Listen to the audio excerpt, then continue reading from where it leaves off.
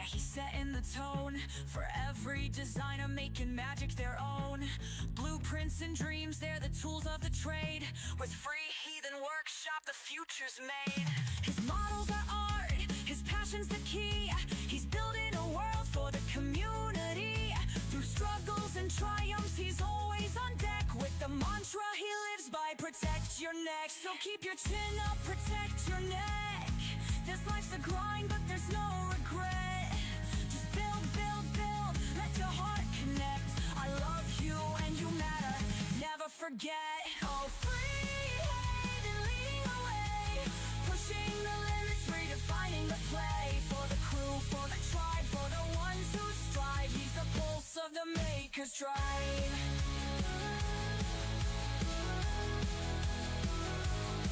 It's more than prints, it's a way to rise through the sweat and tears under burning skies. He's here for the makers, for the love he gives. With every design, he shows how to live. All free and leading the way, pushing the limits, redefining the play. For the crew, for the tribe, for the ones who strive. He's the pulse of the maker's drive. So keep your chin up, protect your neck.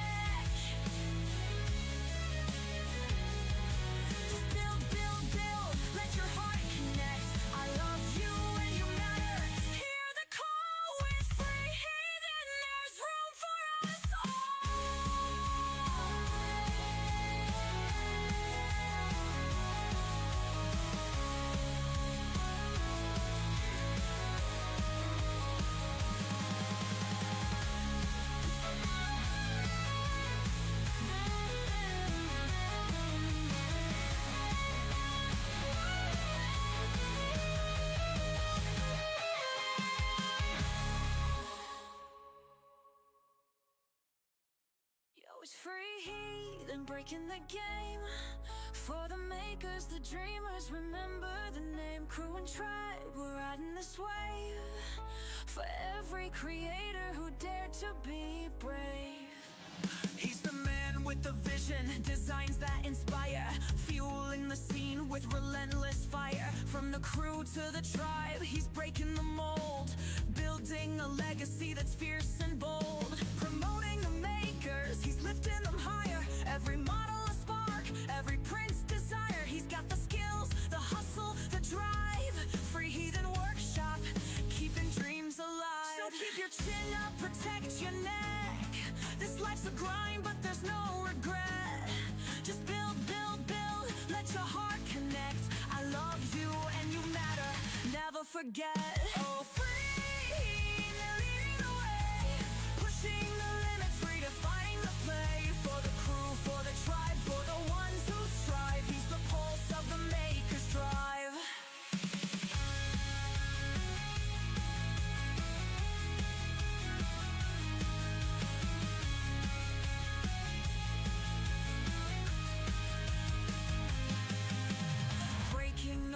Yeah, he's setting the tone for every designer making magic their own.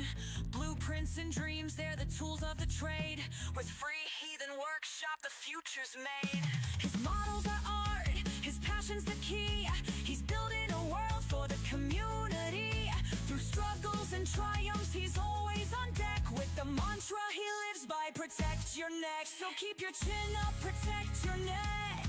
This life's a grind, but there's no regret. Just build, build, build, let your heart connect.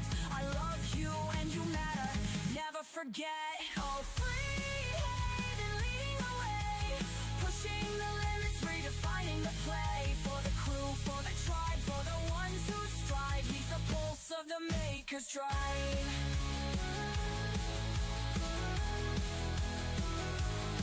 It's more than prints, it's a way to rise through the sweat and tears under burning skies. He's here for the makers, for the love he gives. With every design, he shows how to live. All free and leading the way, pushing the limits, redefining the play. For the crew, for the tribe, for the ones who strive. He's the pulse of the maker's drive. So keep your chin up, protect your neck.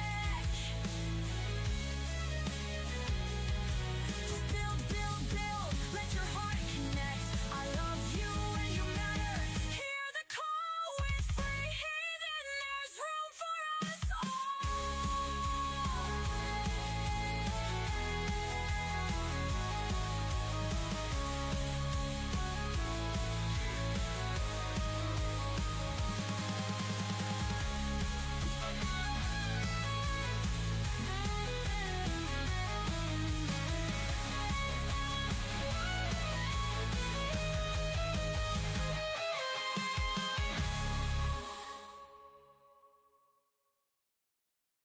always free heathen breaking the game. For the makers, the dreamers, remember the name. Crew and tribe, we're riding this wave. For every creator who dared to be brave.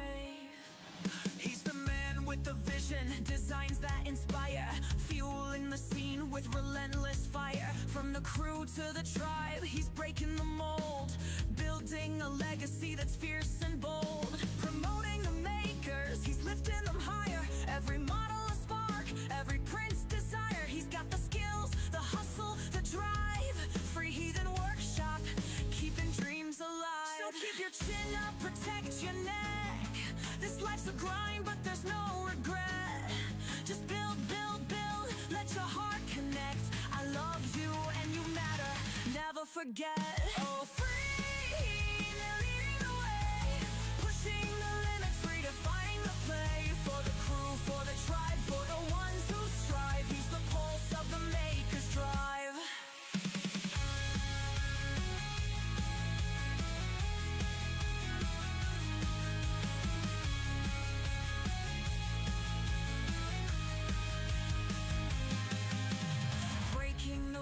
Yeah, he's setting the tone for every designer making magic their own.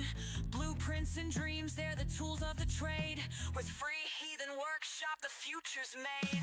His models are art. Good morning, good afternoon, and good evening. Welcome to the Free Heathen Workshop. My name, of course, is Maker Millwright. Welcome into the stream. We are here on YouTube today. I thought we were on Twitch. I pushed the wrong buttons. So here we are. Chilling out on the lovely, the amazing Twitch. Shout out to Polymaker for all the support in what they're doing. And we got a lot. But I think we're going to start with a video game to warm up, and then we'll go from there. How's that sound to you guys? I got my luggage ordered. I ordered cheap luggage because I don't know how much I'm going to travel. Wakey, wakey, Wednesday. I know, right? Wakey, wakey. YouTube's giving me problems today. So we're I don't know. It's one of those days. Maybe I didn't have enough energy drinks. I don't know. But we're gonna warm up with some Fallout 76, and then we're gonna go from there. I have some stuff to show you. I have the new color profiles. We might make a new chip as well. We'll probably work on the paint shaker today. I have some ideas. I have to find all my screws though. And then I have to figure out the stroke. The stroke has to be longer, which is fine. It's got to be twice as long as it is now, which is easy enough to figure out. And then we're doing a different axle.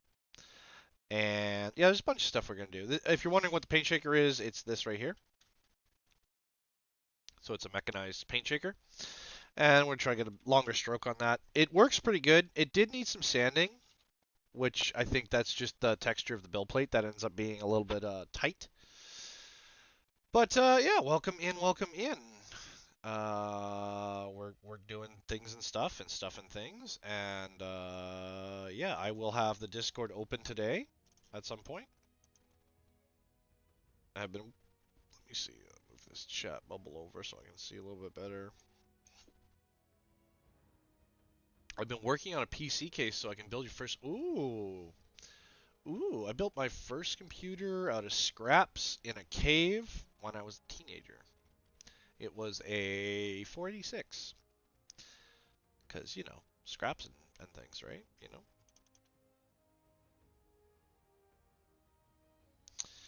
Yeah, computer building, I don't know.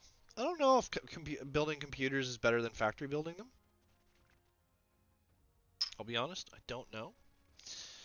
And then I did another support maker chip for you guys. I might have to make some things bigger. I don't know. We could also try loading the number 2 nozzles into the Artisan. See how that looks, and try that for the manufacturing of that. I don't know. You know, stuff and things. I am poorly prepared, but when am I ever prepared? So If you come here for a well-organized stream, you are misled, you are misconceived, you're misidealed. There's not a lot of foreplanning. We just do the things and make the stuff.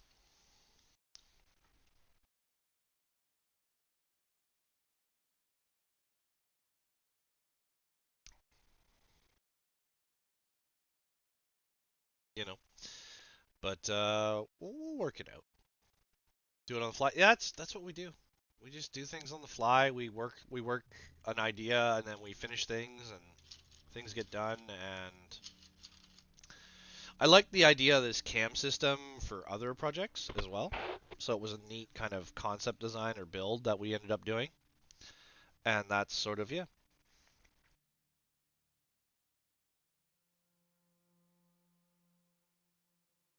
Because the one thing I don't want to do is um is promise something and then not do it. That's like one of the big ones for me. Because sometimes the drive is just not there. I work through the thing and it's not as good as it could be, and it's same old same, doing stuff and making things.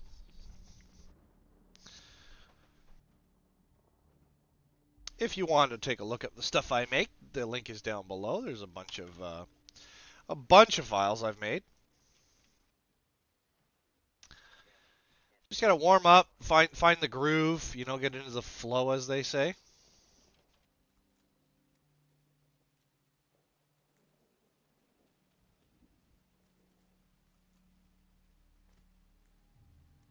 Because I might say, oh, we'll do this, and then we end up working on a completely different project. It's just I make a lot of stuff, and we work our way through it, and that's the usual, I guess. Some fallout to sort of ease the mind, and you might say, well, that's not that big a deal. It's not that big a deal. It's not. Just getting the flow right.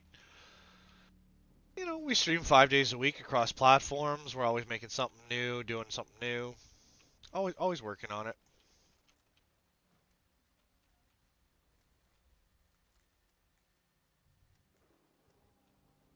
I generally just don't overthink it.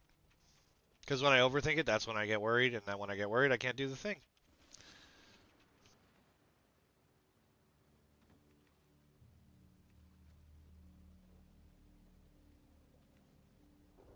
I've noticed that lately, sort of doing my research, that video game streams and maker streams don't blend very well. It will not blend. Even on a Ninja Blender, it will not blend. And it is just how it is. I have thought with this character, because this is the main character I have on Fallout, I'm not really worried about the power armor from the Brotherhood of Steel. I'm not really worried about their weapons. I'm not really worried about any of that stuff from them. I'm tempted to make this character a ghoul, as that is one of the end game options for players, and it unlocks new abilities and things you can do. I don't know if it unlocks new quest lines or not, but I'm going to jump into Discord chat, and we'll be available.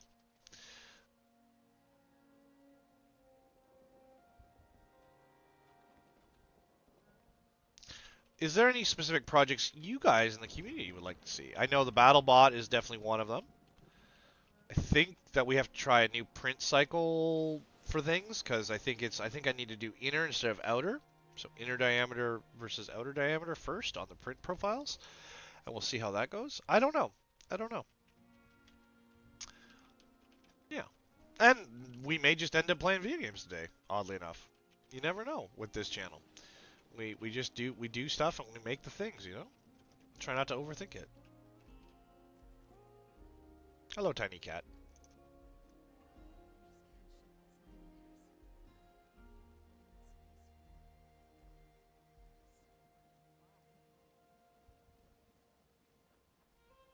And then all I'm doing here is I'm just grabbing all the recipe components to see if we can cook some stuff.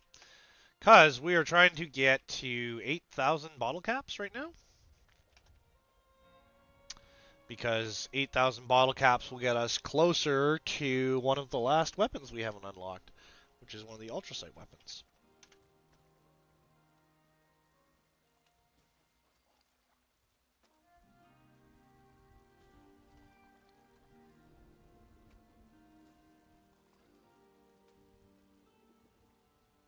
How's everybody doing? What are you enjoying? How was your week, I guess? How was your week? Well, I guess we're midweek. That's probably not the easiest way to answer things, but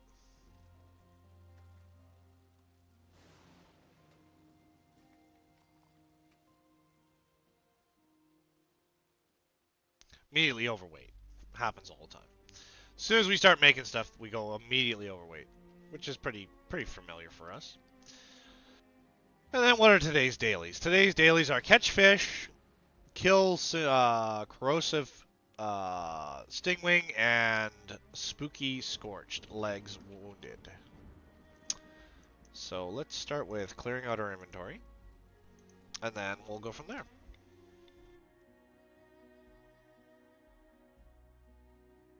There is a fishing daily that you can always complete here in Fallout. Maybe we'll paint today. I don't know. It's always whatever the world takes with us, you know.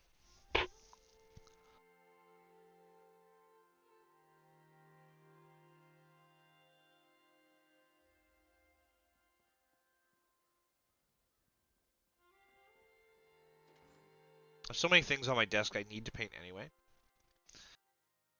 We are missing some colors, but I don't think that's a big deal.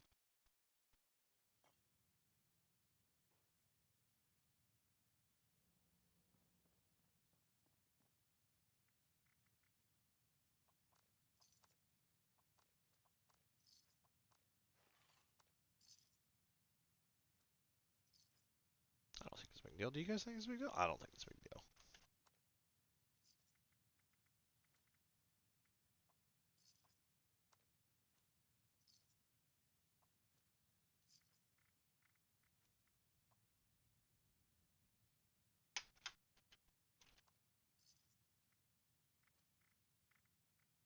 All right, what do we got going on here? 8, we're good there. We ended up burning it last time I played. I ended up fighting a blue devil, which is like a werewolf, and we ended up running out of stim packs. I had a ton of them, and we ran out of stim packs.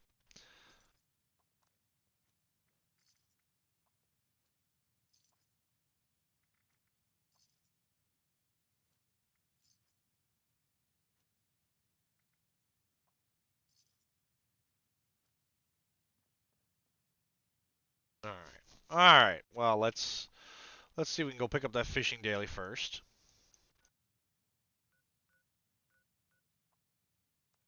Fisherman's Rest.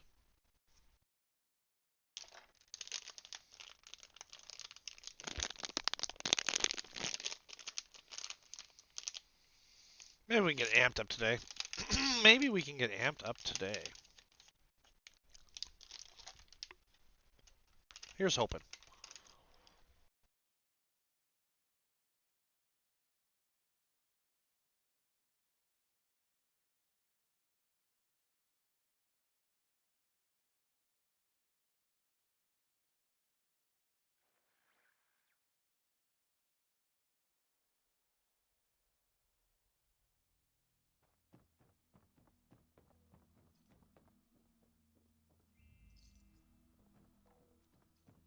Yeah, I think it's 6,000 caps or sorry, 8,000 caps.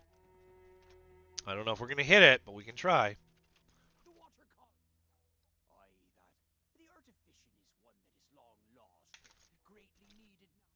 I need you to go. I'm hoping that when others.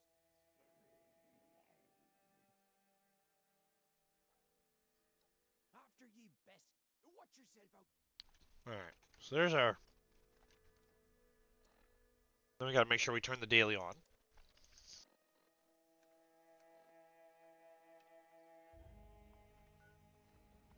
So where's the Savage Divide?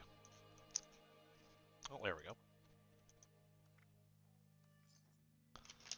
Knobhead Lake. Wonder if that has anything to do with similar to Loonhead Lake. There's a lot of loon lakes in Canada, just so you guys know. A lot of them.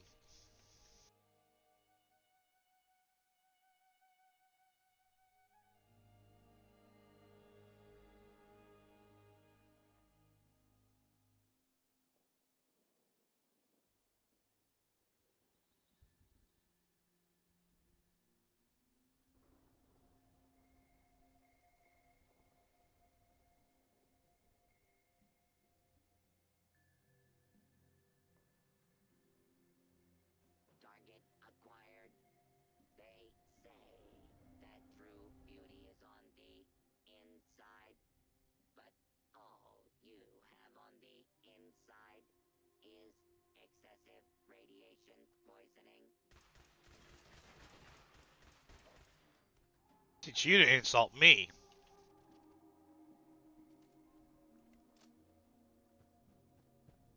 A little bit of the old fishing.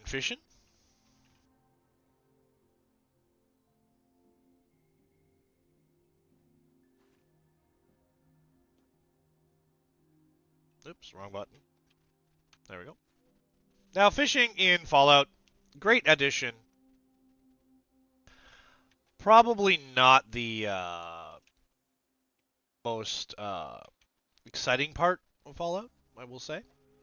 The fish are not that interesting. But, could be worse. This game is very much designed for a console remote, though.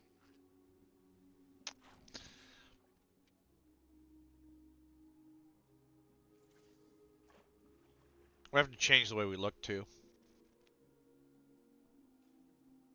I was dressed in a Halloween costume to hunt the spooky Scorched. It didn't work very well. They knew who I was right away.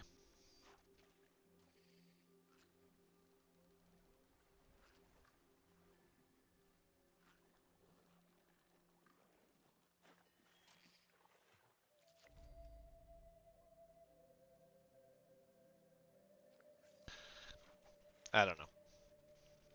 You'd think, disguise, hidden. But nope, they immediately find us and come try to whoop our butt.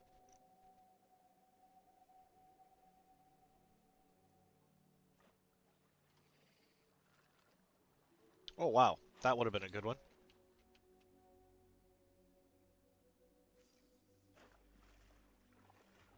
Gotta unlock the specialty fish to get a brand new bobber or reel. I can't remember which. Of which it will make it easier for us to catch specialty fish. Figure that logic out.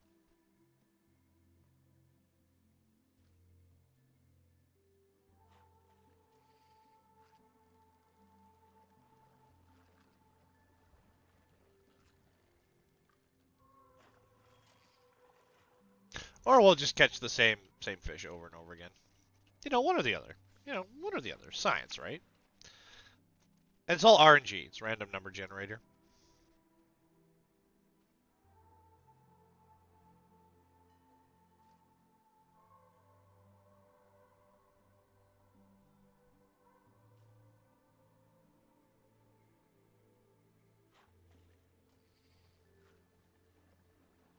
Oof.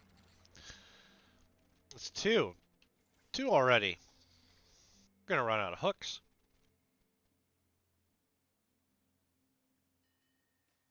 So the secret to the fishing, though, like my grandpa used to always say, it's all about the way you hold your tongue.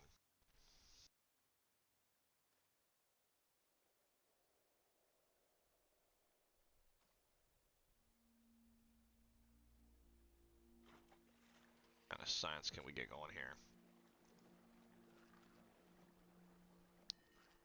Come on, we can do it, I believe in us. Oh, that one's got a lot of life to it. Same fish. Hey, we completed a quest. Nice. Nice. I don't know what we got. We got something.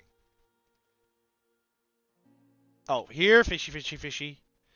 Here, fishy.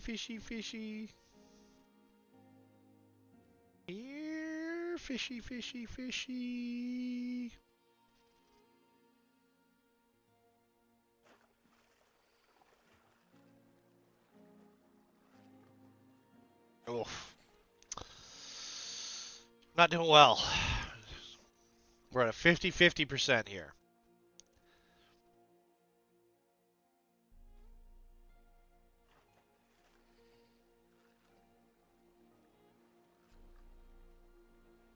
We're just getting the sleepy fish today, I think.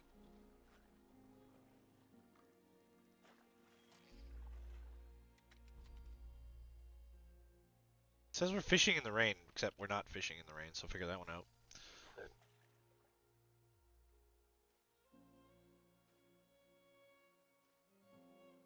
Here, fishy, fishy, fishy. Here, fishy, fishy, fishy.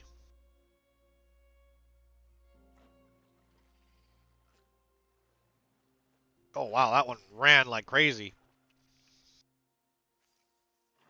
We are using the next state up of gear, using a fancier bait. So these fish are getting away with all our bait. But then we're gonna find a fish with like 9 hooks in his mouth.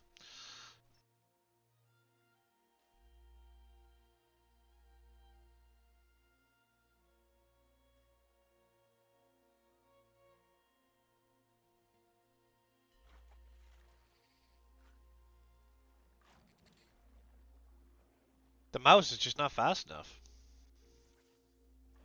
It definitely feels like a console thing. Terminal, console, I don't know.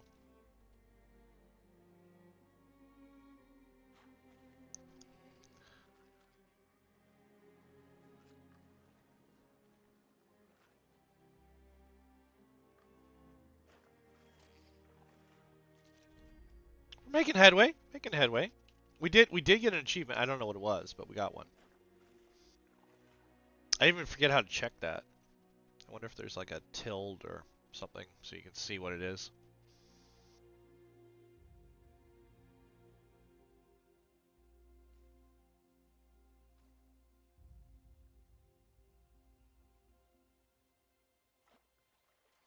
Here, fishy, fishy, fish. Here, fishy, fishy, fish.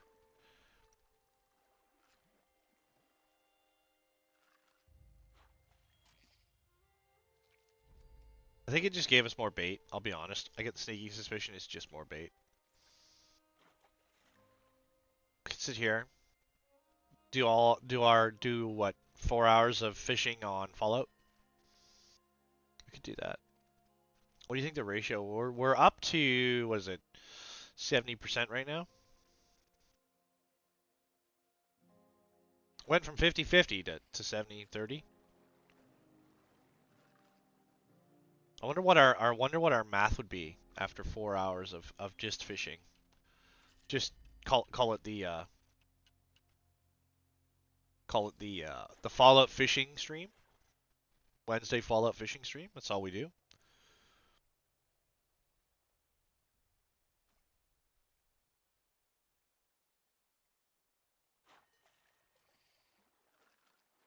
Well, that one, oh wow, that one ran.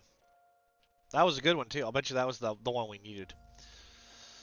Bet you that was the super fancy fish. The radioactive gillfish, I think, it's like a glow in the dark gillfish.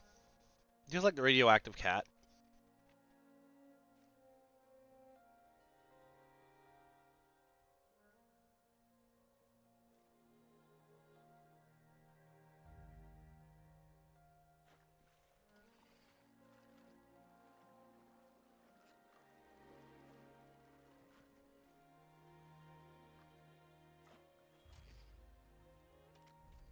A lot of alpine sawgill.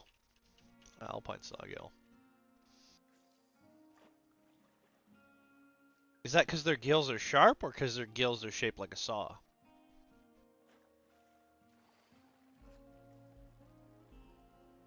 Oof. Alright. So you can tell us what we when locked? It's probably not, right? We'll have to go look. Alright, social. Nope, we don't want social. We want is it fishing?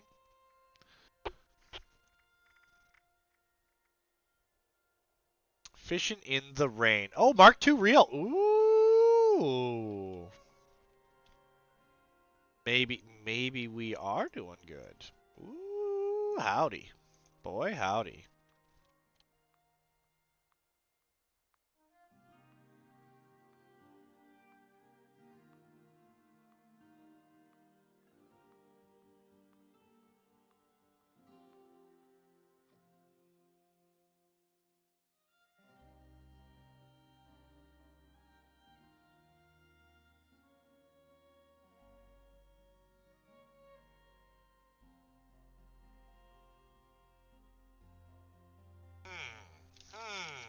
The very sciences. Like I said, I think Fallout 5 had the best fishing. It was like a fishing simulator inside Fallout, which was pretty good.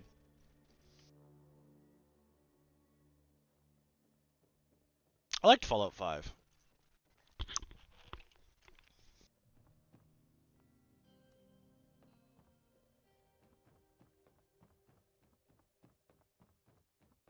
Pretty good. Who would have ever thought that Ubisoft would know how to make a fishing simulator? Who would ever thought? Aren't ye supposed to be fishing? Alright. Can we craft that new fishing reel? That's the question.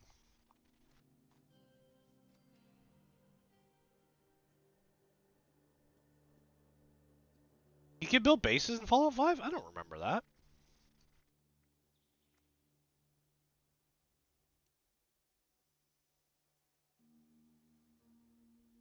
Far Cry, sorry, Far Cry 5. Far Cry 5. My bad.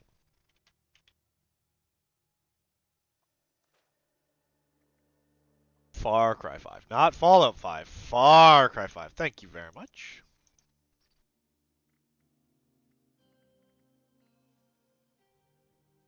Yeah, now it makes sense. Yeah, exactly. What chaos is there, right? Fallout 5. Is there a Fallout 5? Isn't there just like Fallout 4 and then this?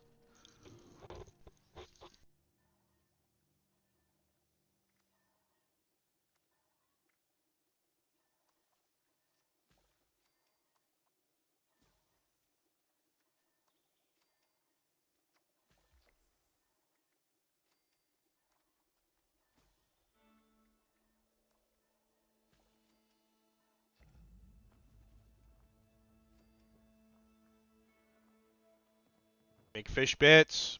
Give the fish bits to the giant monster.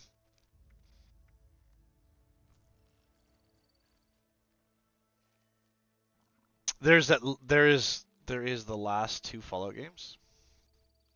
Well, there's like Fallout 1, Fallout 2, Fallout 3. Fallout 3 is when they went to the FPS. Fallout New Vegas. No, Fallout 4, Fallout New Vegas? Or is it Fallout New Vegas, Fallout 4? Isn't there? No, no, no. No, no, no. Alright.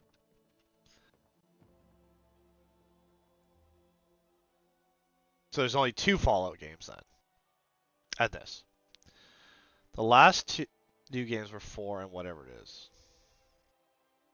Fallout 4 and whatever this is. Okay.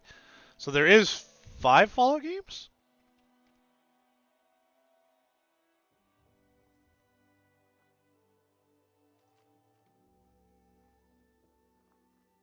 There's Fallout 1, Fallout 2. And those are both isometric top-down adventure games. Then Fallout 3, which was really good. And then I think it's Fallout New Vegas. Then it's Fallout 4. Then Fallout 76, correct? So that makes 6. 1, 2, 3, 4, 5, 6. Yeah, there's 6 games. And there's apparently in development, which they don't talk about video games anymore because then they have to release them too early.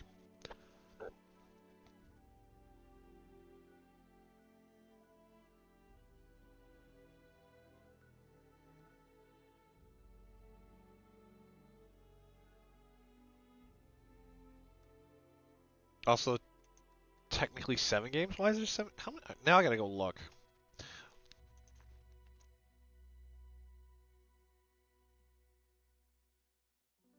Just like how many Far Cry games are there? Oh, that's right. Okay. So, Fallout 1, Fallout 2, Fallout Tactics, Fallout Brotherhood of Steel, Fallout 3, Fallout New Vegas, Fallout Shelter, Fallout 4, Fallout 76.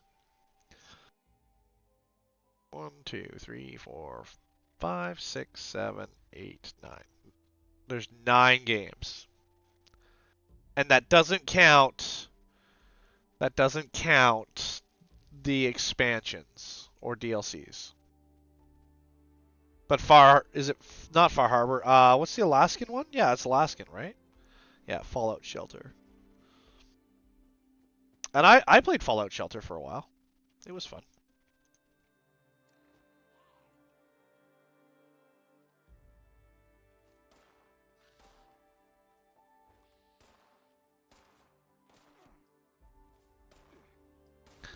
I don't know, because there's one that doesn't take place in the main game.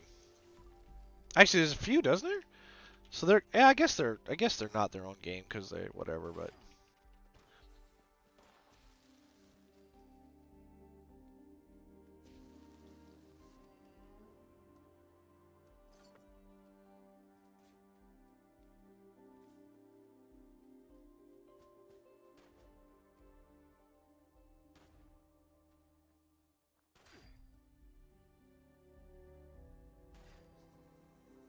Ah. Well, how many Far Cry games are there then? Thus the games being DLC. Oh, I see how it is. Oh, I see. We got SAS today.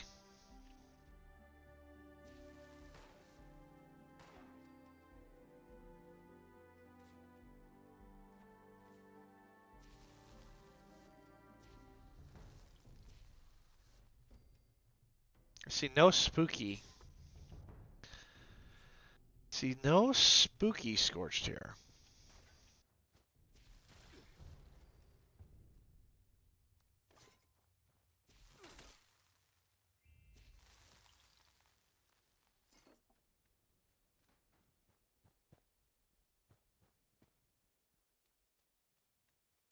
That's the kind of wild Wednesdays can be. There are 6 main Far Cry games and numerous spin-offs and standalones. So wouldn't a standalone then, in by that logic, be a Far Cry game? Like I said, I liked 5. I liked 3. I liked 5 quite a bit.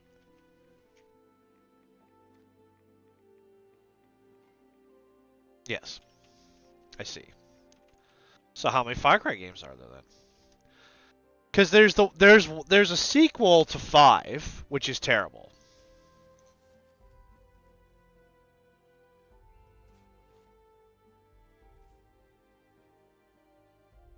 Because I really liked 5, and then I got the sequel to 5 with the twins, and it was, to say the least, it was a downloadable. It was a DLC. I would say it's far less than the other games. Oh, that's a lot of Nuka-Cola. That's a lot of Quantum. That's 3 bottles of Quantum in one spot. I don't think I've ever seen that before.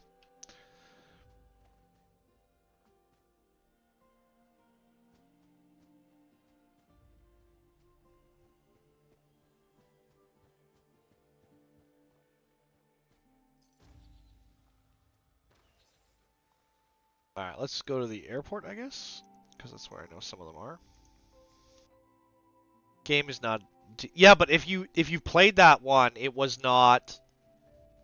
It was very much a download. Like Primal was a download too. It seemed like a download. It seemed like an expansion or alternate or whatever, right? And then what was the other one? 6 was not very good. 6 was mostly cutscenes. 6 was like, it had its moments, but in general 6 was not that great. They spent too much money on getting a big name actor on it, in my opinion. Like very much in my opinion, they got a big name actor. Main game 6, 5 spin-offs, total 11 Far Cries. Wow.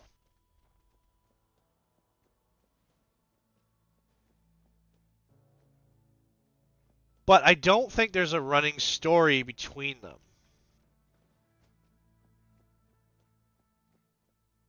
I think somebody else is hunting Spooky Scorched.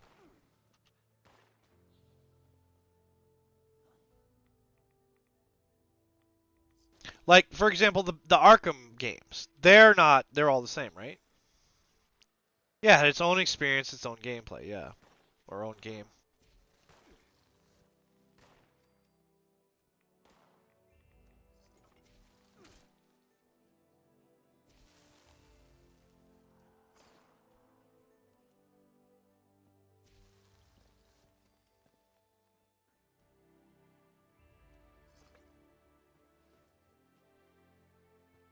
Like the Arkham games are all one continuous story. Although I will say I didn't like Arkham City, the Arkham Knight. Wasn't super impressed with him, but how are we overweight already? Just cleared our inventory. Oh, it's probably because I have like 9 weapons, yeah. That probably doesn't help.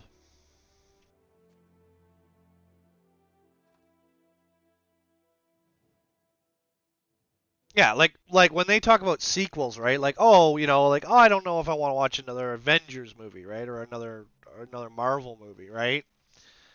Whereas like with the Far Cry stuff, each game is its own standalone sort of. It's the name of the product that gets you, but the stories are different. Yeah, something like that.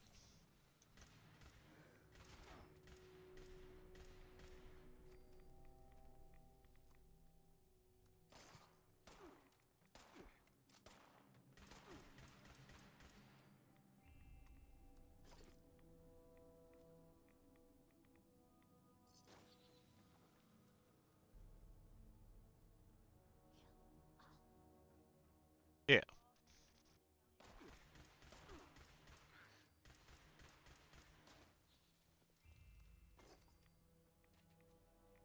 I'm picking up what you're putting down.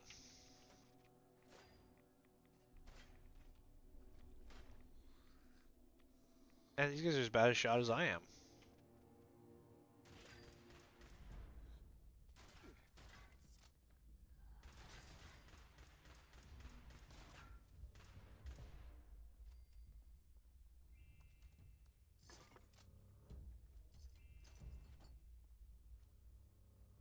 I'm picking up what you're putting down. I understand what's going on. Well, I'm gonna pretend like I know. How about that? Is that close enough?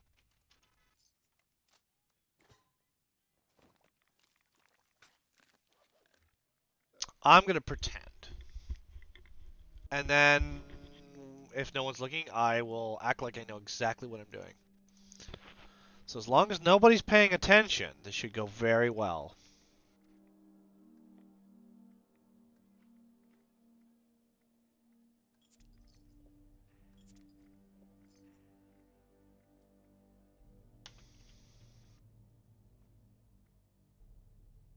We're going to pretend like we know what we're doing. What do they always say? Fake it till you make it? That's what we're going to do. We're going to fake it till we make it. And then we'll go from there. I think that's a solid plan. I think we have a consistent, solid plan here.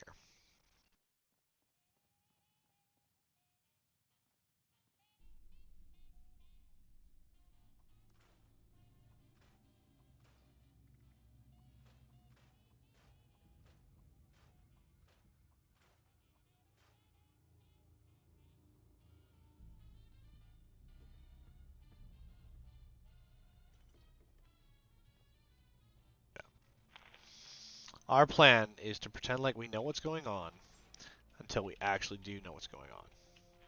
I like this plan. This seems like a very clever and ingenuitous plan that no one else will ever see holes in. Yo! Well, hello, sir.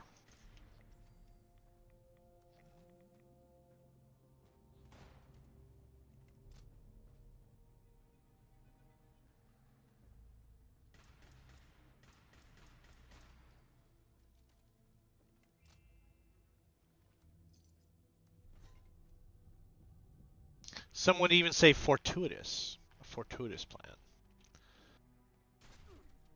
Whoa. How about no?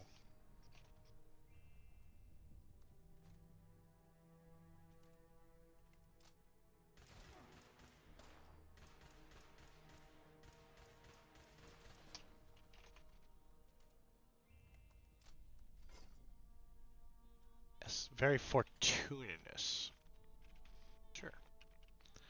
Bobblehead, sure. Let's use that bobblehead. How about Scotty no? As we get rad poisoned here.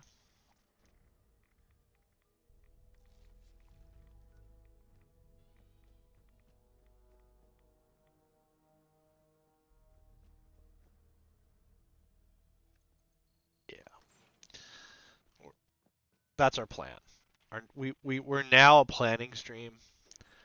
We're a blend of fishing, Fallout fishing, and we 100% have a plan every time. Absolutely.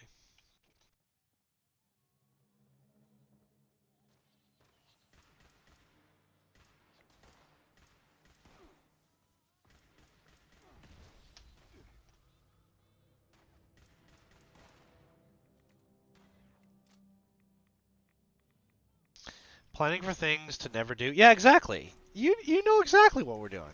We're planning to become a Far Cry fishing stream because that's what that's the meta, as they say. And I don't know what else are we doing. What else? We're planning. We're planning.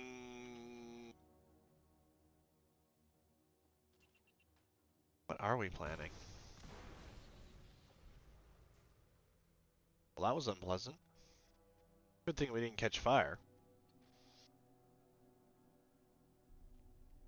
All right, we're working the meta. So we're planning, we're plotting, we're conceiving ideas of creativity, and I'm thinking maybe we just like print other people's stuff. What do you guys think about that?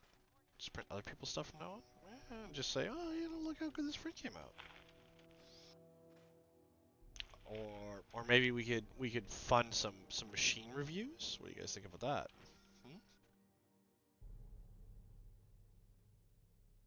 There has been a request, and this one's serious. This one is for real, for real. Now, I've talked about doing this before.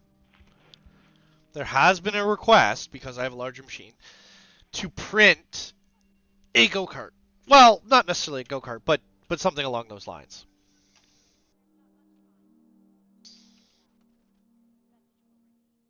What do you guys think? It'd be held together with screws and hopes and dreams and maybe some binary resin.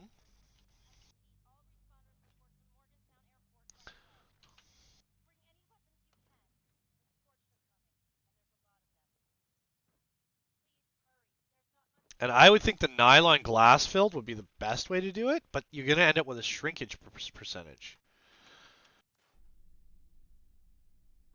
What do you guys think of that? And would it be lame if we didn't print the axles and the gears? Because I don't know how much energy that stuff can take on the lateral line. Like, on the layer adhesion, no matter what.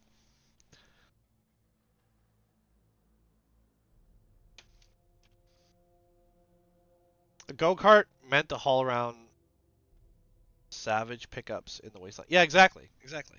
Well, you know us. Everything we do is like very geometric anyway. And after being here at, was it Sunday stream or Monday stream?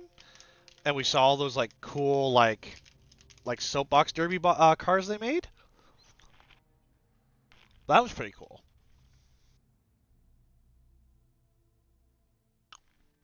I don't know. What's a motor cost? What's like a DC 24-volt motor cost?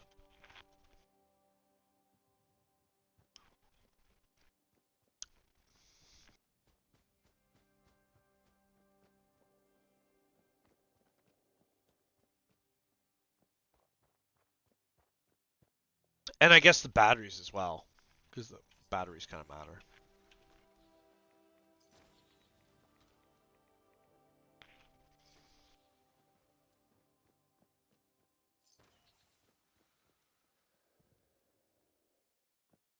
Probably you probably want a 48 volt though, I would think. I don't know.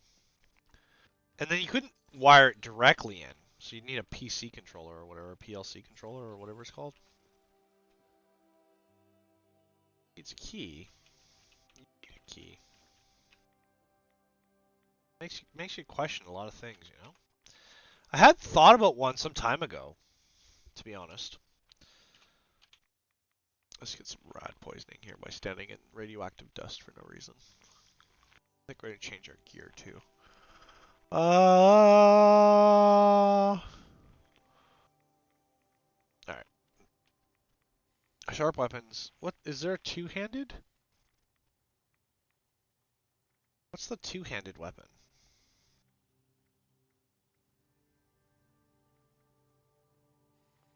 Is it melee weapons or blunt weapons two-handed? Just like pipe wrench it?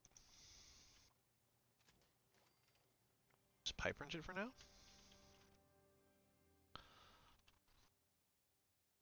We can break up some of our weapons. We don't need them all. Like, as much as I like this power fist.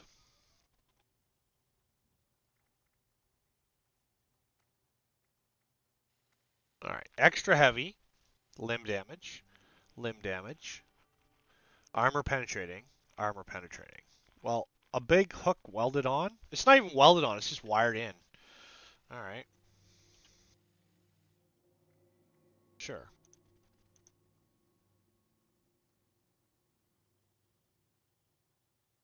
We can't modify... That's it? That's all we got? Wait a minute, that can't be right.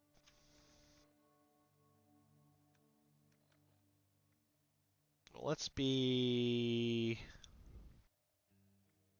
Let's do some Vault Tech and a green rag.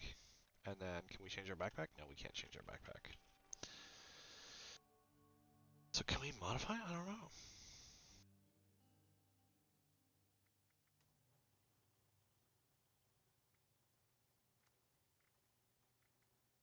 Comfort grip, standard grip, casual, okay.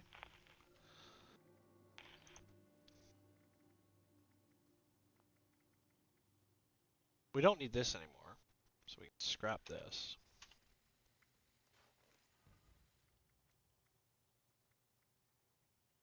And I guess we don't need the shish kebab. Although I was saving the shish kebab because every time I run out of ammo. We like the power fist. That's so weird. Why can't I make another? Okay, well let's just. Like, can you only modify like the pipe wrench once? That's not a two-handed weapon. So is baseball bat two-handed weapon? What's a two-handed weapon? Is there a way to sort it? I don't think there is. War drum?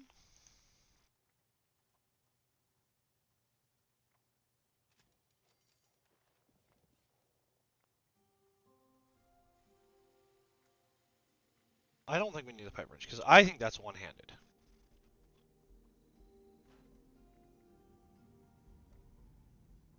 Oh, the war drum just is as it is. Alright. Well, we can live with that, I guess. Go bop people with a drum? Sure. That's not what I meant to do. Sure. Let's see what that happens. Looks like. I see he's got two hands on it. Some healing save. Salve. Savvy.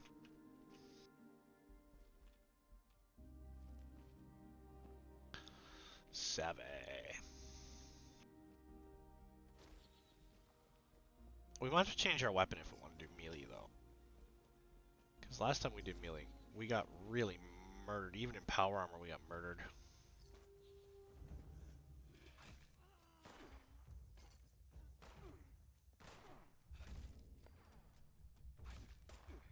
Come here, you.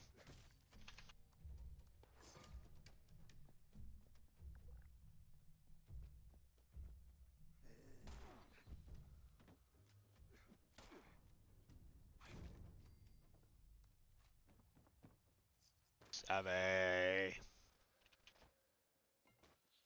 Yeah, because the mock, we have two choices. If we were gonna do a go-kart, we have more than two choices, but we have a couple choices. Somebody's been here. Somebody's been here. They've taken all of the good stuff. They've taken everything we need. I see. I see how it is.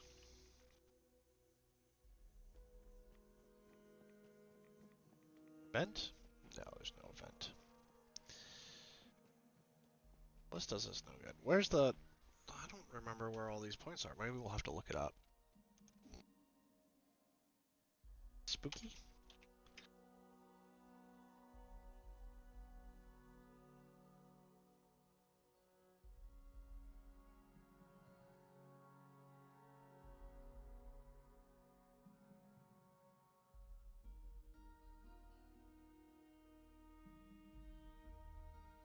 There's a large amount of loot, though. So our next town is Bolton Greens, I guess? And then down to Greg's Mine Supply, I guess. Bolton Greens are... Where are Bolton Greens? There are Bolton Greens.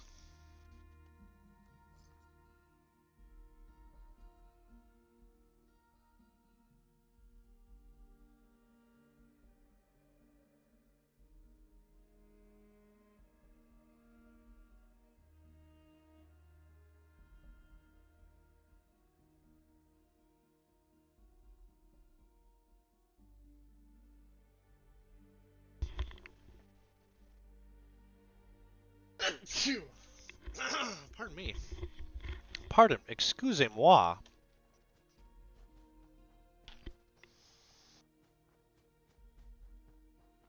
We are lagging. Man, YouTube is super laggy. Why is YouTube so laggy?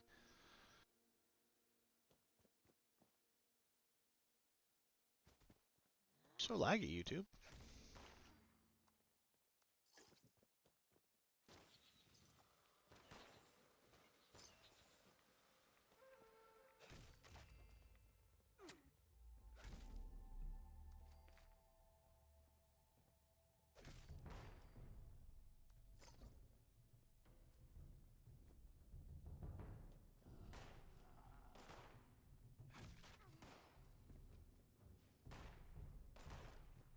Man, this is a good shot. These guys are a bad shot.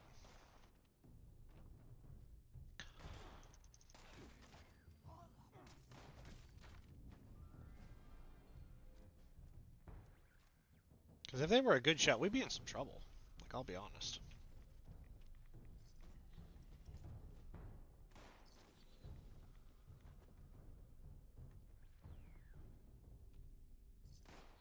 I hear a firearm. Oh.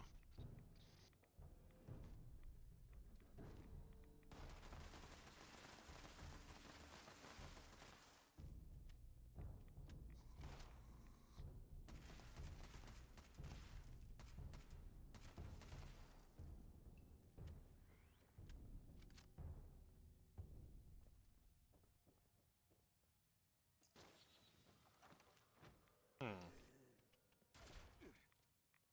Whoa. None of that.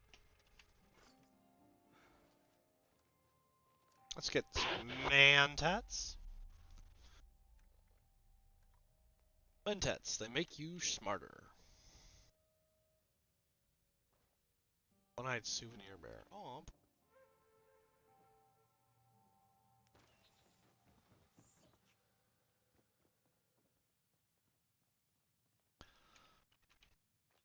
Well, at least we got stim packs. That's a plus.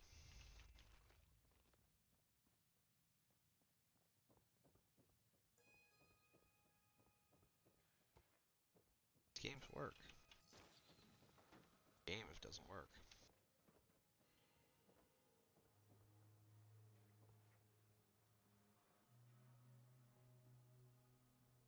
I see no. I think somebody else is doing the same thing I'm doing. What's happening?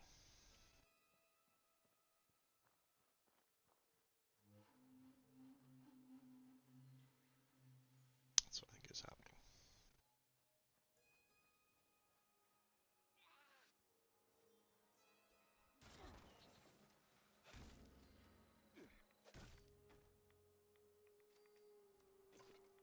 That's what I think. Okay, well let's. This is not going. This is not being very interesting. I'll be honest. It's lacking interest. Okay, what else do we got to do? Corrosive stingwings. I have no idea where those are. All right, let me look at one more place and see if we can get any headway on this. If not, we're gonna have to do something else. Yeah, my YouTube just keeps crashing. Greg's Mind and Hatvida. So we're here. We want to go to here. And the worst is we gotta shoot him in the feet. It's not even hunt down spookies. It's like shoot him in the feet. Why? I don't know. Because the gleam's evil.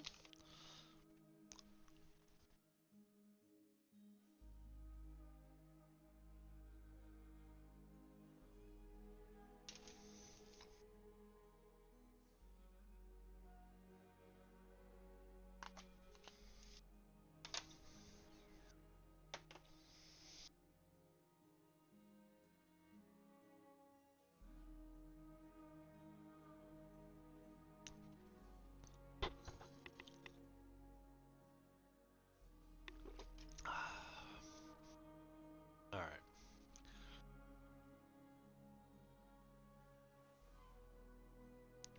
Shooting people in the feet. Spooky, you are a spooky.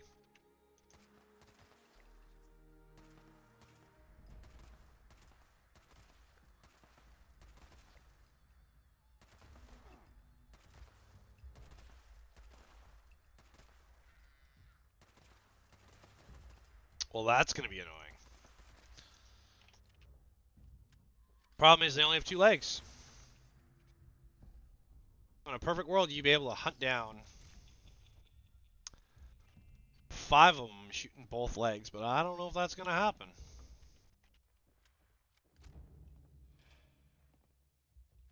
You hear the drums of war? Now you do.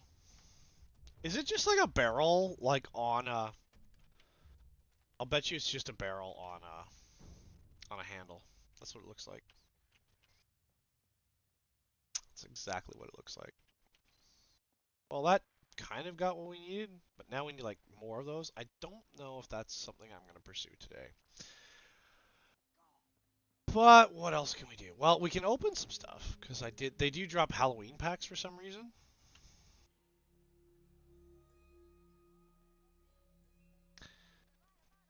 We can probably just go drop a bunch of loot.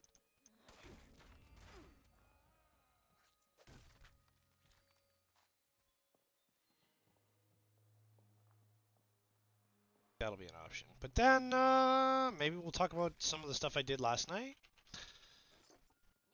We can talk about design, maybe make some more designs. I don't know. I try not to overthink it. I try to go with the flow, as they say, you know? Go with the flow. You guys big on going with the flow? I'll be honest, I'm not very big on going with the flow. Yeah, it's literally just a... Yeah, it's a 50-gallon drum that's hollow. Well, that would not make a very good hammer, let me tell you. Not make a very good hammer. Alright, well, let's...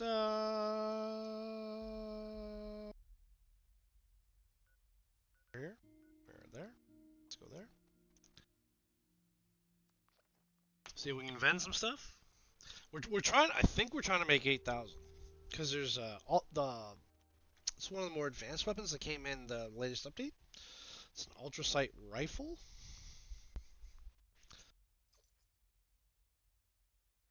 And I don't know. I guess it doesn't matter because we did the lasers already.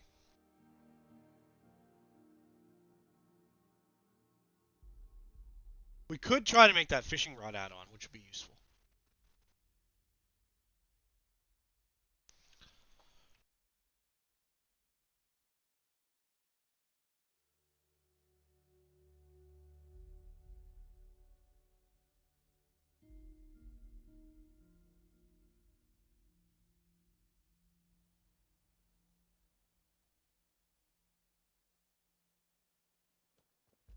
Oh, is there an ammo bench over here? Maybe there's an ammo bench over here. There is not an ammo bench over here.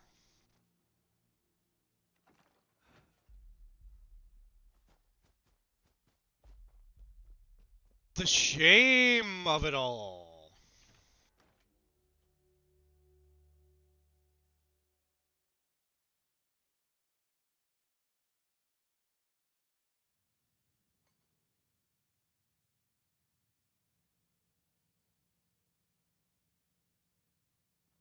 A vault full of gold, ready to pour over Appalachia. I'm sure everyone will behave totally rationally regarding this sudden new influx of wealth. Now, what can I do for you? Yeah. She seems very unimpressed. It seems very unimpressed. I don't know if robots have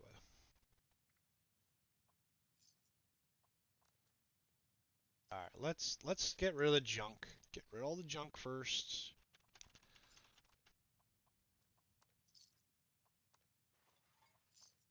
This is all the stuff from the base.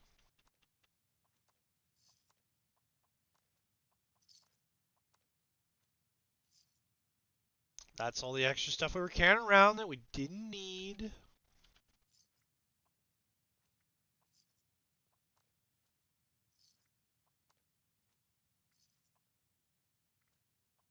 No, we need that.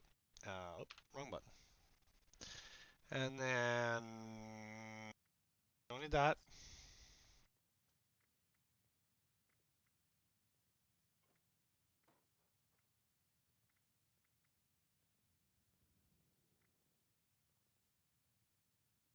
That did clear us out a little bit. Saw Flatwoods the other night. Don't lie to me, Solomon. No, honest to God. Two purple eyes floating in the distance out on the other side of the ridge. You must have seen wrong.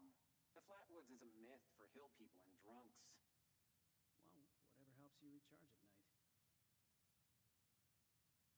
Does it recharge at night, or is it just like a robot that's capable of not? I ran like hell back over the ridge. Coward. Hey, you would have done the same thing. For I, too, am a coward. Ha! Man, I am not doing good there. Alright, what's this?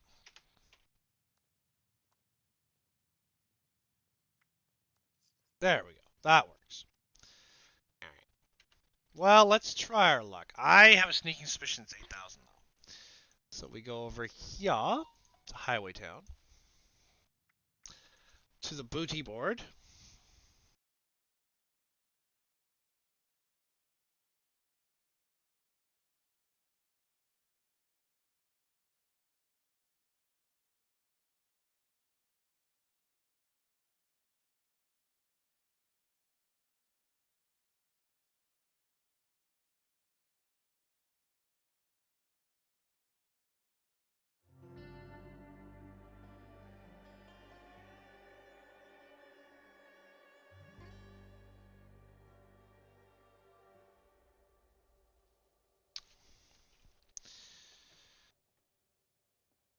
Random loot.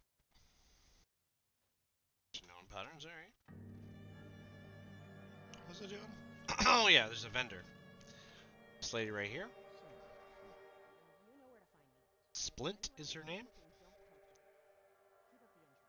Keep up the intro. We go over here. We're gonna come over here. We're gonna go over here. Notes. There it is. Oh look, we're actually more. It's the version 63 laser carbine.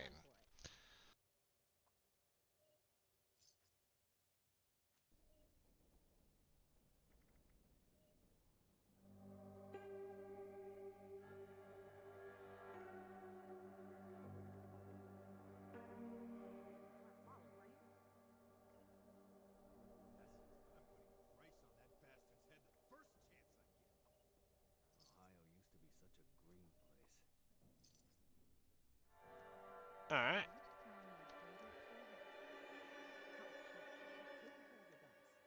Don't want them getting temperamental.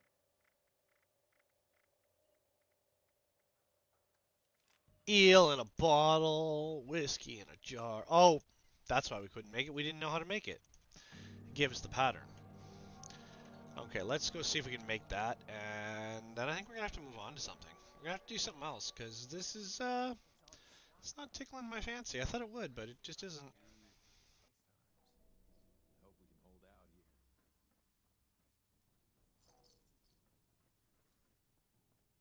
You got nothing better to do than pester me?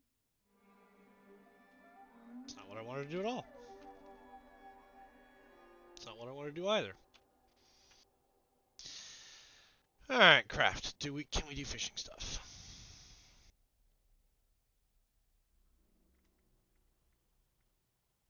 No. How about this one?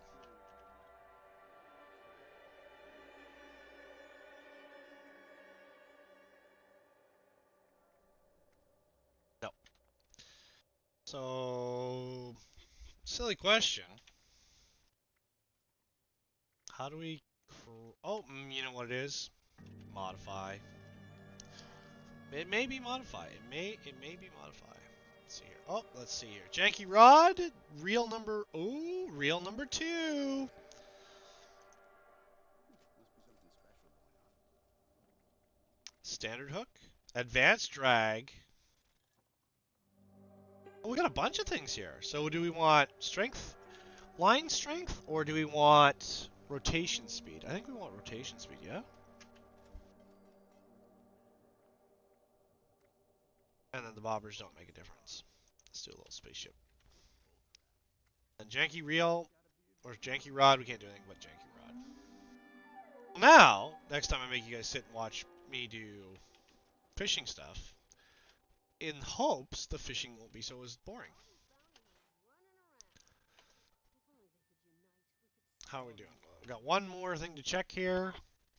Wow, we did not do any dailies today. Oh, we could have.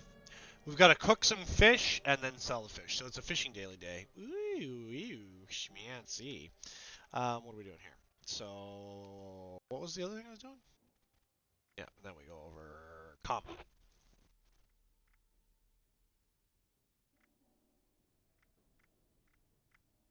Yeah, I think we got some atoms.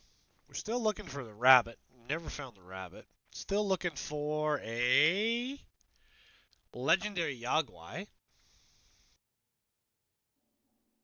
Got to hunt down scorched plasma weapons, but we just got a plasma weapon. That's cool. And we need to womp more. Gonna womp more scorched with our hammer. That's what it looks like to me. Yeah, that's what it looks like to me. Well then, I think the only thing we have left to do is repair, jump back to our home camp, and then move on to something else. I have some stuff to show you guys, if that makes you guys interested at all.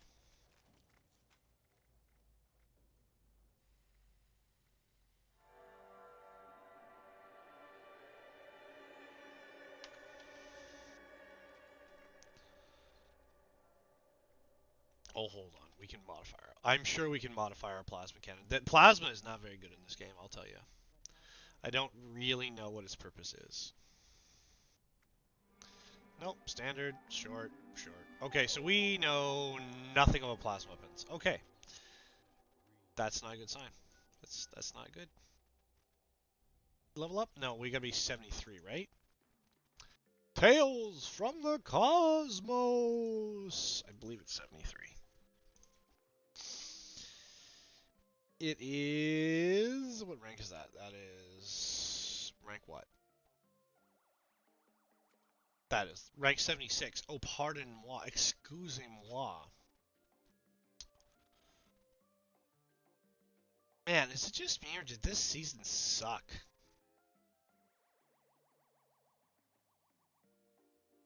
No offense to you Fallout folks. Yeah, ooh, schmancy glowing cat, but that's level 100. And I'll bet you that's locked behind first year. I'll bet you. Because it doesn't say, right? Oh yeah, it does. Okay, so it's not locked. So you could get the house, though. The Mountain Retreat Home. Which is pretty nice. Pretty nice looking house. I'd like to live there. Oh, it's got a lot of roof, but it's a nice looking roof. Nice looking house, though. So there's not a lot there. That's weird. Unless it's not telling me until I do the next tier. No, it looks like it should tell me. I guess if you get to level like 100... Oh, once you get into these extra levels, I guess that's why it does it. Yeah. Cute glowing cat. The old meow meows.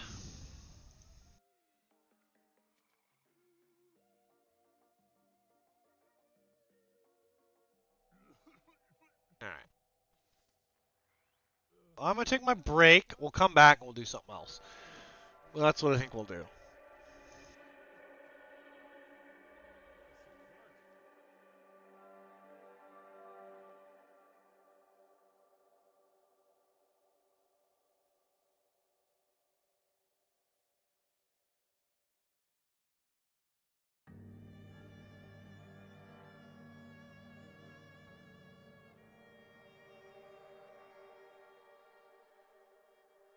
That's what I think we'll do.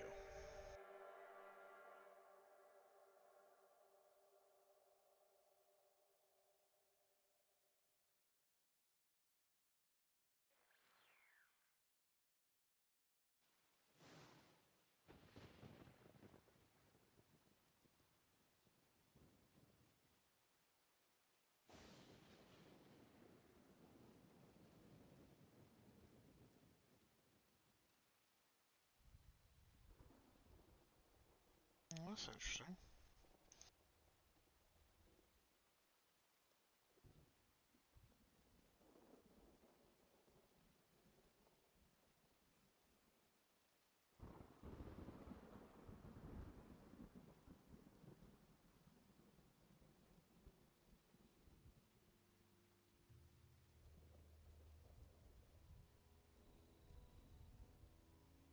That's very interesting. Alright.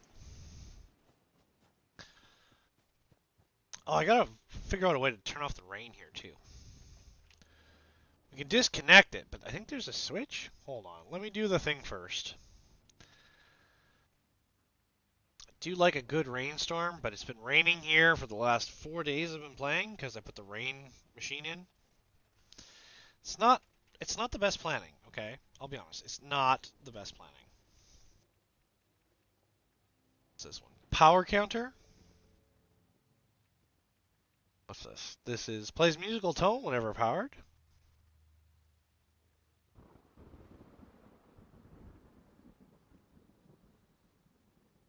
Random switch? What do you mean random switch?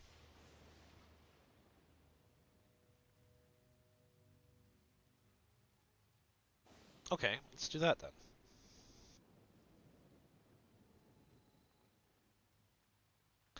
Budget is exceeded. You know, it's because I'm too much of a farmer. That's what it is. I'm telling you right now. It's you farm too much, they get you every time. They get you every time. You want to do some fun farming stuff? No farming for you, sir.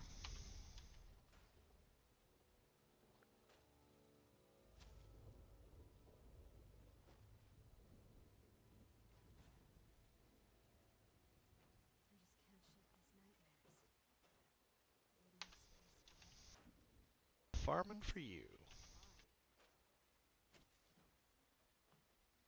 Actually, it's because I probably need to farm in my warehouse, my subterranean labyrinth, as it were. That's not what I wanted to do at all.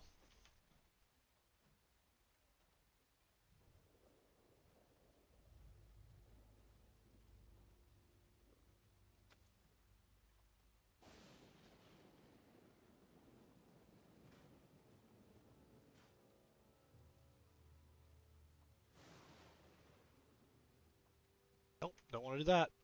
Don't want to do that. Alright.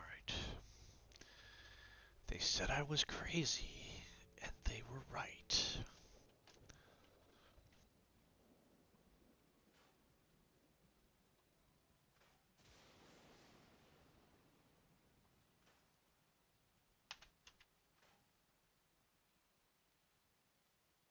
They didn't say I didn't know the future. They just said I was crazy, and they were right. Some tomatoes. Did I lose power to this? No, I didn't lose power to that.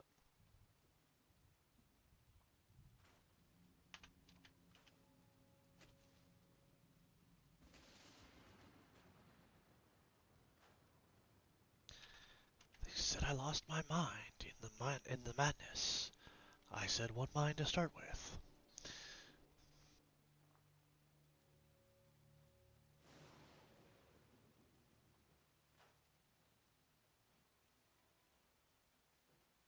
Oh, we can't even see over here.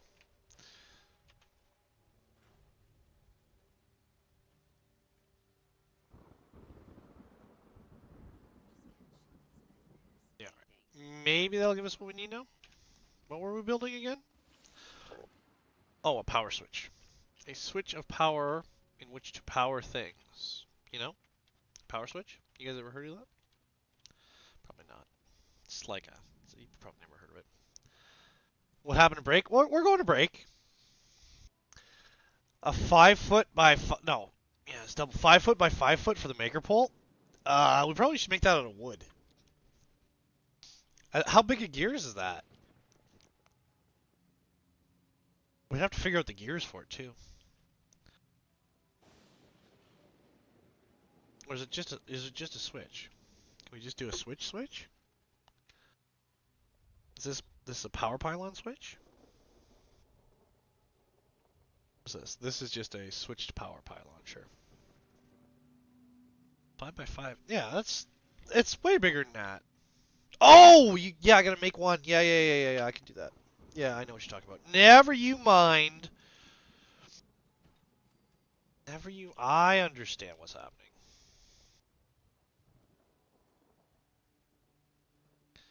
Never you mind. I know what's happening.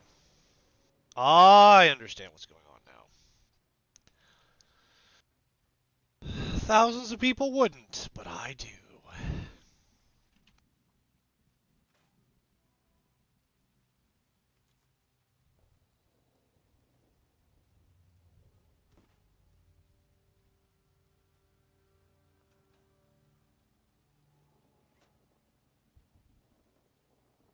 So I turned it off, and it's still raining.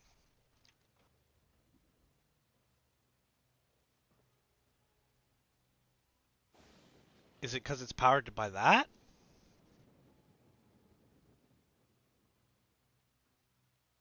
I'll bet you it's still powered by that.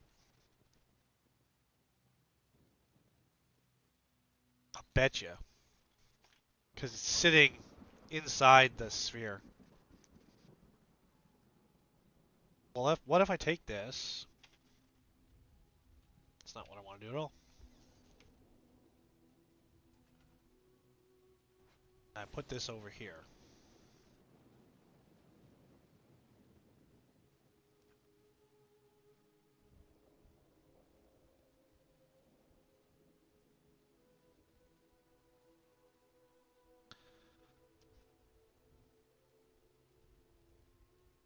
Cannot place wire is invalid.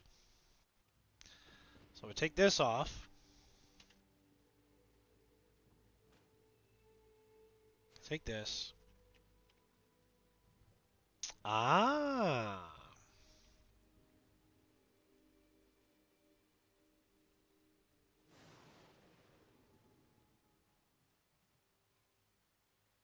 And I put it right here. Then I take this wire. And remove it. I take this. And I turn it like this. And then I take this. And I put a wire to this. Now I can turn the... Ah, ha ha! Science! Because watch. So it's now in the off position.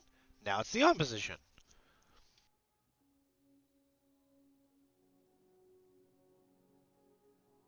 Now it's going to rain. Then I turn it off again. Sunny days. You know what I'm saying? See? Science I got there. Sort of. Kind of. Hello, tiny cat.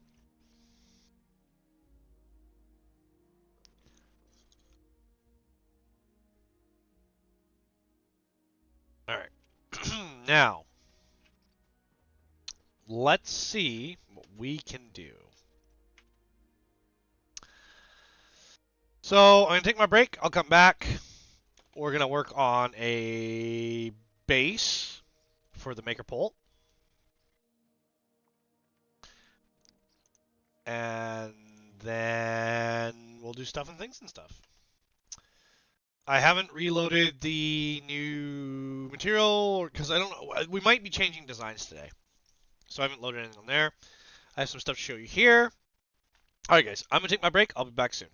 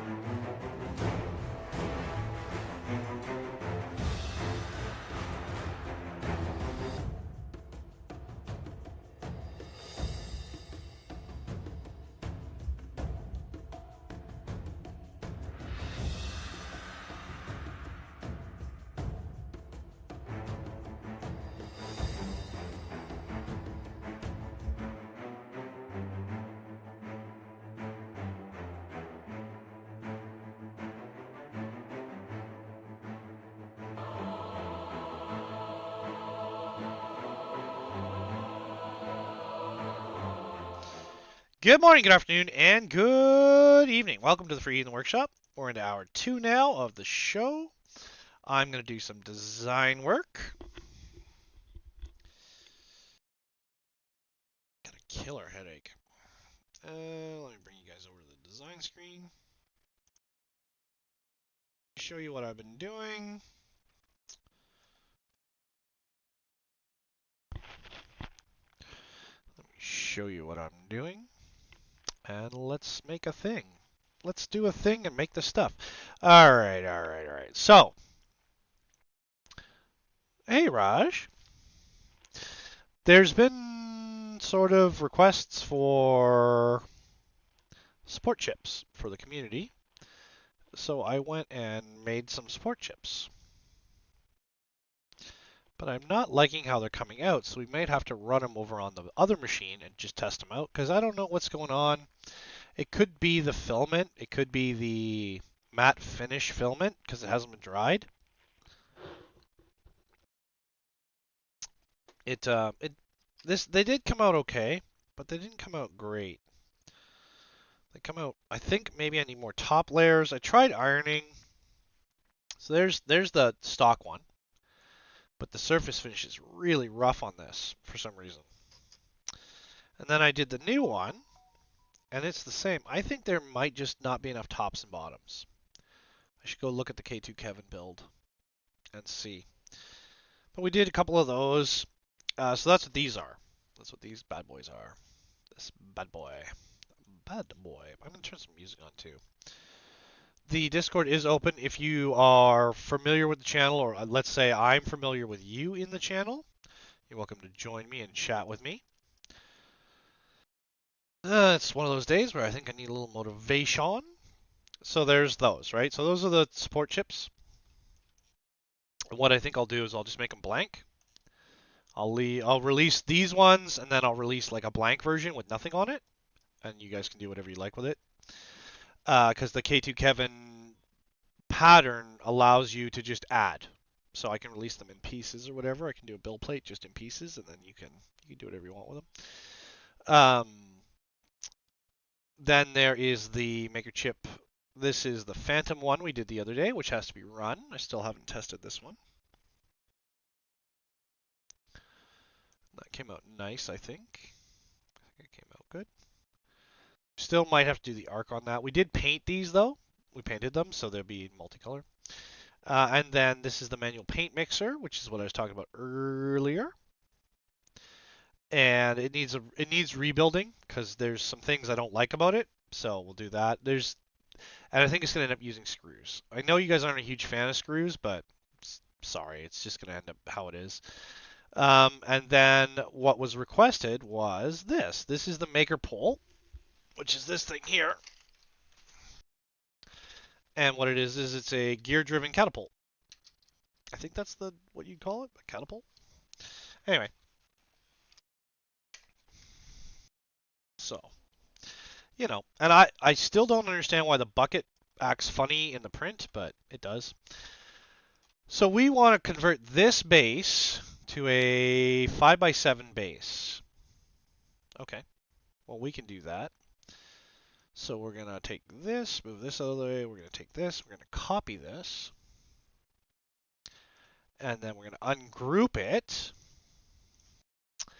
And then we're going to go down here to settings. So we're going to change our settings. We're going to change our settings to, can we go to Imperial? And we want to change this to 5x7. It's going to be huge. We could upscale it too. So this will end up being 7. This ends up being 5. So that's enormous. Do you want to go up? Do you want to go bigger? Because if I convert that back to millimeters, I can figure out the ratio, right?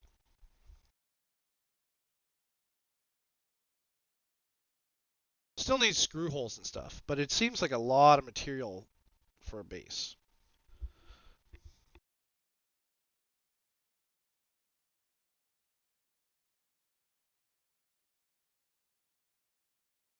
Right? Because if we align this, you'll see here, nope, Undo. This is our spacing. This is just the panel spacing. This is what keeps keeps it all assembled. That's a lot of space if you ask me. Sort of what you guys want to do. And we can put screw holes in it. It's not a big deal. Or what, 4.5 mil screws or whatever. We do cap inserts or whatever. How thick is this? I don't know Imperial very well anymore. Don't know Imperial anymore. Metric. Yeah, 3 mil. 3 mil base, yeah. It says it's like what, an eighth? Yeah, it's about an eighth of an inch thick. Is that right? Yeah, that's about right. Yeah, because like 1.2 is an eighth. Well, 1.25 is an eighth, so it's just under an eighth inch. Just under an eighth inch thick. And there's lots of clearance to the lower assembly. Oh, you went the paint shaker. Okay, that is a whole new animal. Let's take a look at the paint shaker. Let's clear the build plate and let's print some of these on just what's on there for now. Sport tokens. To prepare, I need to. Yeah, it didn't change any. Well, let's look. I think there's not enough top layers. They still ended up being a little bit on the rough side. But it did bond. Yeah, see, for some reason these back ones, when it goes to purge them, they just turn out junk.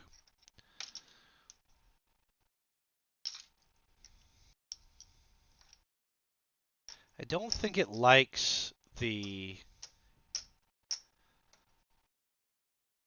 I don't think it likes the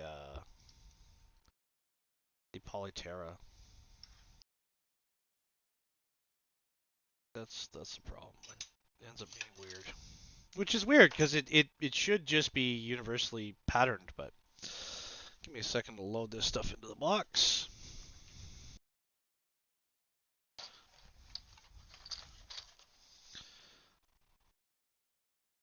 And then the thing we need to do is we need to get a lid for this.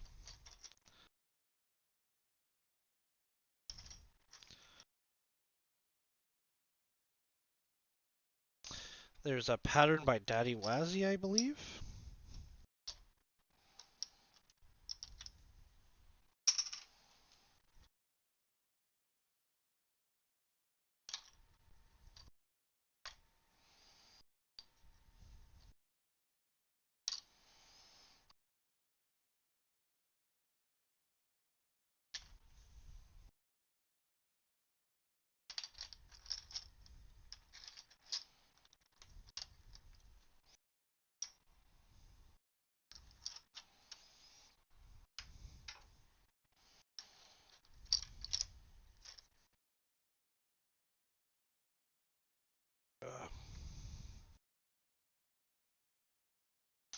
So this is where we're at now.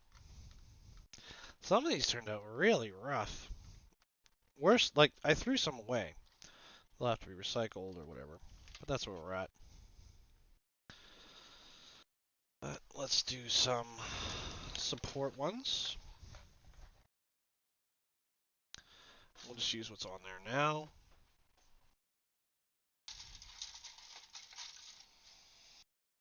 I got some on the floor too. Must have fell off. Okay. So let's throw some support ones on there. They're just 3-color, 2-color. Alright, the paint shaker. Alright, so we gotta work on the paint shaker today. So, new project. No. You can't see what I'm doing. Let me show you.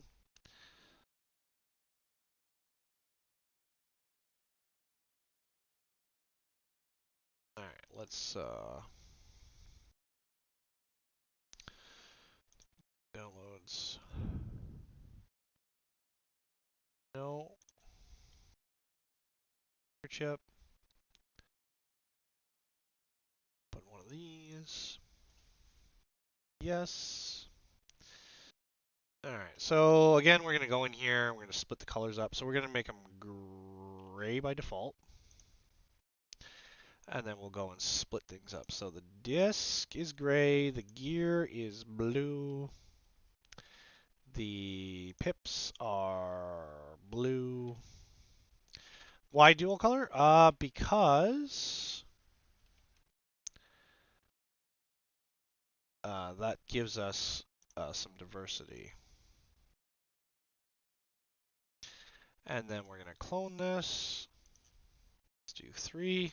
See how that goes. Sure, we'll do 4. Arrange. Slice. See how it looks. They look the way they're supposed to look. I may have beaten up my nozzles. My nozzles might be worn down. Could be the problem. Because I have been running a lot of glow in the dark in the different hot ends. So let's print these. Let's do that. 2.5 hours. Yeah, that should give us about time.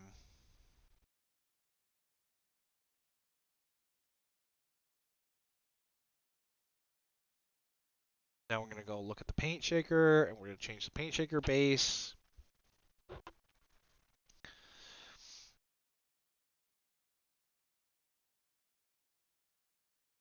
And then we'll work on the paint shaker, I think. So that should be making noise in a second here. Let's close that for now. Let's open. So we don't need this for now. We're going to do these color ones soon. This is what we're working on. So we're going to copy this one and start a different pattern. That's not what I wanted. So we don't need that. We need to create a new one. 3D design. Paste that in.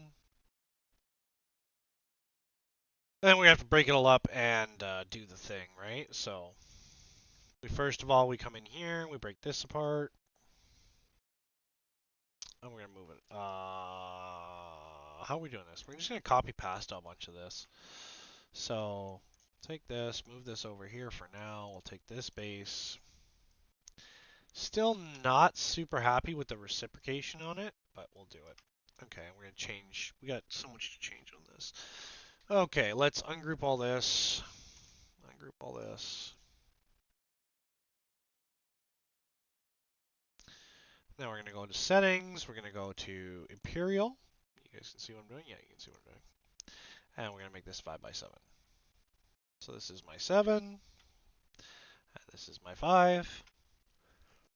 And then, is this all joined? We're going to join these, but I think we're not using those. We're going to join. So this is all linear action, so it all moves in one direction.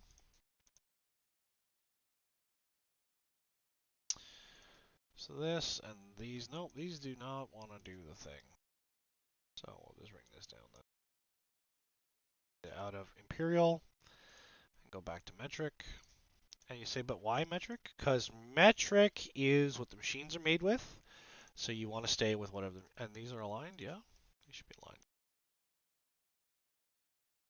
They are aligned. Okay, so then we're going to group those for now. Get rid of these. We're going to actually ungroup this. We're going to put it as, there we go. Then we're going to align to this. And then this goes D. And there's our shape. There's our default shape, which does give us some more space. We could even add a gear if we really wanted to. Because we can change this. Where am I at on this? What is my current complaints about this? Okay, so it's the stroke is an issue. And that making sure the cam stays in place is a problem. And I want that to basically be doubled.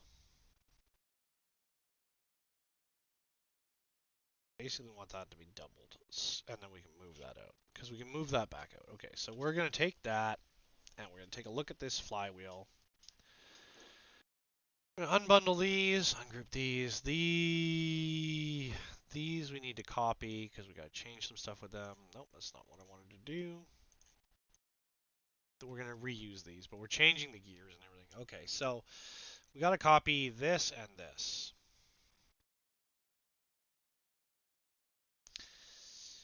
And I don't know if I want to go to a bigger shaft diameter. Can't remember. I think I don't want to. I think that shaft diameter is about as big as I can get with that gear. Pry bar. Where's my pry bar? Everybody, have you printed your pry bar yet? And then actually, oh yeah. Oh, we can change over filament too. So we need purple and yellow on the other one.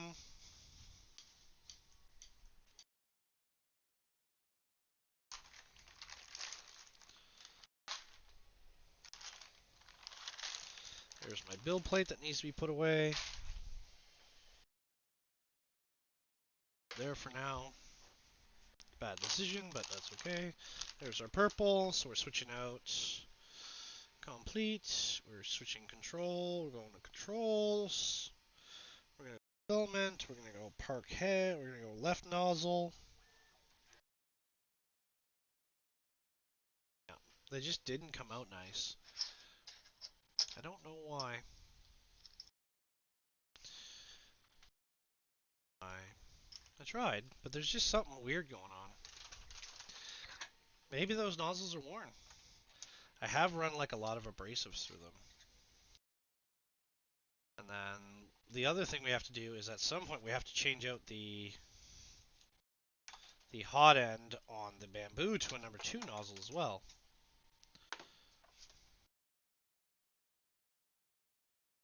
But I don't know why it's so rough. I should probably order some Vision Miner while I'm on the show today too. So I'm going to park the tool head.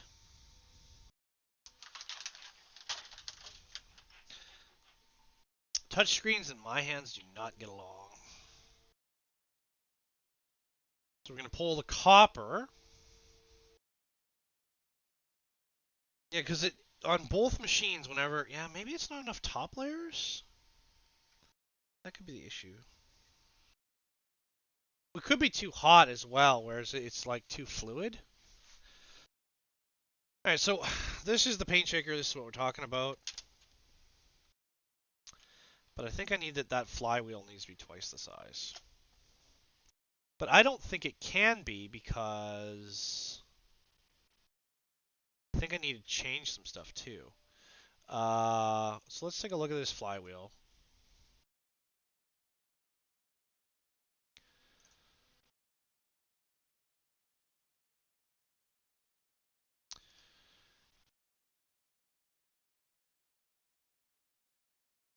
Let's go back up to, let's go 40. We talked about doing 40 last time. Should I look in my book? Is there flywheels in this book? Ouch. It's not a flywheel, it's a cam wheel technically. Cam lobe. We could do a lobe.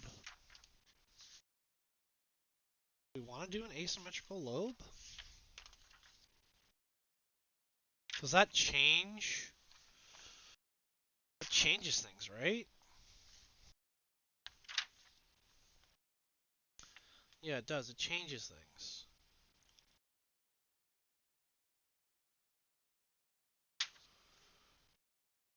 I have to think about this.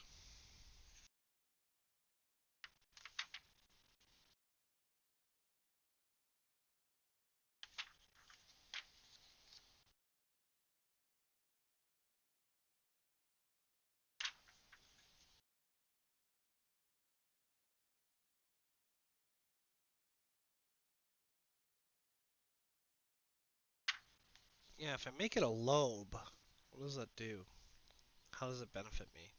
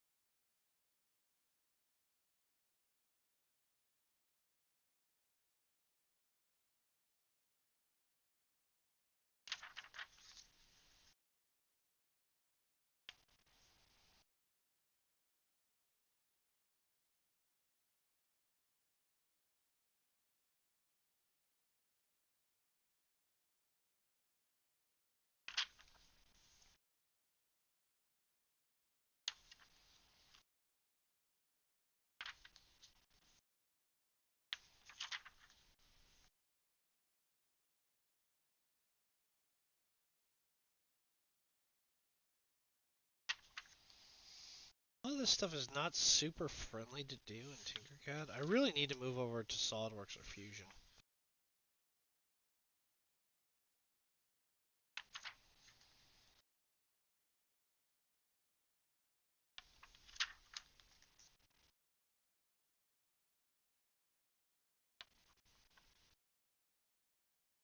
That's a lock. We don't need a lock because it doesn't matter which way this turns.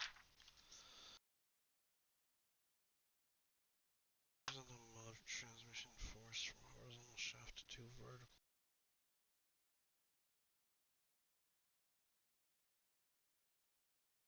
It's like a CVT.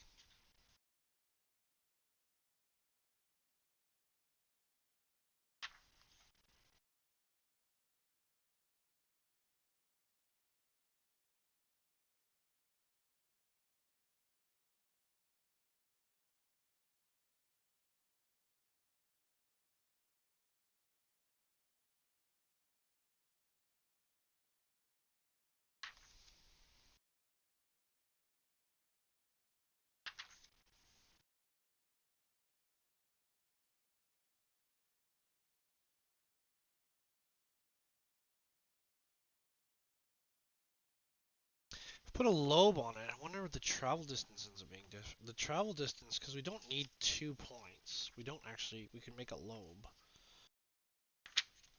It doesn't really help us. Well, it does, because it minimizes material, but...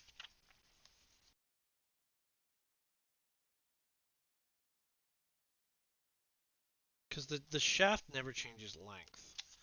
The shaft is the direction of, is the total length of stroke.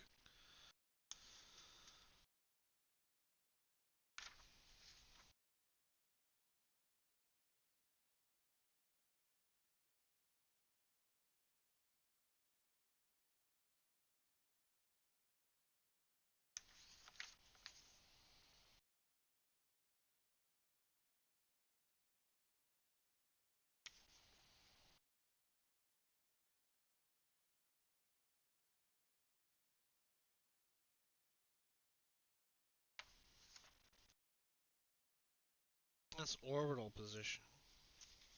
It's feed position.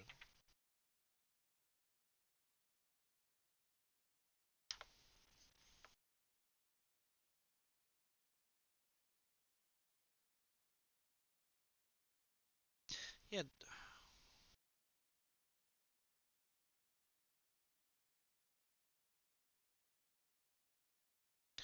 Parsons' patent device for converting reciprocal motion into rotary. An endless rack provide. Yeah, to make a rack though. Hard to do in Tinkercad. I think we can do it? I'm not sure. I think it's hard to do because you can't. I can draw it like physically, but I don't know if I can draw it in Tinkercad. But that's what you want, yeah, because you can change. Yeah, because the gear in the center turns, and it continuously turns, and then as it turns, the rod moves around it.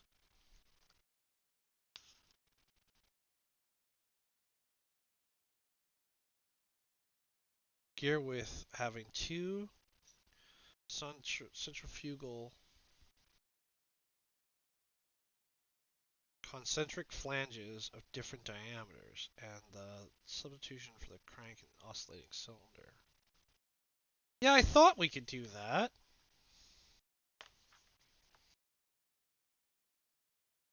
Something we could do. Does that change it in by making it a gear over a gear, or a gear over, yeah, gear over a gear?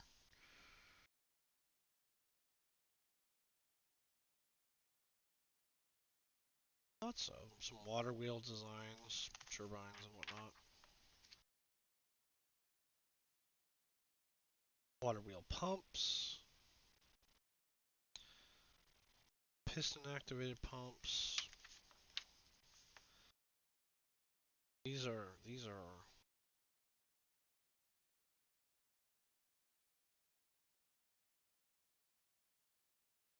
counterbalance systems. I think we're out of what I was looking at. Ball pivot points for fluids.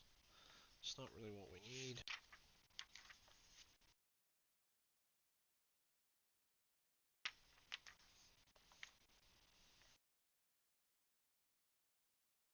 Man, we're so lucky to live in the time we do. Rapid prototyping is just amazing.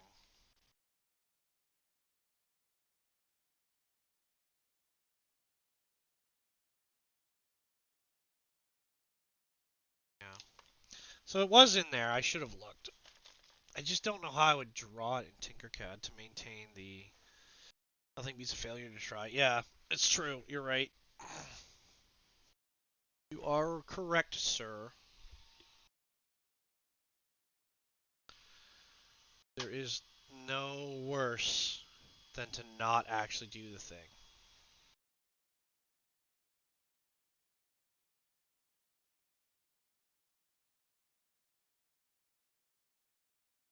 I was saying the other day, I'm a lazy designer though, because my thing is like, if I can't get it right away, I get really disappointed. So this has already failed. Stop. Yes. Try it again.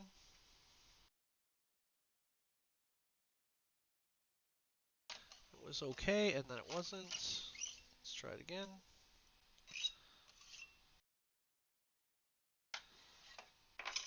Reprint. You are correct. Make the thing and do the stuff. Make the thing and do the stuff. That is the right answer. It's not, that's not a bad answer. You know, make the things and do the stuff. And I'm just so spoiled by the fact that, you know, the prototyping was, you know, it's so fast, right, nowadays?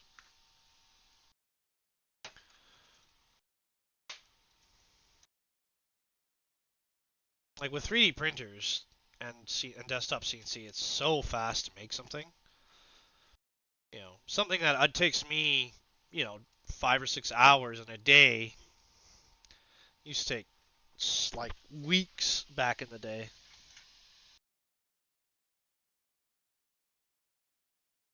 You know, the fact that we can just like randomly design something and then make it work, that's crazy. Like I often forget that fact, but it is crazy.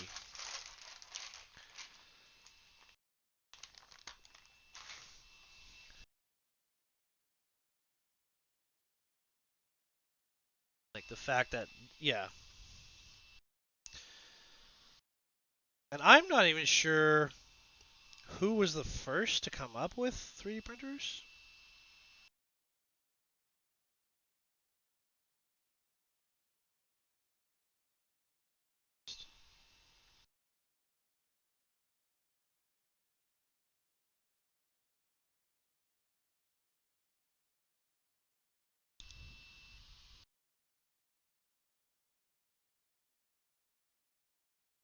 I believe Strata Systems were the first to copyright it.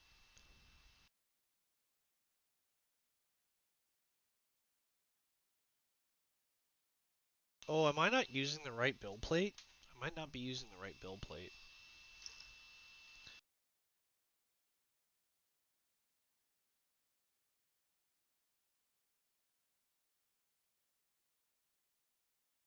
I may have put the wrong math in.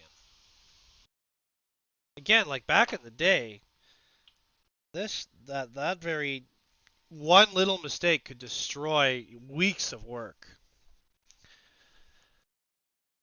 Now with desktop milling and desktop CNC and desktop laser and desktop extrusion, because there's plotters, there's pens. We might make this a lobe. Say. Oh no, it's right. Okay, so it might just be the fact that it's not sticking because we don't have any stuff on it. Okay. So that's our lobe. And then this. But we only need 30. If we're going to do a lobe, we only need 30. And then this ungroups. This will come out here. And this one doesn't mean anything. And then this does not need to be so thick. So this is going to be like 3.5, 3.5. And there's our lobe.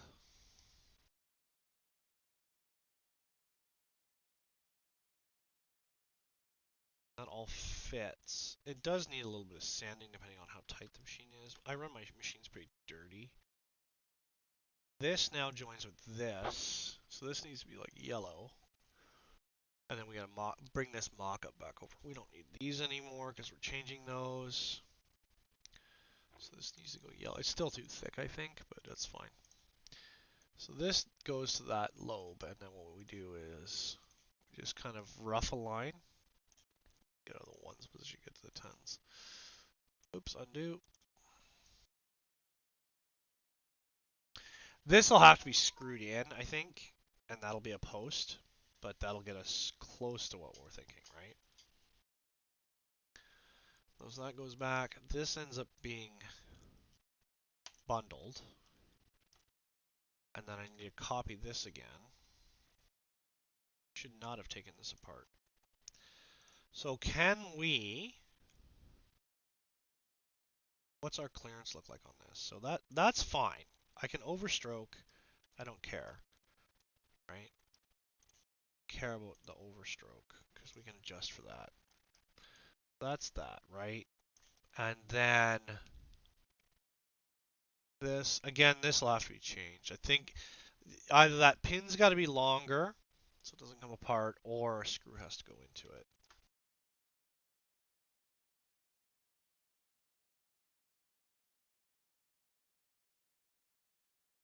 Now what I need to do is turn this back to a solid, perfect. And then I need to bundle this and this, bundle.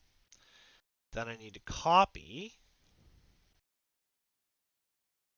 And I need to do, no, that won't work. So no, I don't need to do that. I need to ungroup this, delete this. This should be bundled still. Yeah, this needs to go the opposite direction. That didn't work either. So this needs to come back like that. No, this needs to go like this.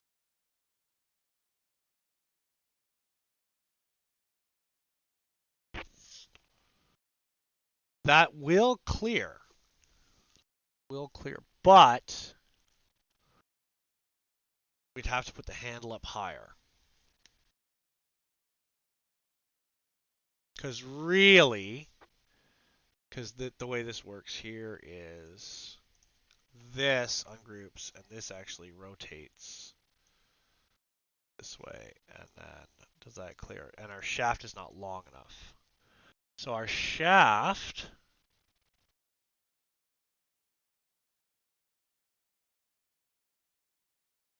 how do I do this? That shaft needs to be longer.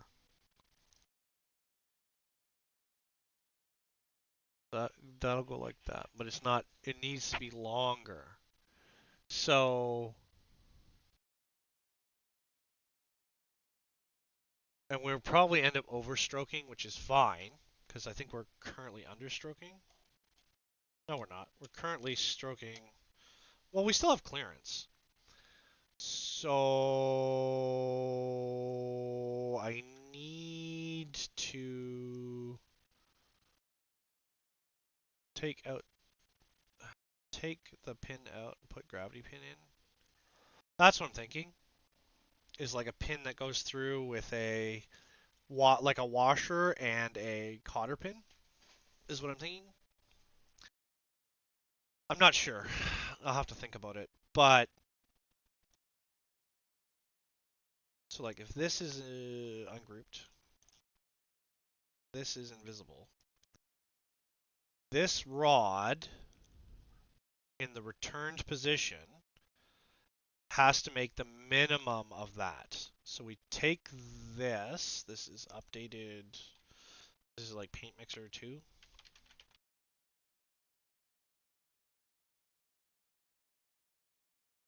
Copy this. Then we ungroup this. And then we ungroup. Yeah, we ungroup this. and then I move this. Oh, I should just be doing it in place. Let's do this again. Can we do it? No, we can't. Well, we can. Yeah, we can. Hold on. Let me just think about it.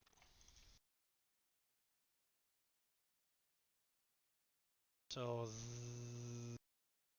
this I don't need this anymore.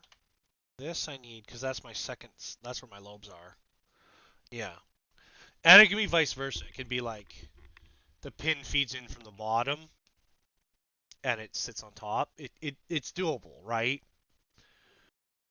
I try to make it as minimal parts as possible. Okay, so this needs to be copied and set aside. This needs to be ungrouped. These need to be aligned, which they should be. This needs to come apart. And then this needs to come all the way back. But it can't. Yes, it can, because that's my... So I need to be able to clear that lobe at any... But that's the floor position, so I can actually come back further than that. So I can... Nope, undo. I can come back to here.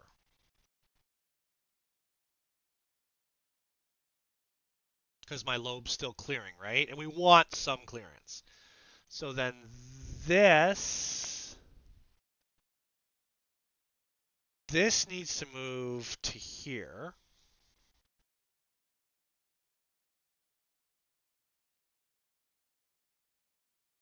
So why is this not all... Oh, this is not centered, that's why.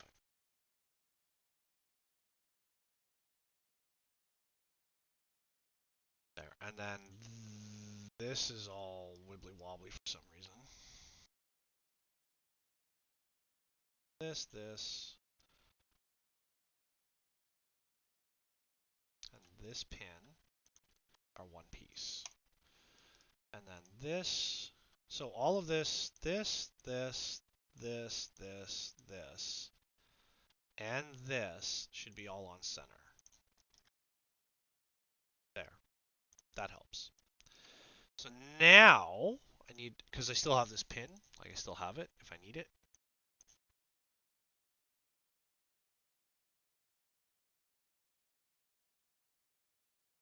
And then this needs to come in like this-ish.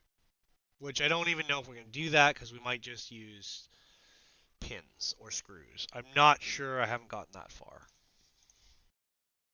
So this needs to come right about there. We could probably go even a little bit more like that. And then this needs to come out and meet that. And that, okay, so there, we could actually come back further than that. What are we looking at though? So what's the stroke like? We could actually come back. Because again, we're looking at the yellow lobe right now. So this can actually come back like that. Which then means, because we're getting more throw out of it, which then means that aligns like that. Something like that. This dome can come in a little bit, like that. And there's our rod. And we've not changed anything yet. Are we more interested in prototyping today, or are we more interested in completing stuff for Murph?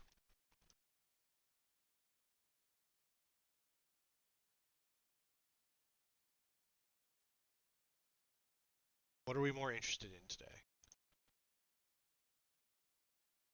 So that groups.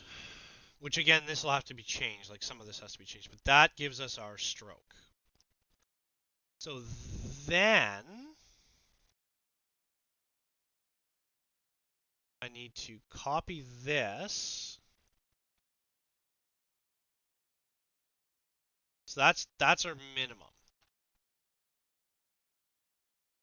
So then I need to copy this. I need to make one invisible, and then I need the other one. No, maybe we can't do that.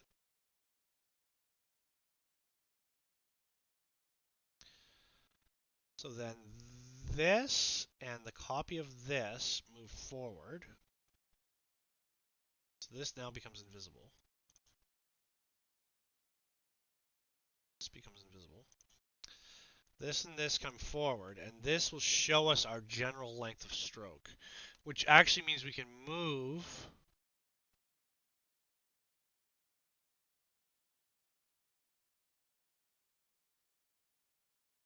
projects. Okay. Then, yeah, we'll leave it because we're going to run these then over there. And I don't like either of the materials over there, but for this stuff, but. So there's our stroke overhang, but we can, because we're now going to a new size. So if I make this to the edge, right, just about the edge, and I could this and this need to join. So that's my stroke overhang. So how much is that? So this, do we need to go back a bunch of steps? We do. There. So that's my stroke overhang, which I don't want. I don't want that. But again, we can move gears and stuff. Like we have room over here to move stuff around. So now what I need to do is take a block, put it on the edge of that, and then bring this in until it matches that face. Very close to that face. Say 15.5. 15. Nope, 15.5. 15.5. There we go. Okay, so that's now yellow. So now I can take that, and can I get close over here? I can. So if I overstroke, because if I understroke on this one,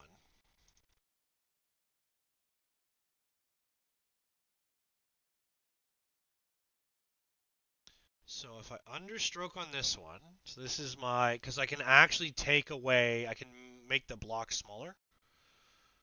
So I'm coming back, I'm coming back, I'm coming back like that. And I just have to look at this again. But I think we're close.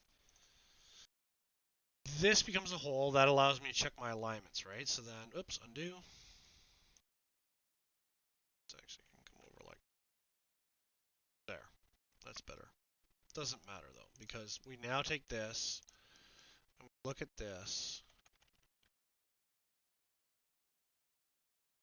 There, and we're still got a huge gap in there, and we can have a little bit of understroke on this. See how it's floating just a little bit in the travel. We could make this, because we can move things around. So we want this and this to move in until it meets the very edge, bare minimum, right? Something like that. Oh, so we got to do everything here. Hold on. So then I want to move these gears as well. What I'm doing here. Just bringing it in until we're at the very, very back of it. Like that. A little bit of clearance, right? And then we still have lots of clearance on this side, right? Because we've moved these and everything. Which again, we're going to change the gears on these. And then what I need to do is I need to take another block. And I don't care. What I don't care about is I don't care about the mount. I care about the shuttle. So if we assume the shuttle, because if we can make everything match up so there's no overlap. So if we assume the shuttle's that, so we need to add an extra. We need to take this and mount this over here. This magnet. take this over here, magnet, and that's on that face. So now what we can do is we can take this and make it the same length. So now the shuttle is always inside that block. And we take this and we come out to the edge of this. Right? Now on the inner stroke, the shuttle is the same. It's traveling the whole distance. I think. Which we have to remake the shuttle anyway, because you can see there's a bunch of weird shapes in that shuttle. And we can make this we can make this pocket bigger or whatever. I'm not sure what we're doing there. But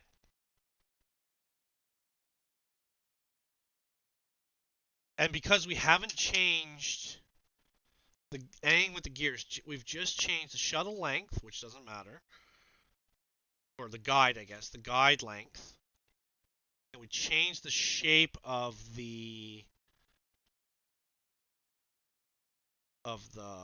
cam wheel itself. Okay. And we're still, and again, we can do stuff like maybe we put, to support this shaft, because I broke the top of it off, maybe we put a throat in there for the shaft to sit through, because again, it should mount.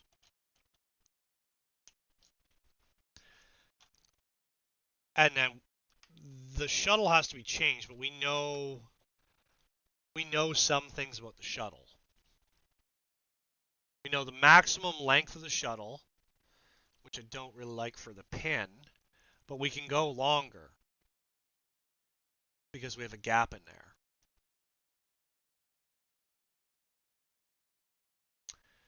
So this ungroups. This becomes a solid. These two bundle for now. We copy them and we set them aside and we don't worry about this wheel anymore. Okay. Now we need to look at the shuttle, copy the shuttle. And we need to figure out some stuff.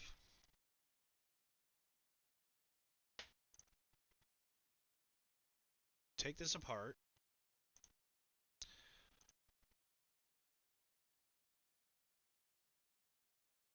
So this can either become smaller, like that, which is fine, because it's just a guide plate. It's already pretty thin, though.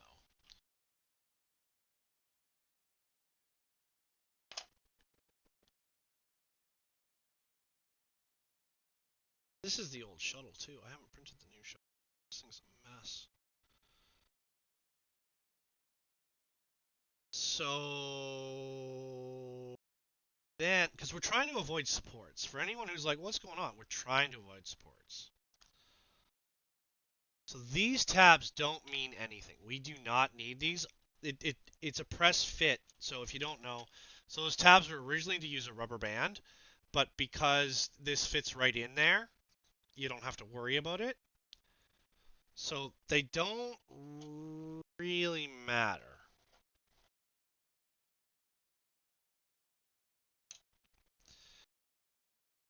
So the only other option is to go back and bring these rails, which should now be aligned correctly.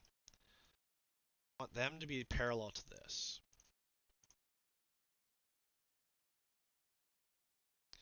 And I want this block also be parallel on that edge. So I want to ungroup that. I want to take everything out that we're cutting out of this block.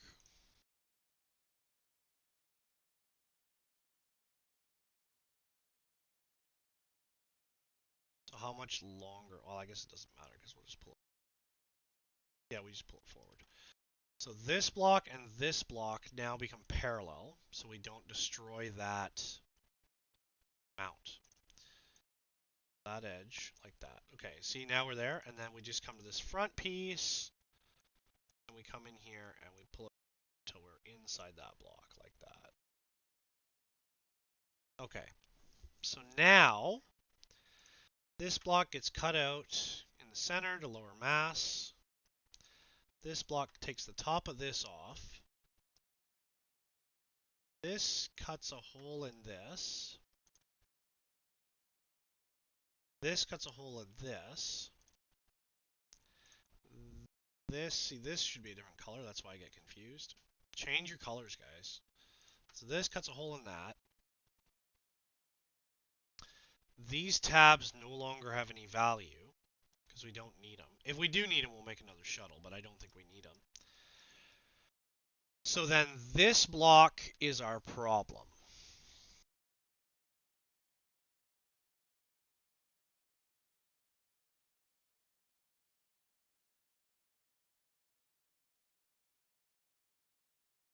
Because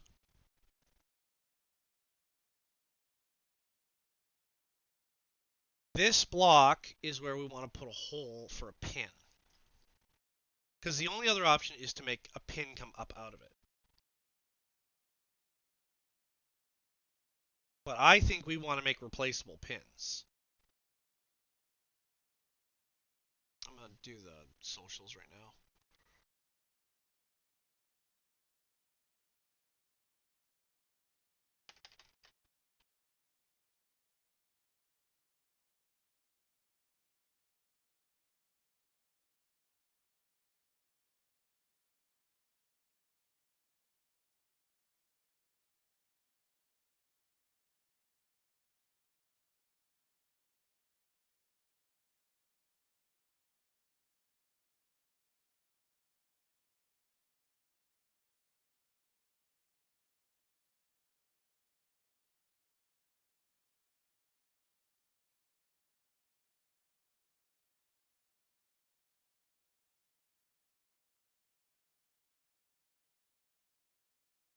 So there's something wrong with the machine now. So let's resend this. It's done. It's jammed on another paint job. Why are you jammed on? Oh no, you're doing fine. Looking weird. Try it, but it's looking weird. Weird. Maybe we're too hot. We could be too hot. Maybe we'll stop it and change our heights. Hello 3D Logic, how are you? Timing, we're just shutting out the stream on socials. You have a question for me? I have an answer for you. It may not be a good answer, but I have an answer.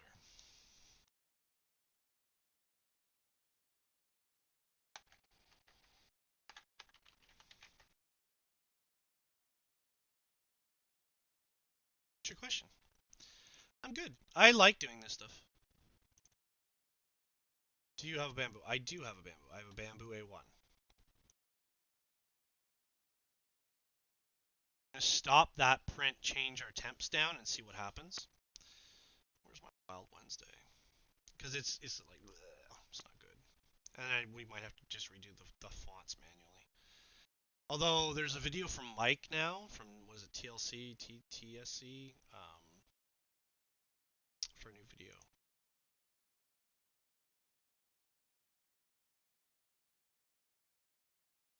Do you think I should have an H2D or an H2C?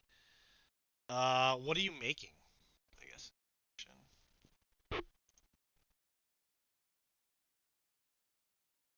What is your intent with the machine? What do you want? What do you want?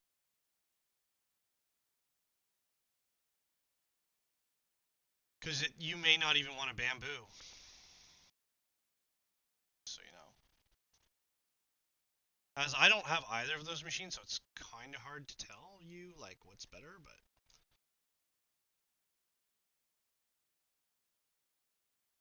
Oops, wrong button.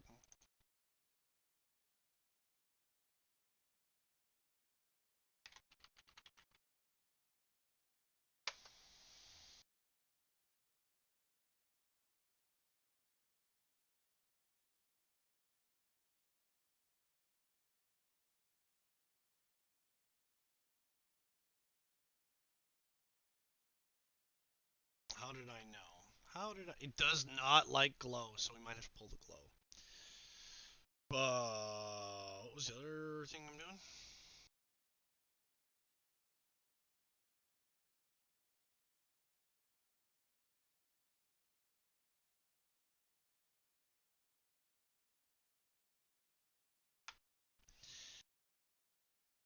I'm trying to become a business. I'm 13.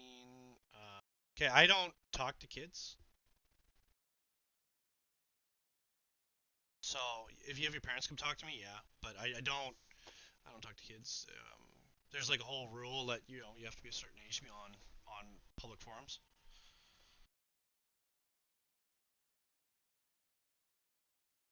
Yeah, full player fail and pull it back. There we go. Problem resolved. But I'm going to have to change this.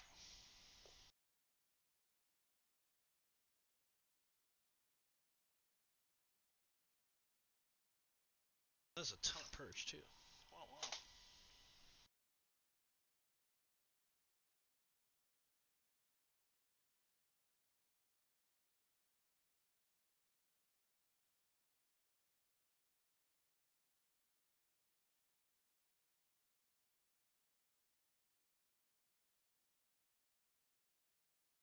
Old filament. Yeah, yeah. So then we're going to take the glow out of there and try a different color. Is this non-glow? This is, yeah, this is the same color, just not glow. So we'll try that again, but with a different color.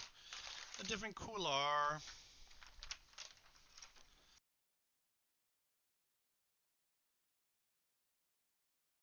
Can you just stop? Yes, quit printing job. Okay. Rip.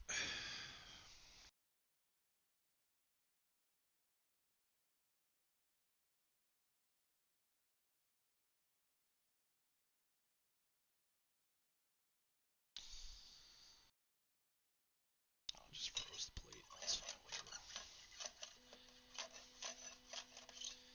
Yeah, didn't like the glow. So let's use it's a similar color except just not glow. It's Polymaker. They are well aware of the bamboo light having issues with their glow product. They're aware of it. I don't know on the AMS2, which you can use to replace the light, but I really like the light. You can replace it with that.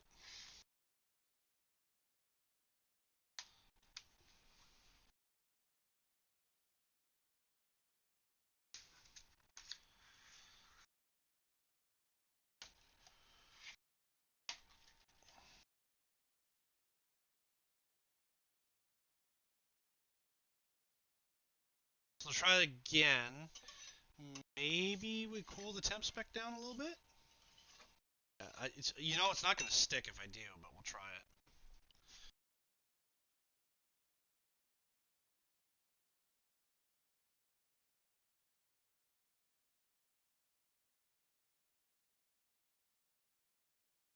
So then we're going to go. Let's try. Do we have a cooler spec for this?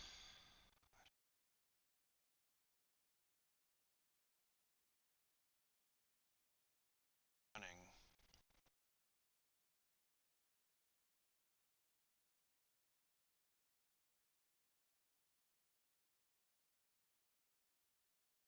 Let's see here. So is it picking its temp specs? Like, what's it doing?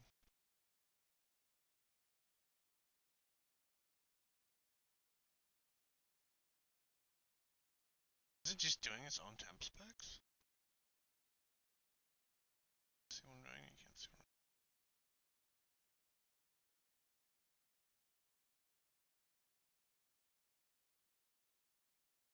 That's all extruder stuff, multi-film. Recommended temperature to 240. Super tack volume.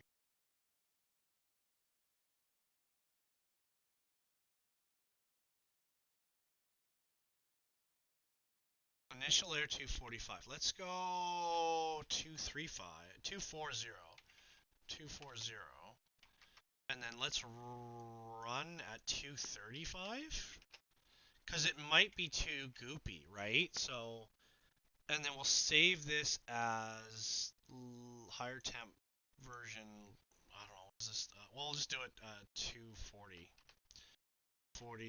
230 temp. And we'll try that. That one is my custom. Yeah, that's the one I want. And then we'll switch all of these to that because maybe it's drier in the lab lately. So then we'll slice this. We switched out, it's a very similar color, but we switched out the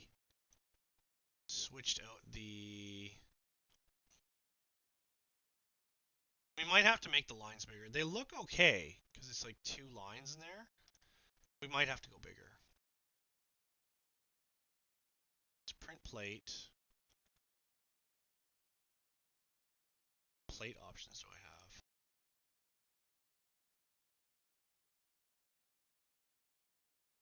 It's textured. Okay. Print.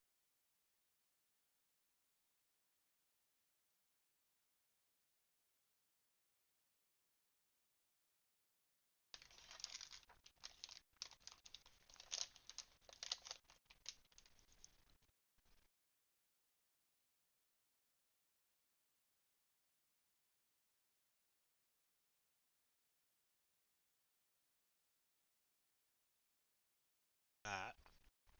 Let's go back to prototyping. So then we need to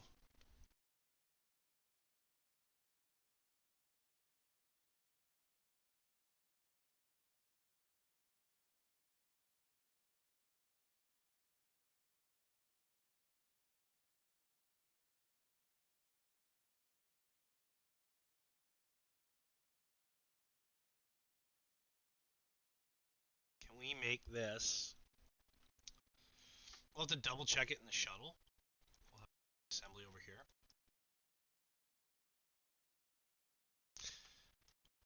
Because we have lots of clearance in there. So we can make this a little longer.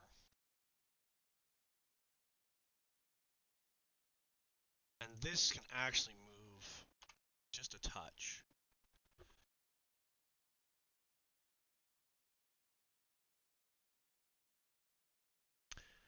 And then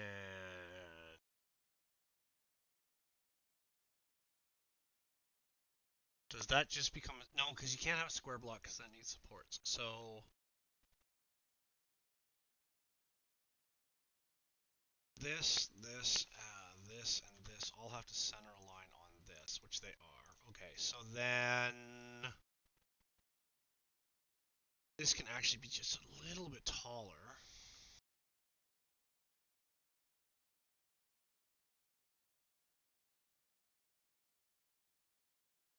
And then, because we're going to switch those pins, right? So I need a copy of this. This goes here.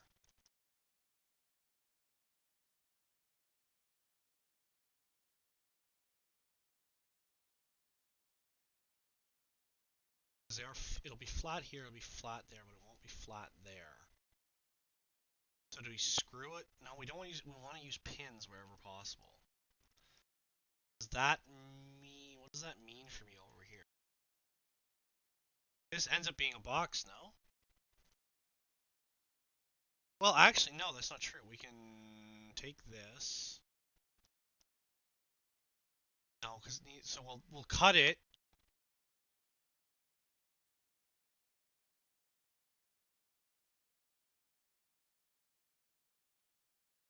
And then this guide has to go all the way out here.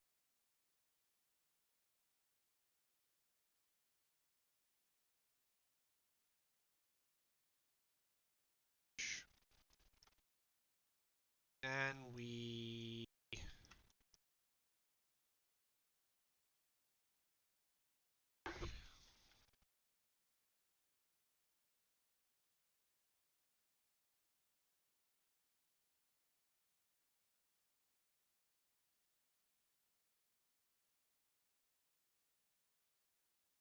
this pin ends up being a negative.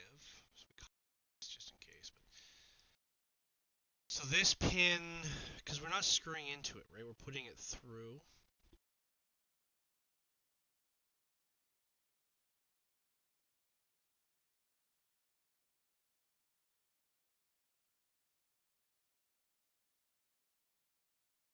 That's got to be a 4 mil hole, no?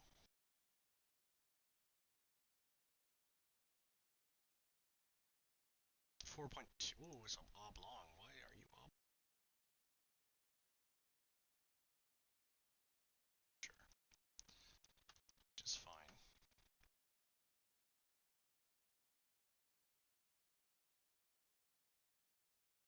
Center. It's grouped. That's our replacement for this. We copy that. This is this.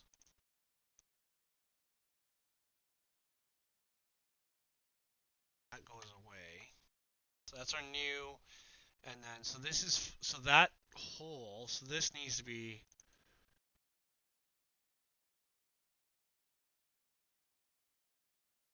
because this is going to be a hole on this side too, right?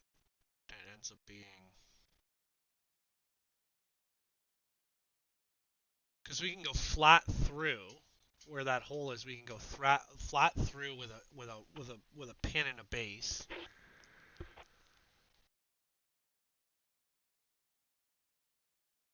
So what would that look like? That, okay, so if that's a 4.5 mil hole, we need a 4 mil dowel.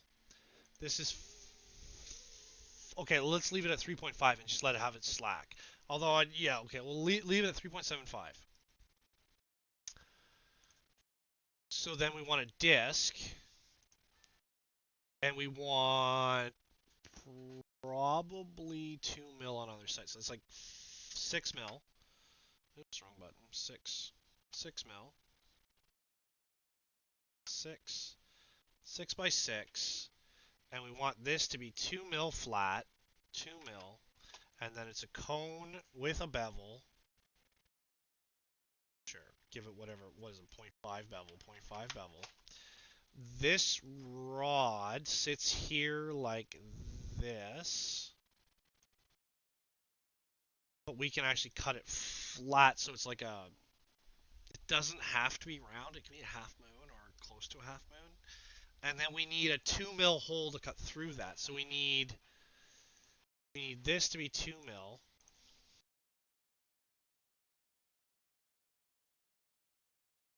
So that we have room for our wire.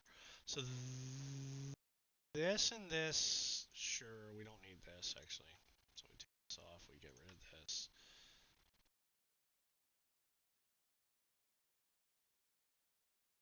And then we can align these, but we can cut it flat sort of so it prints in the, like the, so the wire is opposed to the direction of force. So like to do that, okay, well first of all we need our length. Actually we don't need our length. So but we do have to cut it flat twice. So this comes in and it does that. Yes, something like that. Okay, and then that aligns to that, like that. This gets copied. This joins with that. And then this joins with that. And now we can adjust our lengths. So now this can go down. This can come up, but it can go. So we know we're in the block, right? So then those should be aligned, which they are. Okay, so we then take this and rotate it like this, because we're still going to have to change it. But if this goes in here,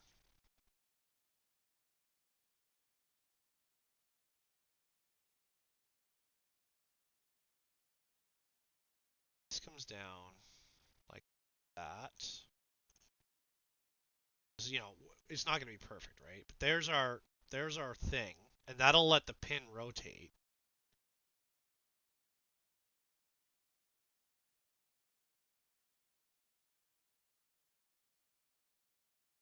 Right, something like that. which I think we took too much meat off, but that's okay. Doesn't matter. We can always change the pins later. Which then means that this gets set aside for now. This gets copied. This, what diameter is this? 3.75. But it becomes 4.5. Yeah, 4.5. 4.5.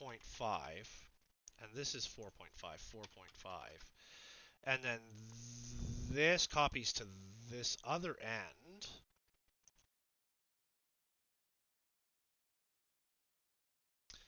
And we could just cut it if we really wanted to, but we're not going to cut it.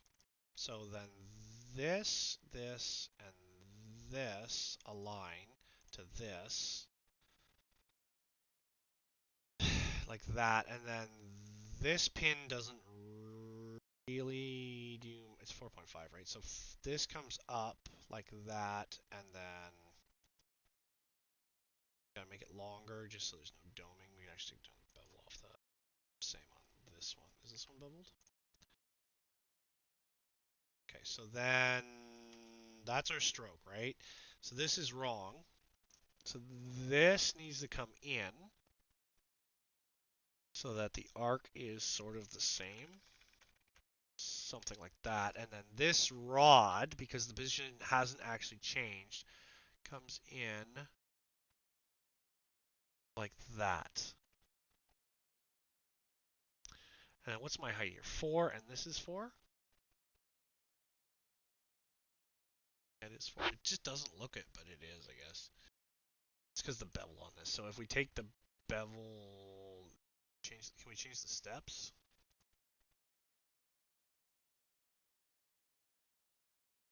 Yeah, if I increase the number of steps, it's not so bad. What if I take the steps down? Yeah, it's really severe. So then I take the steps up. I could cut it, but nonetheless. Okay, so there's sort of matching. So we kind of, yeah. Because the worst thing's worse is like this is weak, and then we just remake it, right? So that's something like that, and this comes back like that. So then there's the linkage, okay? So that's the linkage arm. So that's the linkage arm, right? It's not perfect, but there's the linkage arm. Now, I think this is too cut back. I think this needs to be less. So let's rotate this.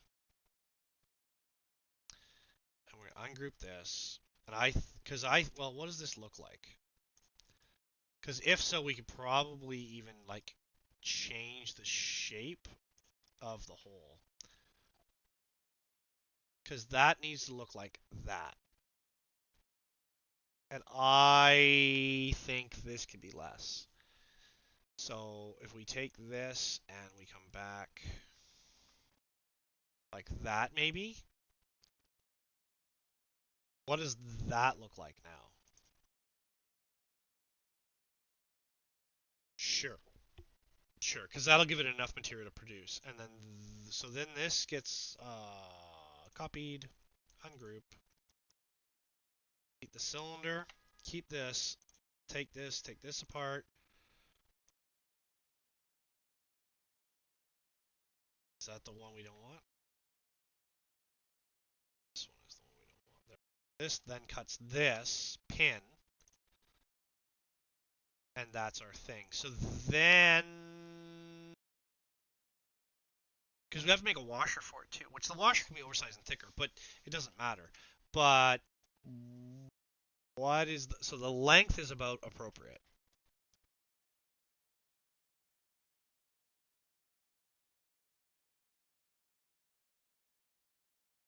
Like so this needs to come over here. 2 of these basically.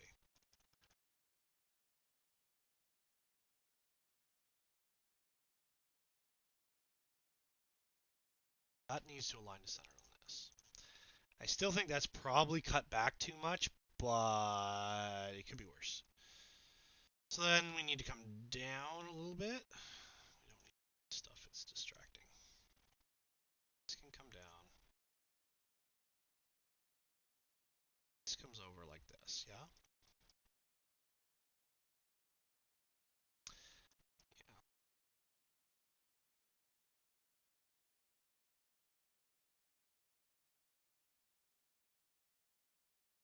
See, because that hole, it looks really big, but it's not. And we do want these to travel unimpeded. See, and I think that rod is too short. So let's do it again. Copy that one, bring it all the way over. The reason why they're flat like that is because I want to print them on their face because I want to put the load against the long grain, not the short grain.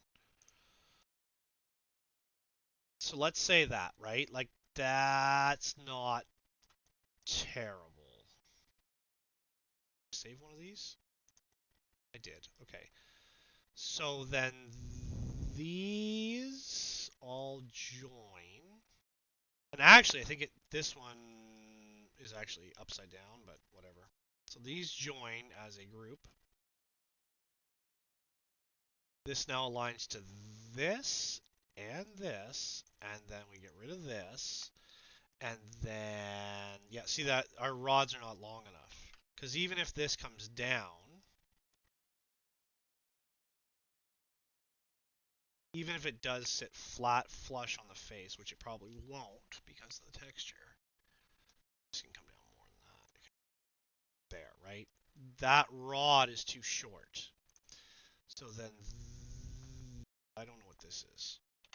This now copies. We ungroup that. Yeah, I'm going to shim both sides, like a washer on both sides, yeah. Right. That's what I'm thinking, yeah. Because so what you would do is, which means, and because we have clearance now on this side, that should be a no issue. It's a non-starter, right?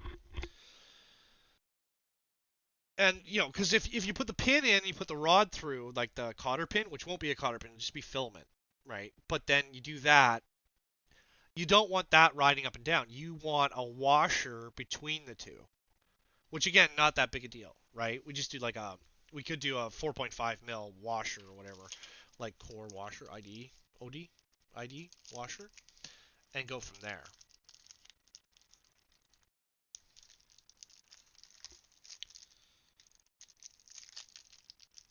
We should probably take a break.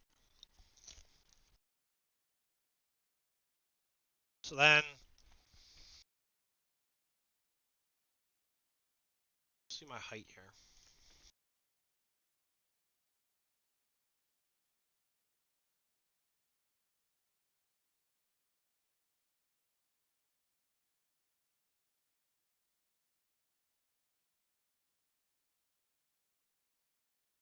So my rod is at least 8. It should probably be 9.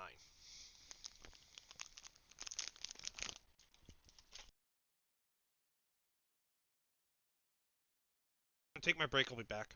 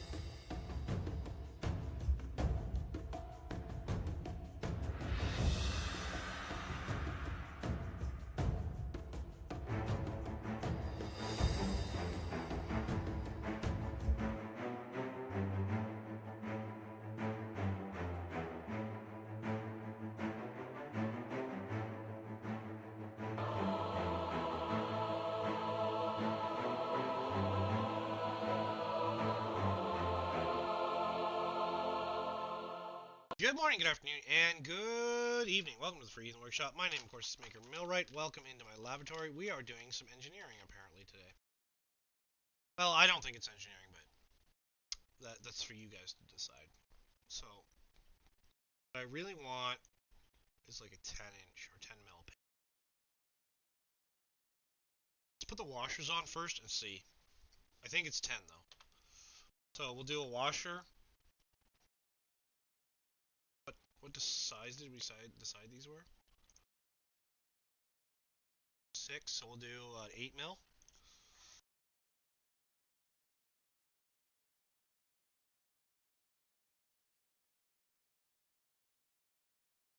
And then 2 mil washer, I guess.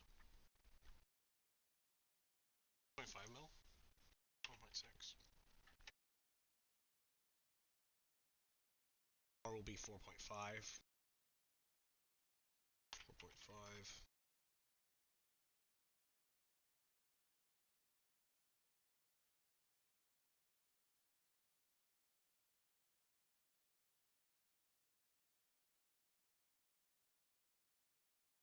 This needs to be rounded.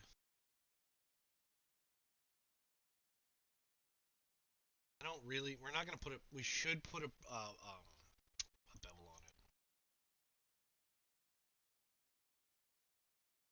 Segment it out, because then we don't have a hard edge. That then joins. Let's go like. Take this. I need to magnet this to this.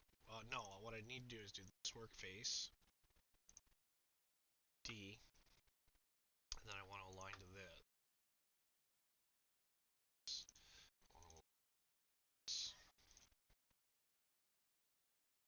Center on center-ish. Which is not right, but anyway. So that'll then come out like that. That follows our arc. And then this needs to come up.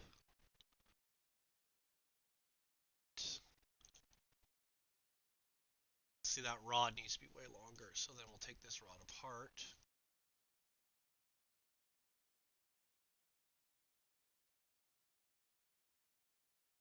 And this comes down like there.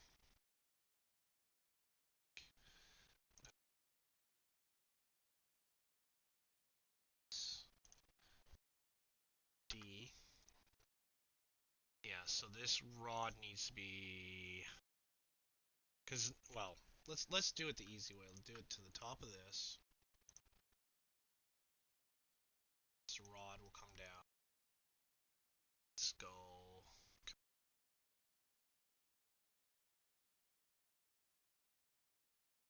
This comes down. Clearance on all sides. I think that needs to be 12. Like that, I think. It still needs to come down.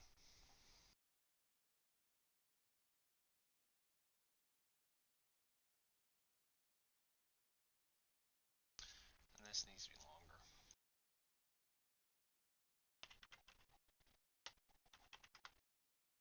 Something like that. Because then there's some movement in there. So then this joins with that. This joins with this.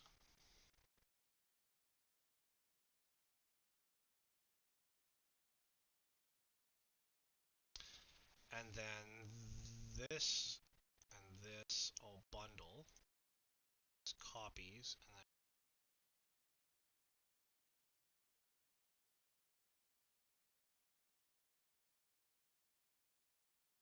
no. So do we want differential length pins, or do we want the pins all the same size?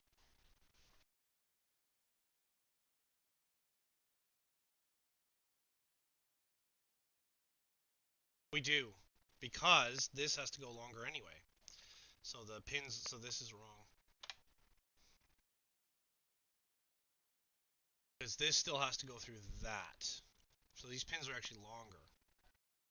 Let's turn these to like 20. So I want this pin, I want to unbundle this, I want to copy this, I want to ungroup this, I want to change this. I want this to be 20.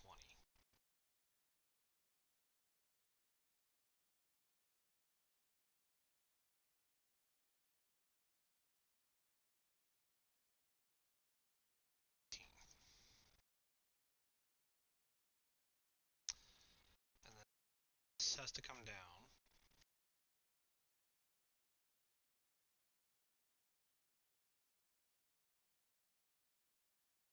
It has to be centered.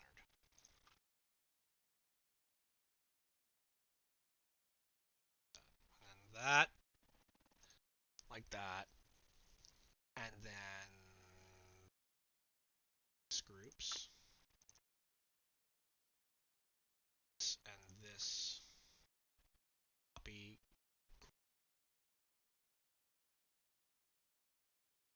Side edge of this. Center on that. Yeah. Let's undo that. Let's delete this. Let's take this and move it down.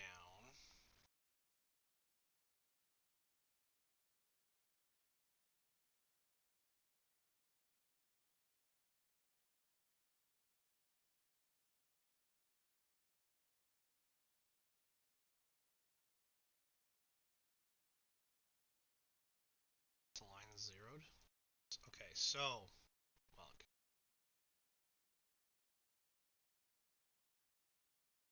then we need to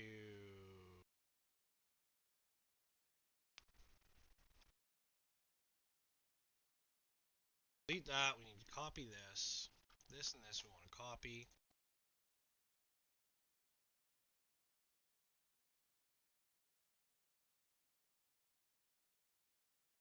We could even lobe the ends of these shafts if we want.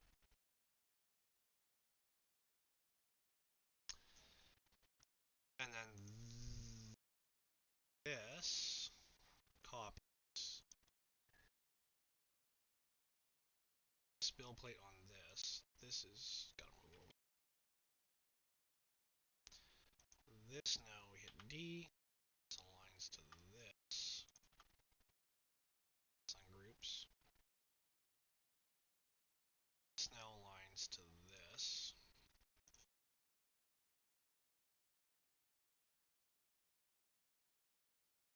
And that gives us a little bit. Now we bundle everything and we put it back in place.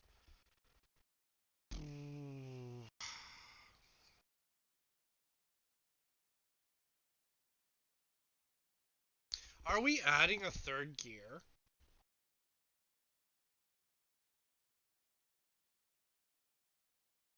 You lose a lot of energy when you go through gears though, but are we adding a third? Are we changing our gears? Like, I like the linear action, but it seems like we need, because it doesn't matter what direction it rotates. It can be clockwise, counterclockwise. That doesn't matter. But to make the I don't know, let's look at it. So this bill plate goes back to normal. This is going to have to move at some point. There should even be a bushing here.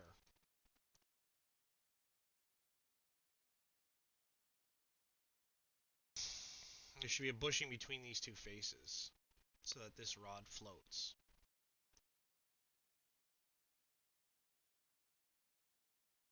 Like this needs to go a little bit. This is all wrong too.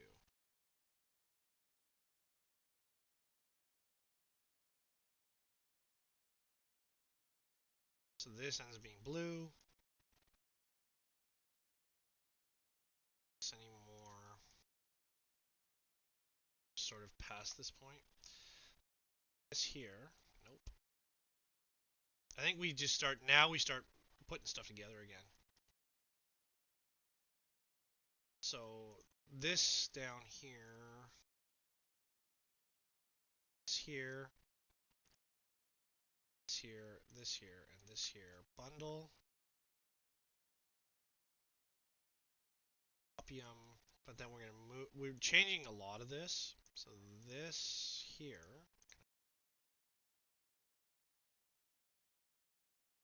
Sun groups. So this can stay aligned with these.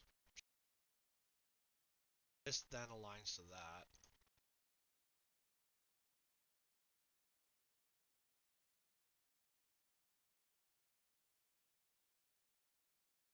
Yeah, we need 3 gears. It looks like 3 gears, right?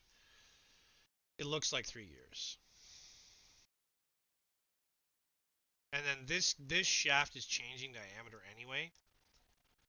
It looks like 3 gears. This, we've got the lobe already. So we're going to copy that. Lines to the center of this. And then this. And then we take this.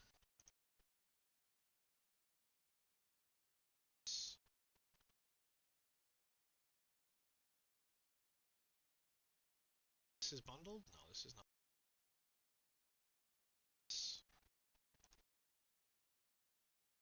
Bundle this. We copy this. And then this comes over here. So we can see what we're looking at. So we're still clear of whatever this is, but I think we end up with another gear. So we can move this over, because this all can be moved over. Like there's possibility to move this whole gear assembly, this whole drivetrain assembly.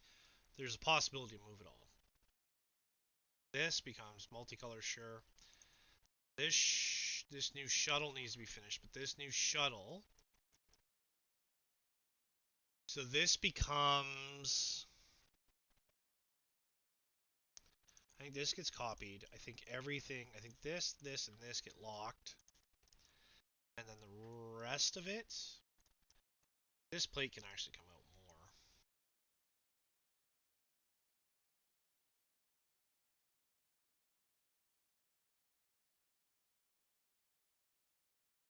This doesn't matter anymore.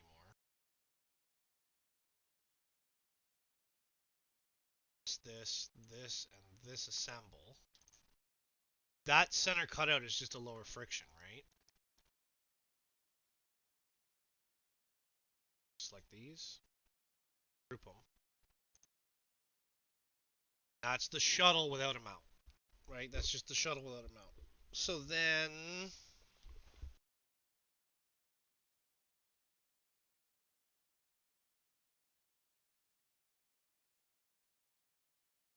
So now this pin is no longer a pin. The problem is down here. We need a flat in there. So if this and this join, how do we get a flat in there? We what did we say? Our was 8, so if we can make this 9.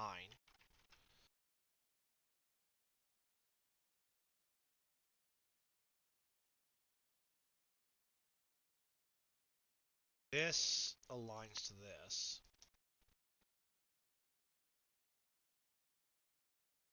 Let's see the bottom of it.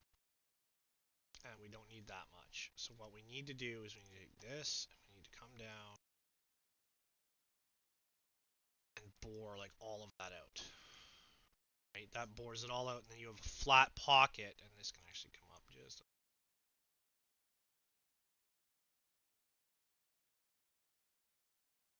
That can come up almost like that, which is probably what we want.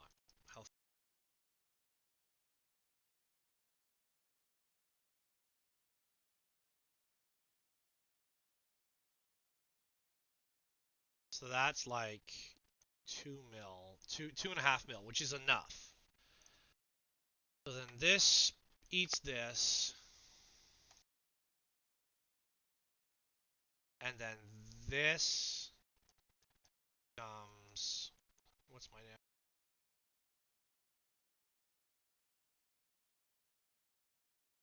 This becomes 4.5, right? So the pin fits through. 4.5. This is 4.5. Need to undo all that. We need 2 of these. We need to copy this. This has got to go all the way up. This one becomes 4.5. This is 5. And then this is our hollow, which doesn't need any bevels. Yes, we align to this because this is where the old pin was. And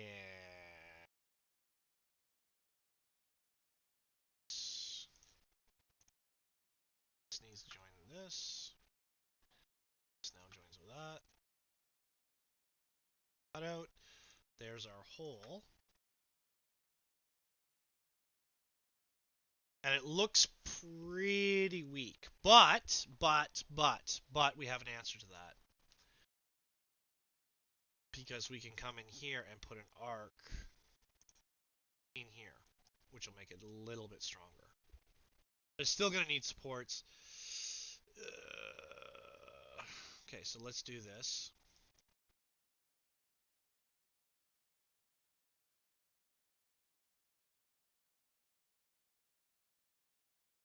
This ungroups. This ungroups. This ungroups. This can stick with this. That's fine. This is how wide? This is 10.7. So just go 11.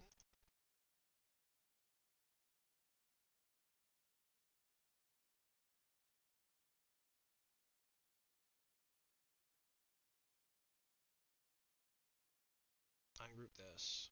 This needs to be smaller, by the way.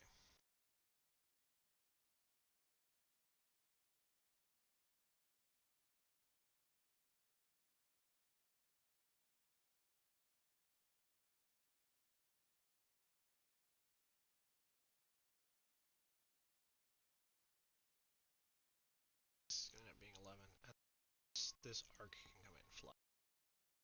This needs to ungroup. This ends up being 11 because it's weird math right now. It's like 10.75, so we'll make that 11. So then all of this now aligns center.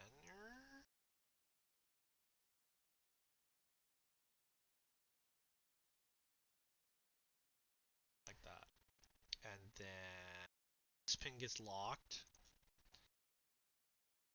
The rest of this joins.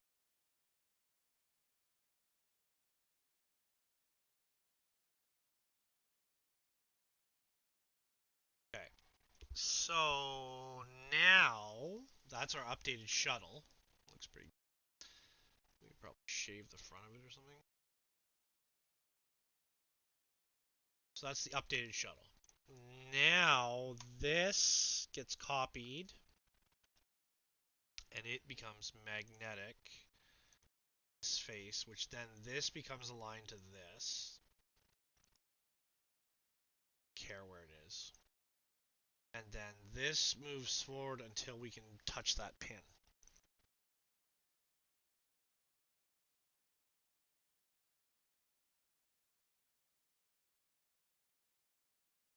Which is fine-ish. So then we look here, we're looking for that. This keeps coming forward until we're there. So then this, I guess we ungroup this. Can we get to this pink pin? We can. This comes down. Oops, undo. This comes down to like that. And there's our, there, we've got clearance. Now that pin is a little long. And then this dome is a little long. So we need to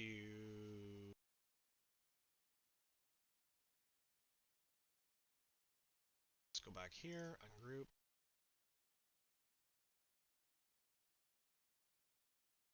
To come down just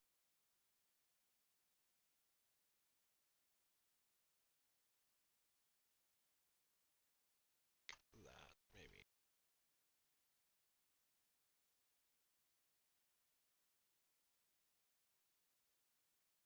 And we can even flatten it.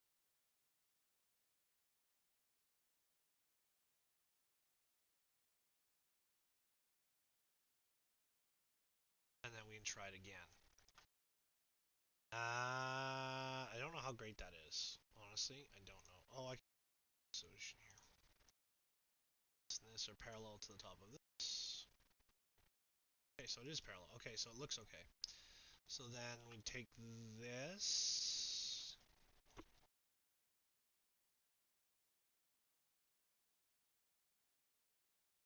Bit. That's better. And then we get rid of this one. Yep, we get rid of this one. We copy this one.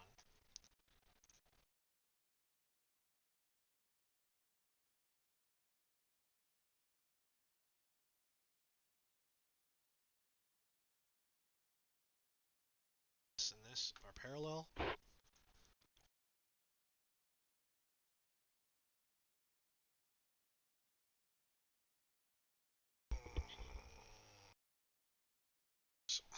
So then this, so that shim can come down just a little bit, just in case.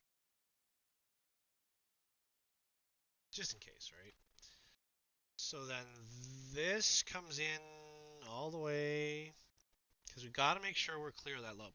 We can make that lobe, we can take some of that lobe off if we want.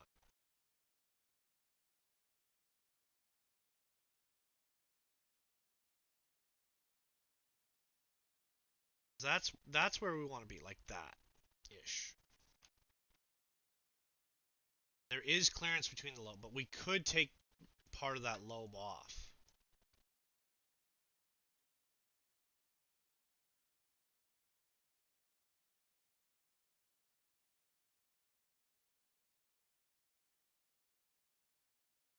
So can we come in? Did this as 28. And can we make this lobe smaller? Can we go 18? Still gives us lots of material.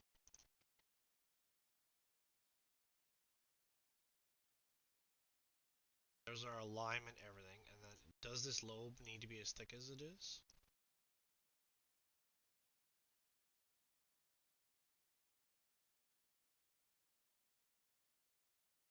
That gives us more linkage clearance.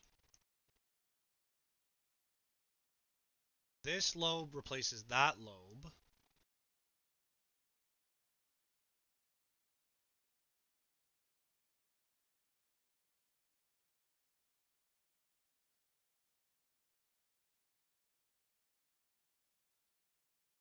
That lobe comes out. This becomes our new lobe. And as this strokes in, there should be no point in which the sides touch the housing. Yeah, so it's clear. So that's our most advanced position. And now we got a little extra here. Doesn't really, the glide doesn't have to be. So then this low, okay, so that looks right. And everything matches so far. I don't know about the lid for clearance.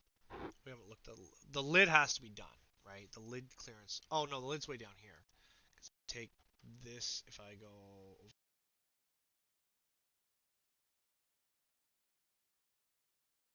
this lid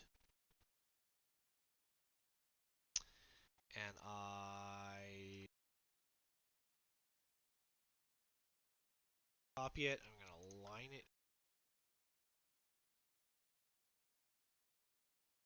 That's not right, but we can kind of get to the right position. This can come over until we're like there. But we're gonna redo that shaft, that center shaft here. This shaft is too small.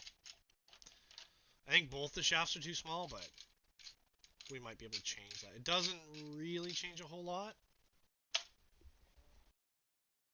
And were they too long? No, the teeth on them is too much. Okay, so that ends up like that.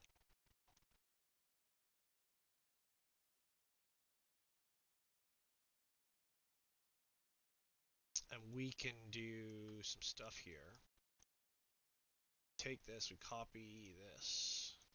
We're going here. We're going to this. We're going to ungroup this. And then I think I want to leave this alone for now. I don't care. So this comes off. I need that still. I need that cap, but that cap can be bigger for the handle. So all of this can be redone. So we're going to move this out. We're going to this. Now, this cutout can go into this without messing with that. No, it can't. So this has to ungroup. This can be proud. This doesn't matter because this is our center cut.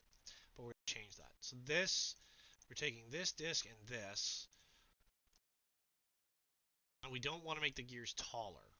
We've decided we don't want to make the, because there's bushings in there. There should be bushings in there, but there's not. So then I want this to ungroup. How big a shaft do I want this to be? It's 6.5. What if I go 8?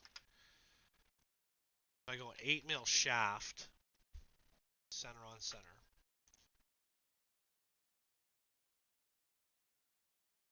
The keys are still fine. So if I ungroup this, I make this 8 mil.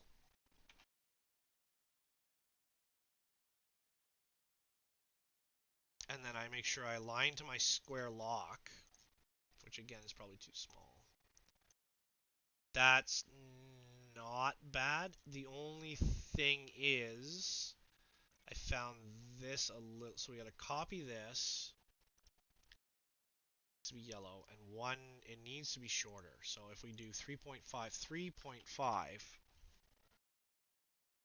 align to the center of this blue guy.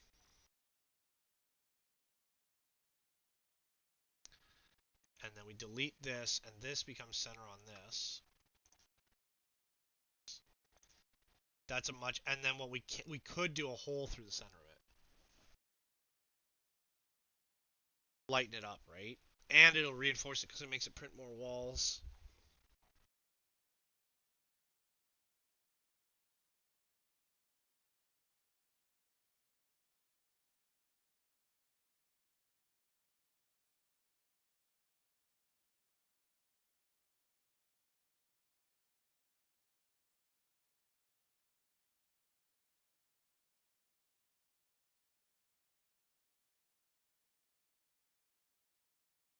Is that right? No, because this shaft ends up being smaller by 0.25. So it's actually 7.75, and this is 7.75, 7.75. And this all should align center-ish. So then this goes into here.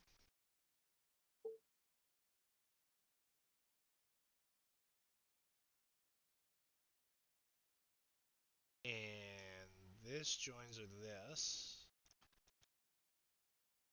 This joins with this. This becomes purple.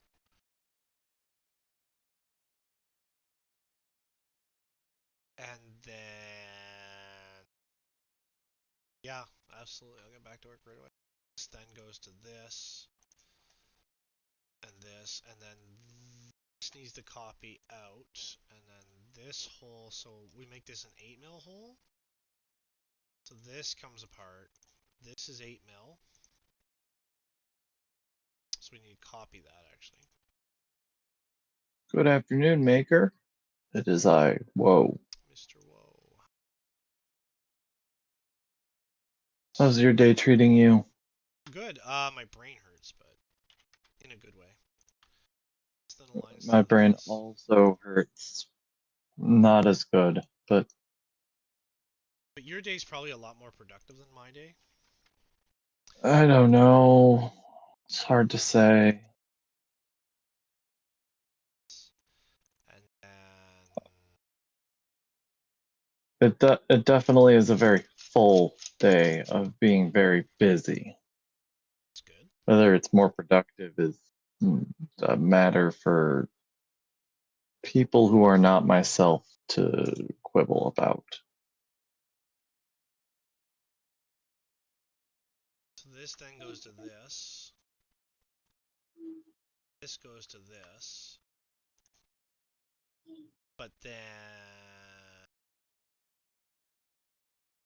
I have to check my. So I don't need this anymore. So then I need to do the wire. Did I do the washers in this set? No, right? So I have to go back to the original.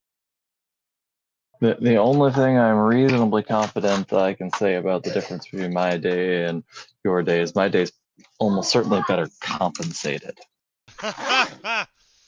Yeah. More productive. I don't know about that. I would not make any such claims that I am more productive. My day is better paid. That I can say is highly with high confidence. This ends up being that my day revolves around me putting out fires that other people may have created and verifying that they did in fact create the fires that I am putting out. That is also incredibly likely. I definitely made my own problems here. Listen here, sir. Your mama was a snowblower. My mama was a rototiller. I have a sign that proves it. Remember to like the video, guys. Remember, we're fighting the algorithm here. We're doing like real creative stuff. So we're fighting the algorithm. So just remember to like, right? Like, share, and comment. Today's code word will be pink. Today's pink. What the heck is the code word? It's a way for me to know who's watching. So I put a code word in every YouTube video. I see. So like when people comment, when they watch the VOD or whatever, if they get to a certain point, they'll know. It's also, see, I think that shaft's not long enough. I think that shaft needs to be longer. So then that's what she said. All right, hold on, guys. We'll be back in a minute.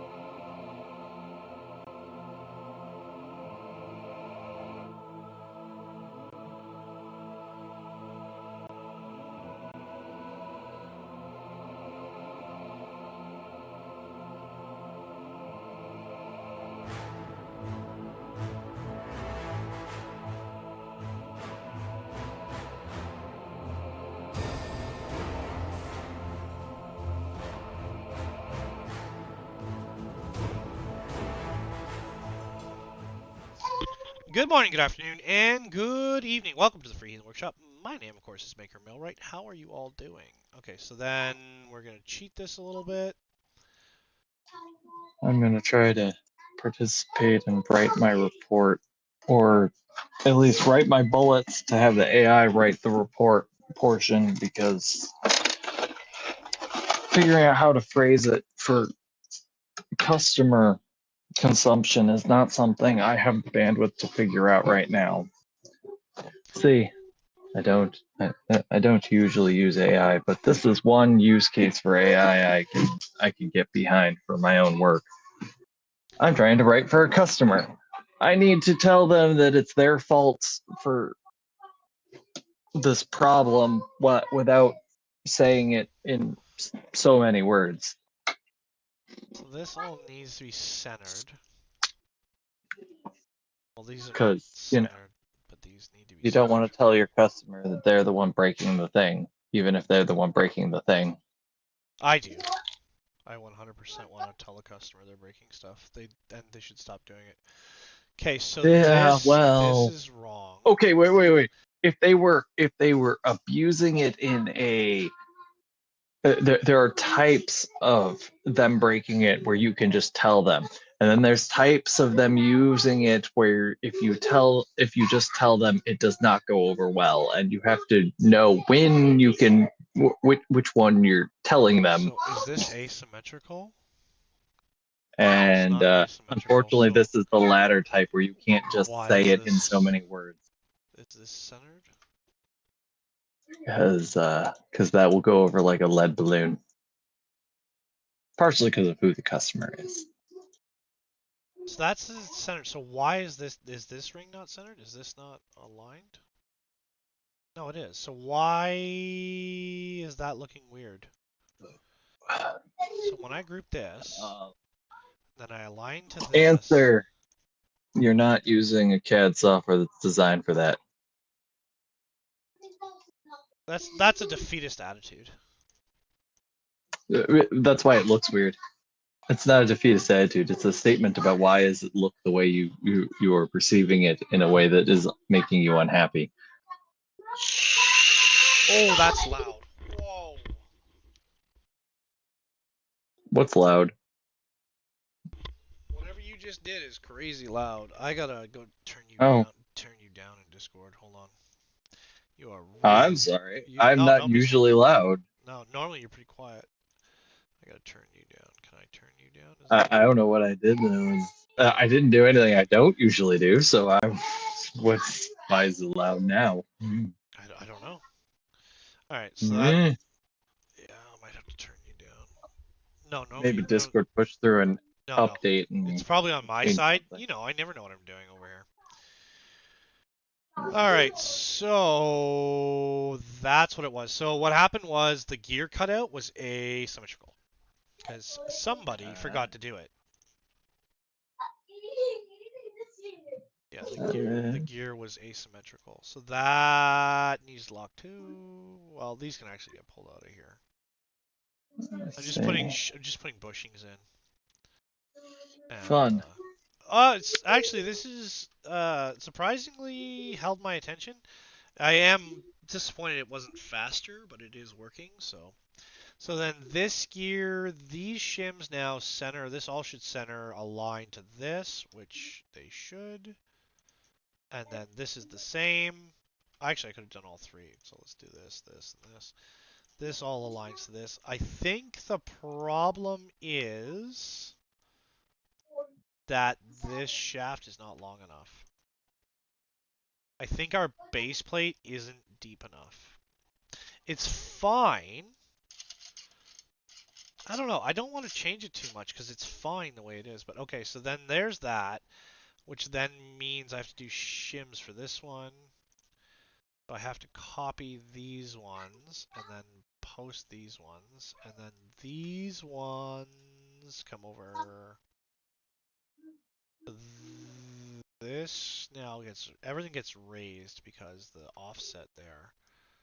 So how do I do that?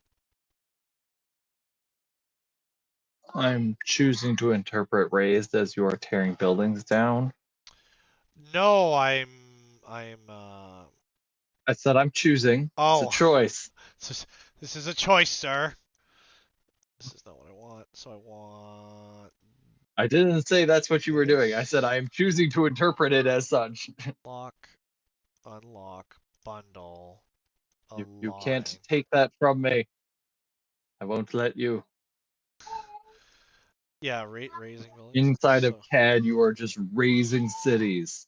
I do have like a whole mini town I designed. So then. And it is being torn down by this paint shaker. This needs to come apart again.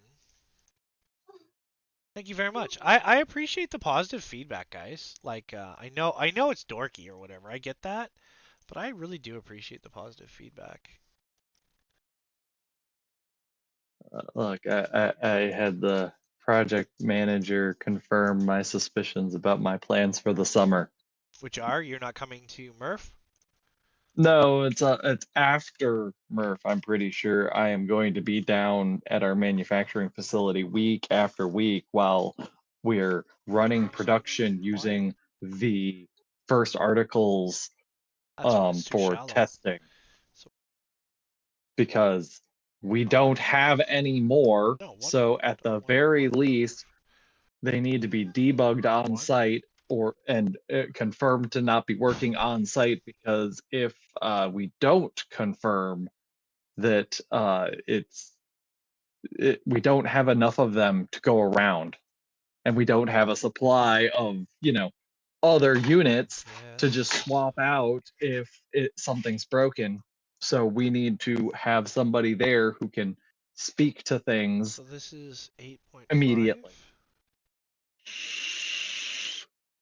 Because I want it clearance. I don't want it because the shaft itself Even if turns. even if nothing breaks, What's this one? we still need to have somebody there just in case. What size is this shaft? That's what she wants to know. I take this, I ungroup this, take this. What is my diameter? 7.75. So this needs to be 8.25. Give me a 0.5 clearance, which is actually 7.75 sounds pretty narrow. it's well, an 8 mil bolt, right? It's just under an 8 mil bolt because an 8 mil bolt is 8.89 to 8.85 or 95, sorry. Variance on the, so this ends up being 8.25. It gives it, because that, oh, I did that wrong. No, it's fine because I can adjust to the circle. And then I actually made the pocket deeper on the circle, I think. And again, I can, as long as I make my pockets, as long as my pockets don't change. So then this circle, oh, because I gotta take it all apart. So I gotta take everything apart again. So then this is why you do drawings, just so you guys know. This is why you don't do it on the fly like I do, because then you seem really unprofessional. Listen, if this was professional, people would be clamoring at the door wanting to buy it. See, if you're, That I mean, proves. engineers also do it on the fly. The thing is, they don't show a live audience. They don't do it in front of a live audience. Well, sometimes you gotta impress them. Yeah, increase the base height. Yeah, I think I'm gonna do that. Like, because it's 3 mil right now, which is 1/8 inch. What like, height do you want to go to? Like I'll 1 inch is tell too you, much. engineers, electrical, mechanical, we have these conversations. It's just we have them internally. We don't show anyone us having these conversations. By the time we're ready to show somebody, this has all been sorted out. Well, But you all just need to do what I do then, I guess. well, a lot of our stuff we can't share before it's ready for other reasons too. Yeah, it sounds like excuses. It sounds like you're making a lot of excuses for your industry. It sounds like some nobody mechanic is doing overcomplicated things for no reason. Oh, that is accurate. It definitely seems to me like I am doing overcomplicated things for no reason. And accurate enough. He says that's a valid point. So this comes up. That'll give me my clearance, and then this ends up being, what did I say? This was 0.5, right? So this ends up being 0.5 as well. Or did it? Was it? Hold on, let me look.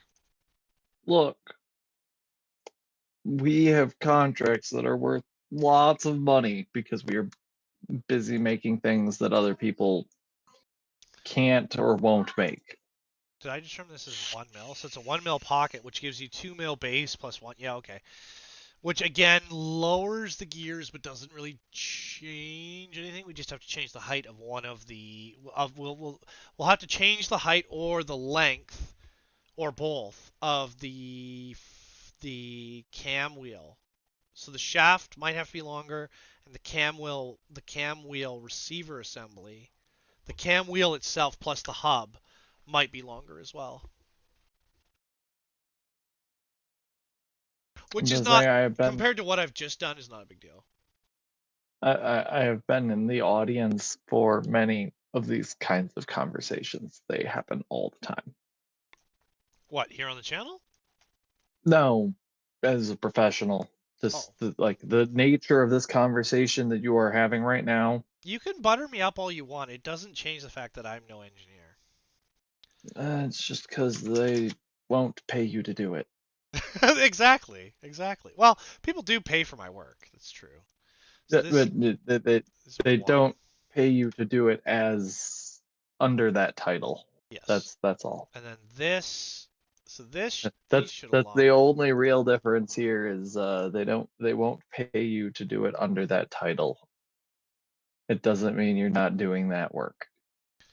I appreciate how clever you think I am. I really do, but I don't think I'm that clever. It's because most of us don't think of ourselves as that clever, and if you start thinking yourself as that clever, then reality knocks your feet out from under you because reality does not care. But Well, I do know I'm quite that, clever. I do know that. I appreciate that. yeah, but that clever is 100% the when you think you're that clever, you end up paying for it in hubris. Your Yeah, hubris but costs I you at got some no point. problem with making mistakes. That's like the one thing I don't know why it bothers me.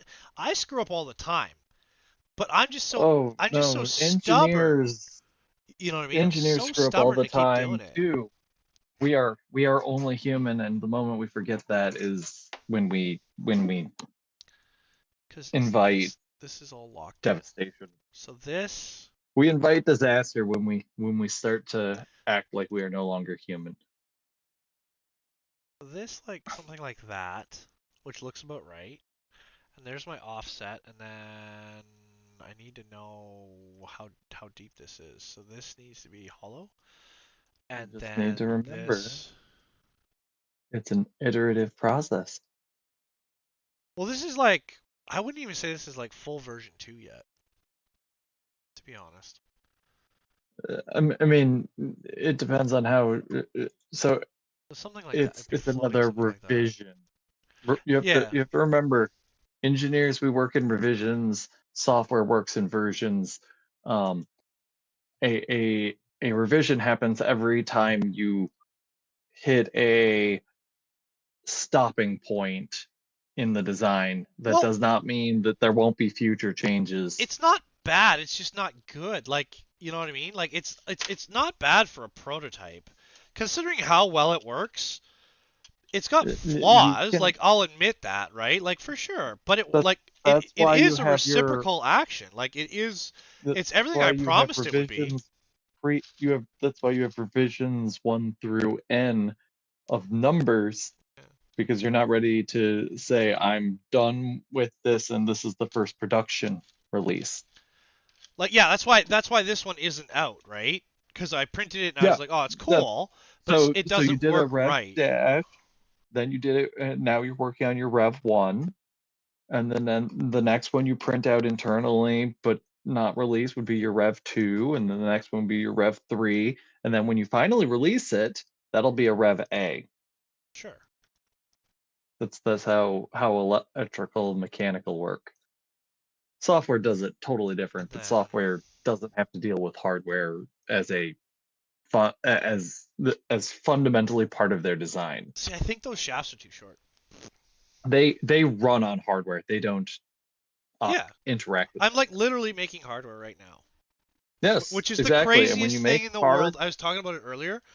It's crazy to me because like I pulled out one of my manuals, like not manuals, but one of my I guess it's a manual. I pulled out basically a manual, and I was like, remember how I was saying to you, you can make reciprocal action with a single direction gear?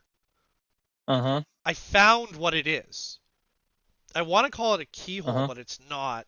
I can show you here on screen. But Please give I me a knew moment. there I'm was a not looking at the screen that's just fine. yet. Well, when you're ready, let me know. But I knew it was a thing. I knew it was. And I was like, what is this? And I was like, I knew what it was. I knew in my brain somewhere it was buried in there. But I was like, I know you can make reciprocal action out of rotary action. I love this All book. right, you'll have to. You, You can show me now. you guys, if I'm you're watching. looking for a technical book that it doesn't do the work for you, but shows you examples of things, this book is incredible. I forget. I think it's $20 on Amazon. There's no, it's not sponsored. There's no affiliate links. There's nothing like that, you know. But it was just like I It's a really, good reference. yeah, because like if you know, you know. But sometimes you need. We were talking about it yesterday in private chat. Um, I don't need to know specifics of certain things until I'm ready.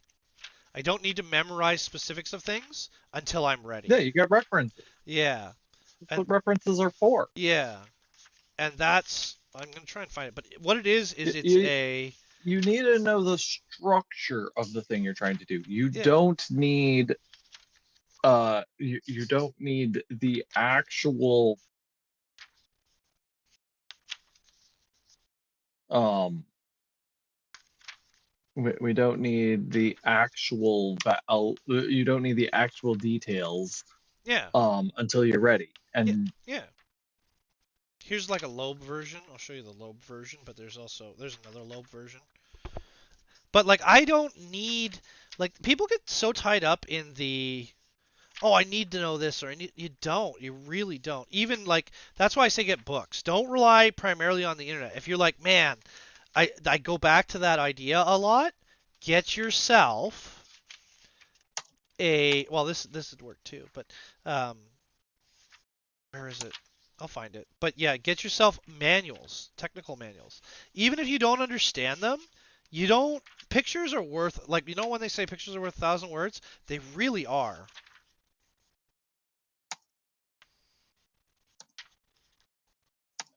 There's a bunch of different versions here, but I'm trying to find the one I need. But yeah, you'd be amused. I was like, I knew it was there, and you're like, no, no, no, you gotta do this, that, and the other. I was like, no, I'm pretty sure there's a way. Gotta find it. They got some yeah, examples here, but I think they're lobe, and lobe is not as much fun as gear. I mean, just because I don't know it, I'm not a mechanical. Well, I'm not a mechanical. I'm just a You're geek. more mechanical than I am. Just the guy that does By stuff. leaps and bounds, you are more mechanical than I am. Yeah, but if you saw these, you'd understand. They're not. It's not rocket Oh, surgery. I can follow mechanical just fine. I'm just not a mechanical. I don't do mechanical. I'm not going to. I don't know everything mechanical. I don't even pretend to know most things mechanical. I don't know. I'm not a mechanical. Doesn't mean I can't follow what they're doing. That's the the brain function that lets you do any Ah, there engineering it is. lets you follow the other specializations. Okay, so there's two versions. Okay, let me just hold this. DM. Okay. Let me just do the thing. Okay, so I just need a piece of paper or something. There we go, just so I don't lose my place. So okay, so this is a lobe depiction of it, which is a kind of more annoying. You can see it here. So this is the one where my fingers point to. It's a lobe description of it. That's kind of annoying because you need a rod with a bearing. But there's actually a mechanical system right here. 394.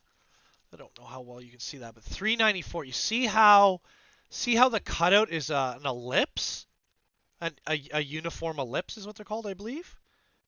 So what happens is Okay. yeah, see it drives this direction, right? It drives the top, but then Okay. it has no choice but to go around the bottom. Yeah, so it is a reciprocal. It turns rotary action into reciprocal action. But yeah, I knew Okay. there was a way. So I would call that still a cam of It a is. sort. But Yeah, sure. I'll admit. Yeah, why not? So when I said you needed a cam, I was speaking in the generic sense of you need a cam of some sort. It doesn't have to be a separate, Okay. not geared piece, but you need a cam of some sort. So you are right. You don't need it to be a separate piece, but you do need a cam of some sort in order to take a gear and turn it into linear motion. Yeah, which is we're using a cam already, but Yeah, it's and the exact nature of the cam is that there's many kinds of cam. That is perhaps also underappreciated by people who don't work with mechanics. I don't pretend to know many kinds of cam. I just know that there are many, and that They get used to do certain things. Yeah, yeah, just a thing and stuff. Okay, so then this should align in here. I gotta make this clear. I'm changing my, just so you guys know, it's when the build plate changes from that white blue color, which we're gonna change the background because it's starting to kill my eyes. But when it changes, that means I've moved it. It doesn't really matter in this situation. This should all be connected though. This all needs to be connected. This all ends up being grouped. And then, so then again, we're gonna make this like a hole. It's not, it is a hole, but it's not, right? It's just so I can see it. It makes it transparent, and it leaves the wireframe intact. So then this should be all aligned. So then what I do is, now I'm You're looking using for... it as a whole because you want to be able to see the wireframe. Yeah, that's exactly right. You're going to change it back before you're done. Yeah, it's going to end up being a solid, but there should be... So we're still alignment, but those shafts need to become longer. But there is, and then this... Remember how I was saying that we want some movement in the linkage here? So what we can do is, you'll see here, this goes back to being a solid C. So the travel you can see right now, it's already sort of wah-wah because we're interrupting. So what we want to do is we want to ungroup this. We want to take this, this, this, this, this, this, and we want to come out just a little bit like that. See, now we have clearance, although we're a little tight, so we might have to do something with this back wall, which I don't really want to do, but... Well, actually, what am I looking at here? Because I can look at the shaft orientation. Yeah, so we might have to just trim in or extend, because there's our stroke on the return. So that's the return of the cam stroke right there. See how it is? See this little gap in here? We don't want the shuttle striking the cam. That's really important. We're not worried about height because we can make up our height on the shafts. And the bushings, you say, well, why the bushings? Well, we did bushings in this, but the shafts are a little wonky. They're not perfect. So, yeah, so then we end up with that, right?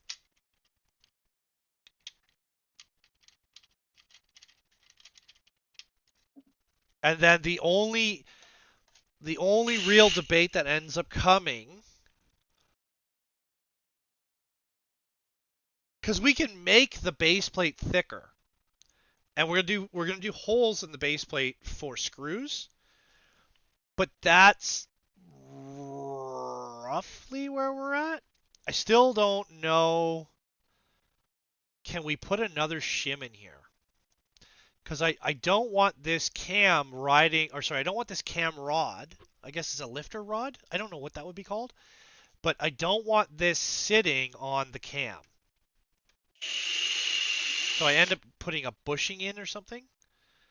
But you can see now, you can kind of see now the whole construction of it. And then the only thing that's missing is this handle, which this handle is going to be changed, of course, because we don't like this handle. But and then see what ends up happening is, do we end up putting in a third gear over here somewhere? Or moving everything over and putting another gear in? Because this large gear turning, we're going to have your hands near this cam rotation, which I don't want. That's where it's getting us. And again, this plate can be thicker. These rods have to be longer because they're just not seating enough, which I think the point was to make it thicker and then have everything just raise up and then the rods stick into the base plate better. I think that's what we were talking. And then we don't have to frame all of this outside in. The reason why this base plate is the size it is so you can attach it to a piece of plywood, be it 4mm ply, whatever you want, right? But you should be able to screw this down. We'll probably put six holes in it. Let me look at it. We'll do the well. Let me just do rough 6 holes, and then we'll talk about it. So these are like what is it? Number 4 screws, 4.5 mil, right? I believe something like that. So it ends up being a 4.5 mil. And then we come in here, and we have one there, and then we'll take this one and we'll take it over here. And what we're going to do is we actually make them parallel. Right, so they're parallel, and then we group them, and then we just center them on the plate. The reason that's like probably one of the last steps I'm going to do, but I just want to rough it out for you guys. And then we just come center like that, and then again we can measure these. Probably put these right to the edge, and then bring them in 4 mil. So then we take these holes. You can see them here. I have too much junk on the screen. Sorry, guys. Don't think I need any of that anymore. Okay, so then we take this, and then we're going to align to the outside edge, and then do this. And then what we do is we take our settings down here in the corner. You'll see there's settings, and we pick our distance. Well, we're going to go 4 mil. Let's go 5 mil. 5 mil from the edge. Boop. Right? There's 5 mil. And then, so what we can do is we take those, we can copy them, put them to this side, and then just move them in 5 mil. So we take this and it goes over 5 mil, right? And then, so we have this one's centered, right? So then these, want to make sure everything is aligned center, which it is, and then we group it. And there's our holes. But again, we're probably going to make this base plate thicker, or we might make cap points, like pinch points for these. And then, so the other thing is what ends up happening is this plate sits over this. We're in the wrong position here. This sits over like this. Because, one, you need something to support the shafts on both ends. So that comes over. We can actually center it, right? We can center that. So, there. And then what we're going to do is we're going to get rid of these pillars, because on the first design of the pillars, it worked. It's fine. It's fine. So the weakness in this was the handle and this assembly here.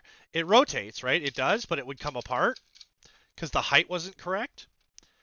The gears inside, you can see they're all like a little twisted and whatever. It's because they don't have a deep enough pocket.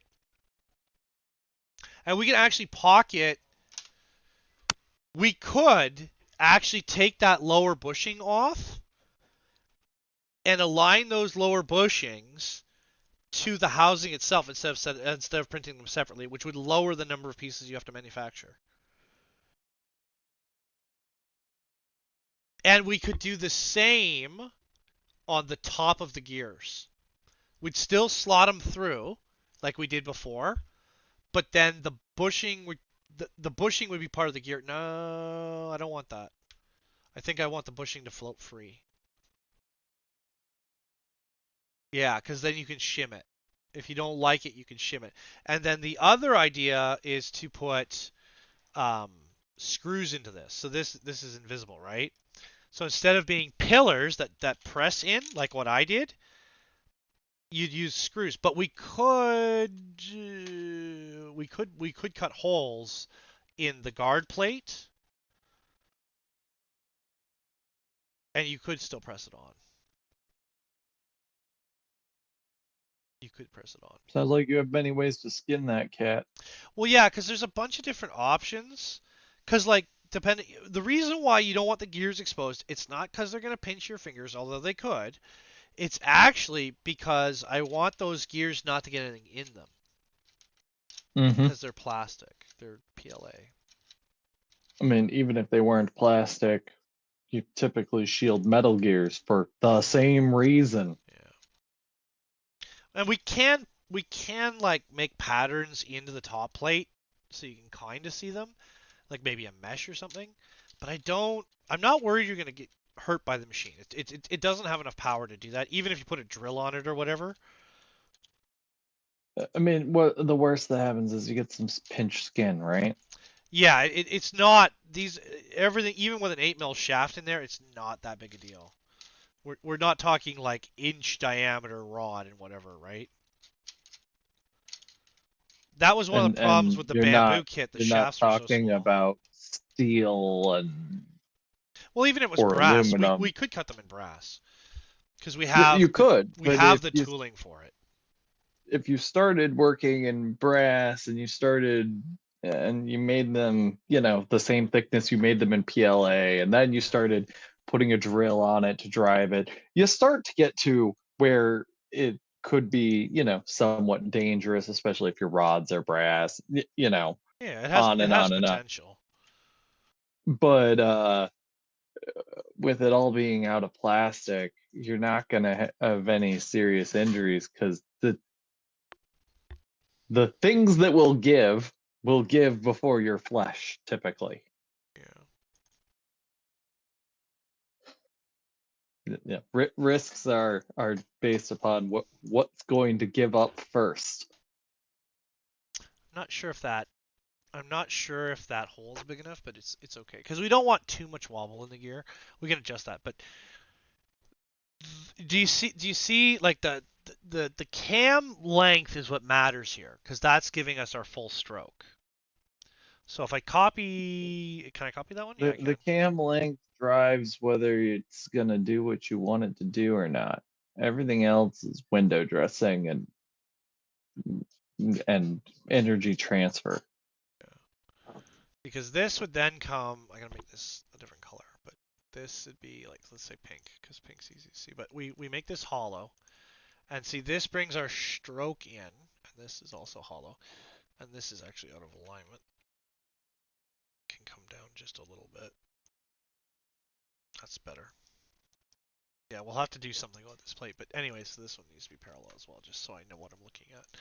But this, right, so then what happens is this one comes in until we can see the box. And then you see this one goes back to being pink. And then what I do is I take this, so I just take all of this. What I want to do is I want to bundle this. I guess I want to bundle that just as is. Bundle. And then I want to copy it. And then what I'm going to do is I'm going to take this and I can show you the full throw of the cam.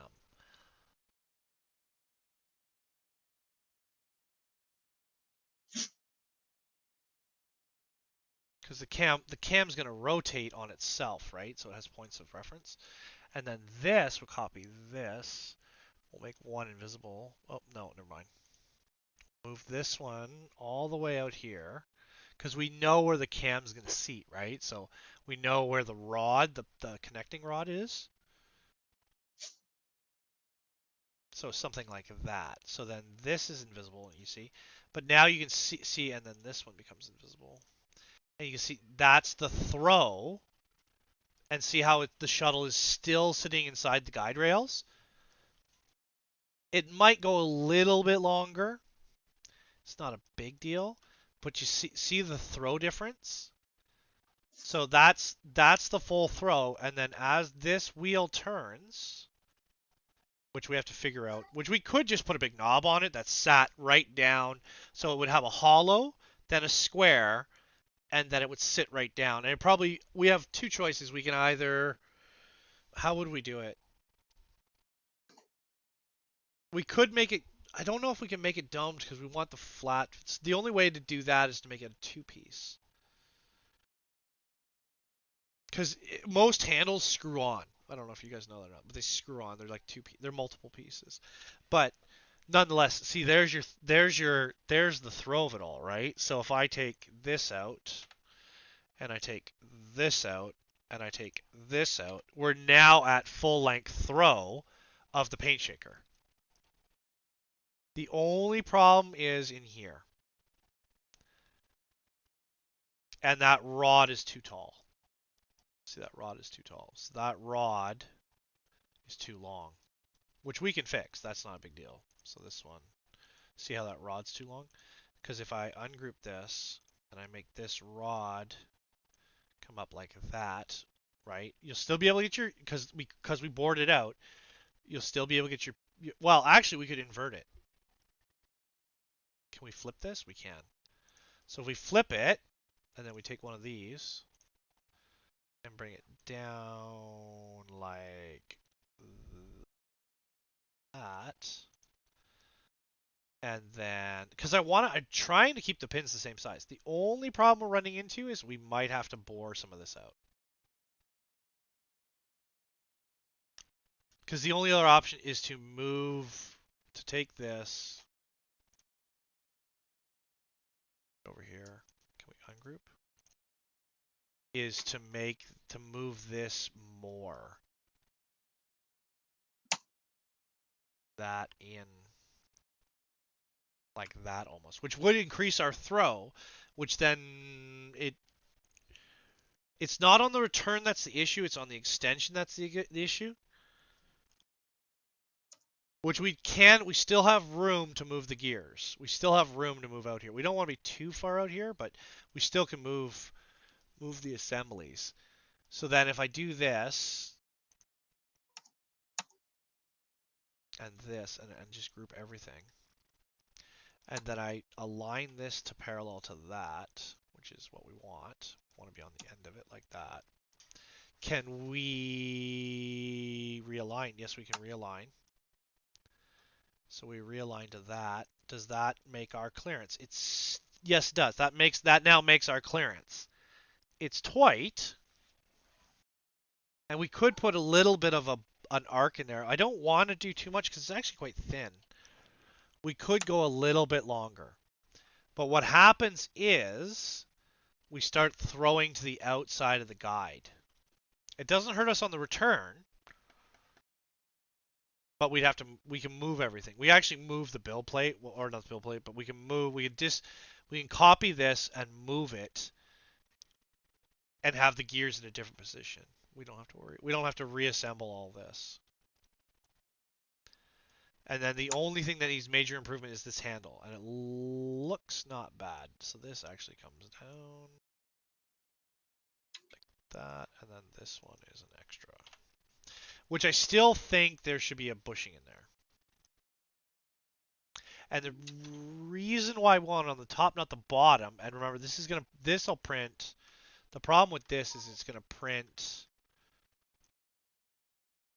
like this.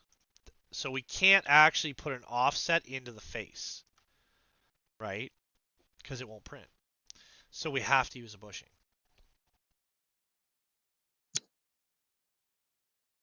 Womp womp. So, but what is our gap there? So, because really we need to adjust this. So this,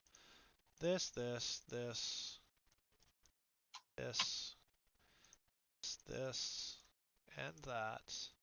Because they're slightly out of the hole right there. Which then it doesn't matter because then this we can turn this invisible, and we can still align this and move this until it aligns like that. And that's where we end up with a little bit more throw, which then means, because we don't really want it to come out of the guides, right? It's not the end of the world, but we don't really want that. I'm going to take a couple minutes to walk around and think about this, but I'd love to hear what you guys think so far. So this is what it ends up looking like. So far. I don't remember that shroud's gonna be changed. Yeah, I need a minute. Yeah, I need a minute. Alright, I'll be back in a couple minutes. Love you guys.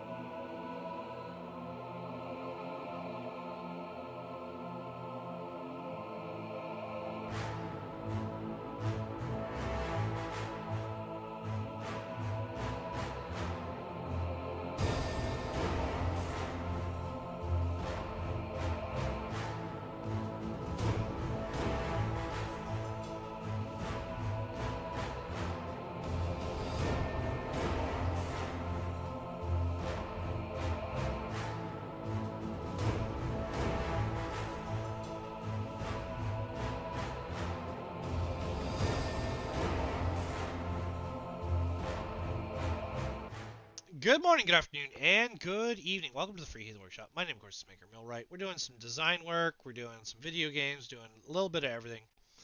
We're going to move some things around on the design. I think I'm going to move the whole... I think I'm going to move the gear assembly forward and extend the guide rails back. And I think I'm going to go up on the guide rail. Well, we have clearance in there, but this really should have a bushing in it right here. See, between this face and this face, there should be a bushing just like down here. We've got, you see there's clearance in there. The clearance, now, if it's shimmed correctly, the clearance is taken up by the slack in the gears. So you take a feeler gauge and you keep adding. And the way they're typically designed, like a shim, in this situation it wouldn't work, but in typically the shim is made, so it'd be like something like this, and then it'll have a circle in the middle of it. Let's make this 10. This will be in the center of it, and then there'll be a triangle cutout. That's the same width as the center of the... So if that's 10, so we'll figure it out here. I'll show you here in a second. So what it does though, the shim looks kind of like this, and then this rotates like this, and then this comes in until I get to about the center of that, and then it's back, because I want to be able to push it over the center of that gear. So or the center of the rod. So what I would do is cut this back until I find a center like that, and then we cut this. It'll all be, this has to be, this goes like this, and then this comes in at, oops, undo. But this would come in like this, and then this all goes on center. This goes down, and then this cuts like this, and then what happens is that shim, see how it's parallel, so and then what you do is this all becomes negative space. This is like all negative space, and then what I would do is I would group those, and then like this. Centered? Oh, it says it's centered. Okay, but even so, this would become a little bit wider. And then this into the line like this, and then what will happen is you shove this, well,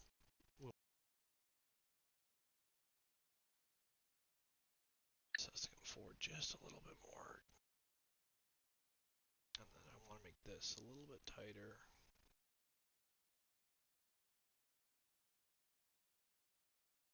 Check our centers.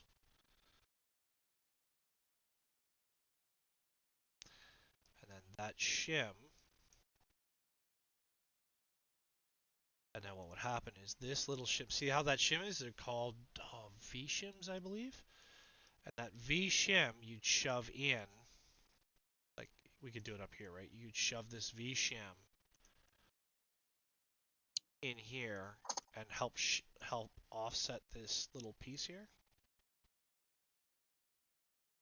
Like that. And then see, this would end up coming up, right? Like that. So on top of like that. And that, you'd have a shim in there. It just, the shim allows it to glide. Instead of eating the case, it'll eat the shim. It'll round at the shim. You guys know what witness marks are? You ever heard of witness marks? That's what clocks do. Witness marks kind of tell you where something was at one point. That shim doesn't have to be super thick or anything. Those shims can be like all the way down to like that. Like seriously. The witness marks are where you use like a marker to mark something, right? No, witness marks are well, yes and no, but witness marks in the explanation of like a clock or something is witness marks are where certain things were touching and left a mark, because nothing can be machine perfect. There's no such thing. I'll bet you even on the rocket ships they build, it's the same. It's a question of tolerances. Exactly. What one needs to remember that everything is tolerances, and tolerances are king. And if you don't respect the tolerances, you will pay for it. Yeah. Like for example, because like I said, this should probably go up here. One needs to that. See, respect their tolerance. see, there's a little hair gap in there. It's actually smaller than you think, but then this would come down, and we'd have like that, and then this would come down. This would come down like that. And see how there's just a little bit of gap on the face? Oops, wrong do. So just come down just a little bit. And then we can keep shimming, because we can keep making shims to fit in there. And we calculate using a set of calipers or a micrometer, is you calculate that gapping until it's tight. But it has to be tight, but not too tight. It's not ugga tight, which is, you know, the joke about millwrights, right? Millwrights make everything ugga tight. And then just like this would come up, see, like that. But see, we want that clearance so that this can rotate, which is why this is actually floating. This purple piece here is floating on top of that blue rod.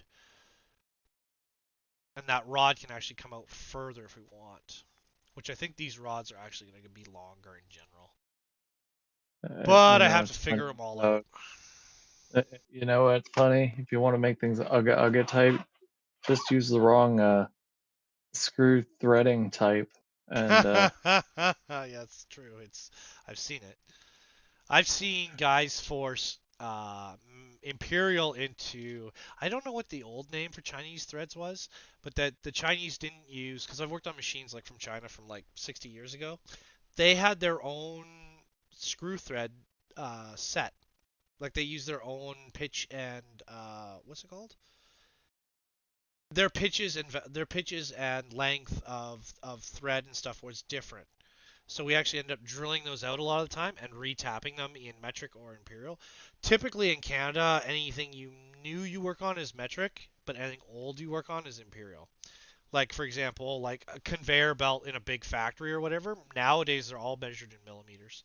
So it's like a 1500 millimeter is actually is like a 1.5 meter long conveyor belt, right? So it's 1.5 yards for you Americans. But and then that linkage, yes, it's loose, because remember, there's no bearings in this. I'm tempted to actually make a lot of this out of PETG and make all the bushings out of PLA. But yeah, I think what's going to happen is, because we want this guide to cover that, like that. That's what we want.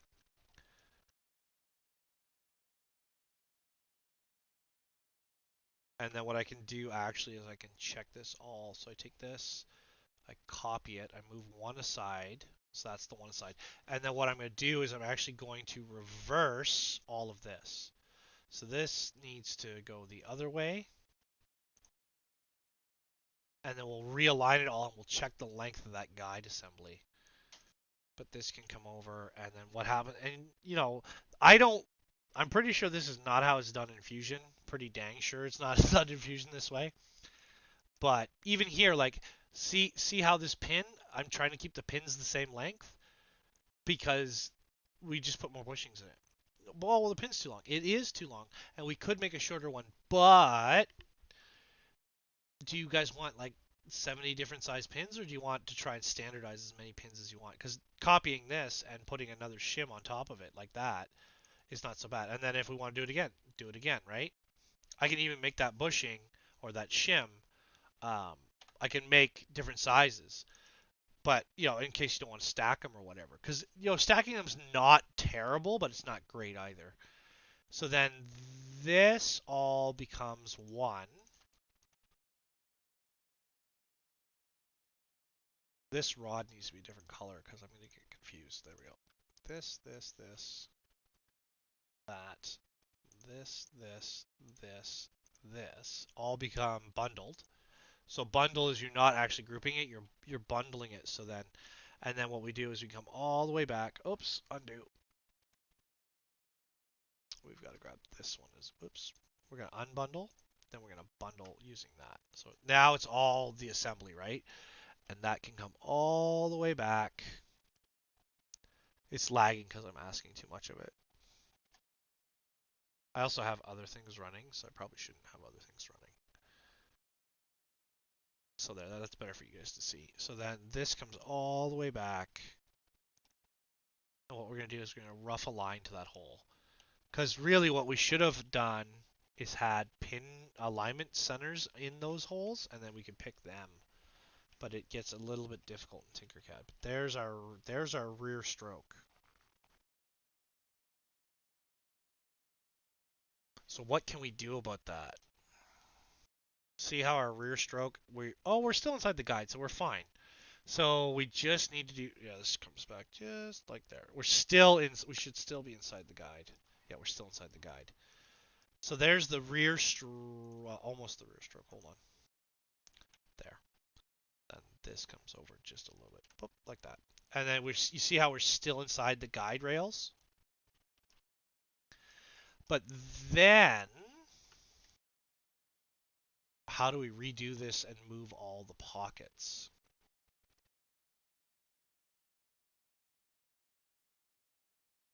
I think I know how. But that's the assembly. Like, that's what it would look like.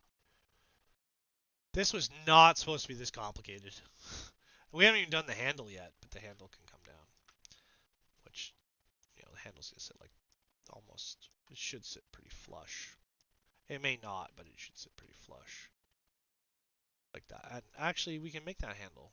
But, because the other thing was to put a third gear in over here. This isn't that complicated. It's complicated for a 3D print. It's complicated as an assembly because you're trying to do it in Tinkercad. Listen here, Mr. I don't respect Tinkercad. Hush your mouth. I am not disrespecting Tinkercad. I am suggesting that So it's being complicated by being done in Tinkercad. And then this all should be grouped. Yeah, but like anyone who can, because it's on YouTube, right? Anyone who can go and watch this on YouTube now can build this. You can build this. It's not like rocket surgery. And we don't need any more of this stuff. None of this is rocket surgery. So then that should Even rocket allow... surgery isn't rocket surgery. And then we just take this and we assemble this. I still think those shafts need to be longer. And we still need to make the housing different, but we're getting there. We're close. We're really close. So then this should all group. And then this assembly, because I know it's going to be on the edge of this, I can just bring it over. And that should pretty much align everything. It's close. So we need to move those circles back. So we can go back a step. How are we going to do that? That should align to this. So it is aligned to the outer edge. This aligns to center. But those holes are in the wrong spot. So if I keep that, I think I know how to do it. So if I go back one step, I ungroup these. I'll put these back into the plate because they don't matter. We can deal with them later. But these are separate. So this, is that centered? Yeah, so if we ungroup this, that is aligned, correct? That is aligned. So this plate goes to the back of this, yes? Yes. So then that means the new alignment. Yes, I think I understand. This should align to that. And then, yeah, that's exactly what I want. Okay, so then is that gear? Okay, so then this aligns to the center of that gear. That moves that. We got it. Okay, so that moves everything bare minimum. That's like the bare minimum we can do.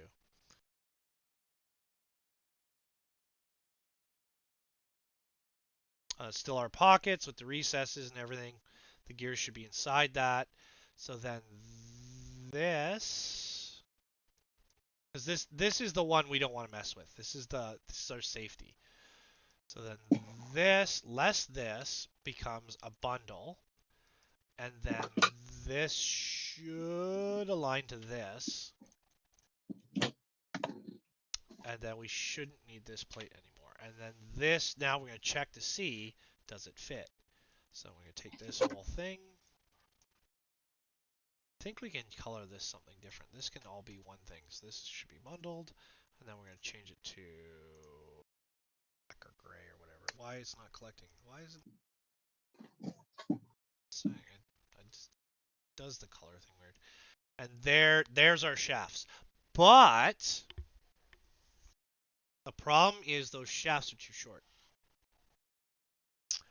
which we can work around. We can fix that. She also said that. Say again? She also said that. Ah. Those shafts are too short.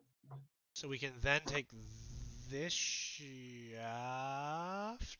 Nope. We gotta leave that one because that's gonna be our alignment. So we're gonna copy this one. We can take this shaft as also something she said. And then we can ungroup this, and we can take this, and we can go down to the build plate, and then we can elongate this back up. So what's this look like? Yeah, so it's still touching. Is this still touching? So this and this should be correct. Ah, but it's not. See how little is touching? We don't want that. We could even taper these, but this will come up like that. And then that should give us the cylinders we want. Is this round? It is. Okay. So that groups. We'll leave that one yellow. And then this one in here, we'll get this one right here. This is the one we want. Is that? That has to be, yes, it has to be ungrouped, ungroup. Select that, select this again. There's our shaft. That's exactly what we want. Now, the reason why it matters what we're doing is because we don't want to move the alignment keys. So it was floating originally, but I don't think it's going to be a problem. I think it'll be okay with the shims offsetting. So this now ungroups. And then this comes down, and you see how there's a gap in there? We don't want that. See the gap between the block and the... So this can come up like that, and then we double check it by checking this. Now, this is all like vibe designing. I'm sure that if you drew this, it would be more impressive, but we're not worried about that. And then what we're going to do is make that a solid again. We'll check to make sure those are all aligned correctly. Do whatever I just did. Then we align. Are we center on center? We are center on center because the shaft has to be centered. You can do, there's a term for offset keys. I forget what it's called, but you can do it. It is possible. And then we're going to make this orange. Yeah, you offset the keying both on the gear and the shaft such that it's centered when you're turning. The center of turning is the same. It becomes an orientation relative to the force, not the shaft itself. It's relative to the force of it. And then we can get rid of this one now, and we can put this one back inside typically the center only of the gear. does that when they're doing a bunch of different gears and they want to make sure that it can only be assembled one way. Correct. You don't see it very often, but it is a thing. They do like normally you would take a shaft and you take a keyway cutter and you put it on the end of the shaft and you cut a slot. And typically these days they'll do, I think it's a Wilson. I have to go look. I think it's a Wilson's key or a square key. And I've seen square keys that are tapered, which is weird. But then what you do is, so typically the shaft will either be flat, and then the gear itself is cut into a half moon key. Sorry, half moon key. There it is. And they used to cut half moon keys into shafts, but they don't really do that anymore because it's annoying. Because if the key starts to turn, but normally the way it is there's a shaft, there's a gear, and there's something that goes between the two of them. And what happens is the shaft will have a slot cut in it, and the gear will have a slot cut in it, and then you push the two together. And then there's a bunch of different ways to do it because there's what's known as a locking key, or a cone key. Is it a cone key? I'd have to get my book. But what it is you put a collar goes on the shaft, then the gear goes on the collar, and then there's a nut that then threads on to that collar, and it pulls it into position. And yes, you can over tighten it, you can under tighten it. That's typically done with bearings. And the way, because bearings have a slop in them, so as you compress the bearing, as you stretch the inside, that you have to make sure you use a feeler gauge, and it goes around the ball inside the race, and you can tell how tight it is by the gapping in the race. Yeah. And that's normally done on bigger shafts. And you pound those you pound those ones on. So it's like it turns, and it doesn't want to turn anymore, and you whack it, you get your feeler gauge, check the clearance in the bearing, whack it, and so on. Yeah. And that's typically how it's done. Yeah, and I'm guessing you whack it because it's while you're tightening it, there can be unevenness where things get stuck. It gets tight. Right. But as because remember gets that tight cone, and you're pushing your that bearing bearings onto the can- cone. So as you push that bearing onto that cone, bearings can get stuck. they don't necessarily get stuck. It's you're trying to stretch metal, is what you're trying to do. Yeah, Not a lot. Yeah, I understand. You know, But what I'm tens saying of is, thousands, but as there's the bearings have a gap between them, right? well, so the way a bearing works is you have the outer race, the ball bearings, a cage on the ball bearings, and then an inner race. This is not for you. Well, this is for people following along. Inside, between the outer race and the inner race, so the top and the bottom, the ball bearings are in there. But there's space in there because you're going to stretch that inner. You're going to basically compress. Well, it depends on how you look at it. You're stretching the inner race to get it fit tighter on those balls. And it can. Steel's very stretchable, if you guys don't know. It does stretch quite a bit. So what happens is that collar, so you push the bearing onto the collar, and it'll only go so far. Then when that nut comes on, that nut forces the inner race deeper, and the whole thing moves with it. And you're only talking tens of thousands of an inch here. Like, it's really small, like human hair size, okay? So like small, like between 4 and 8 thou. And the way you're finding if the bearing is in the right alignment or not is with a feeler gauge, which is a very fine piece of spring steel metal, and they come in different thicknesses. And you're trying, because the bearing manufacturer will say, oh, well, a proper set bearing, the gap between the inner race or the outer race and the ball is 0.0012. And that's what you're trying to find with the feeler gauge. Yeah. Right. And I'm saying as you compress it before you whack it, because of the friction between the top race and the bottom race, your bearings could be bunched up because there was gaps between them. No. It's no, because the sleeve that you're tightening onto, the cone sleeve, it's pushing on the inner race in all directions. So what happens is that inner race is compressing or stretching, but compressing the balls. And the reason, so what happens is the steel is stronger than my hands. So I can turn that nut on to a certain point. Well, that's not good enough. So then you got to turn that nut some more to get it to sit right. That's all. Yeah, but but to measure, when you go to put the feeler gauge in, the friction between things They aren't in their final alignment when you turn, because the friction's going to keep them where they were when you started before they started compressing.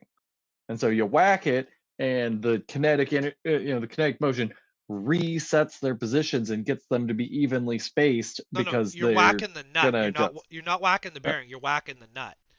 But the nut, like I say, the nut is putting so much.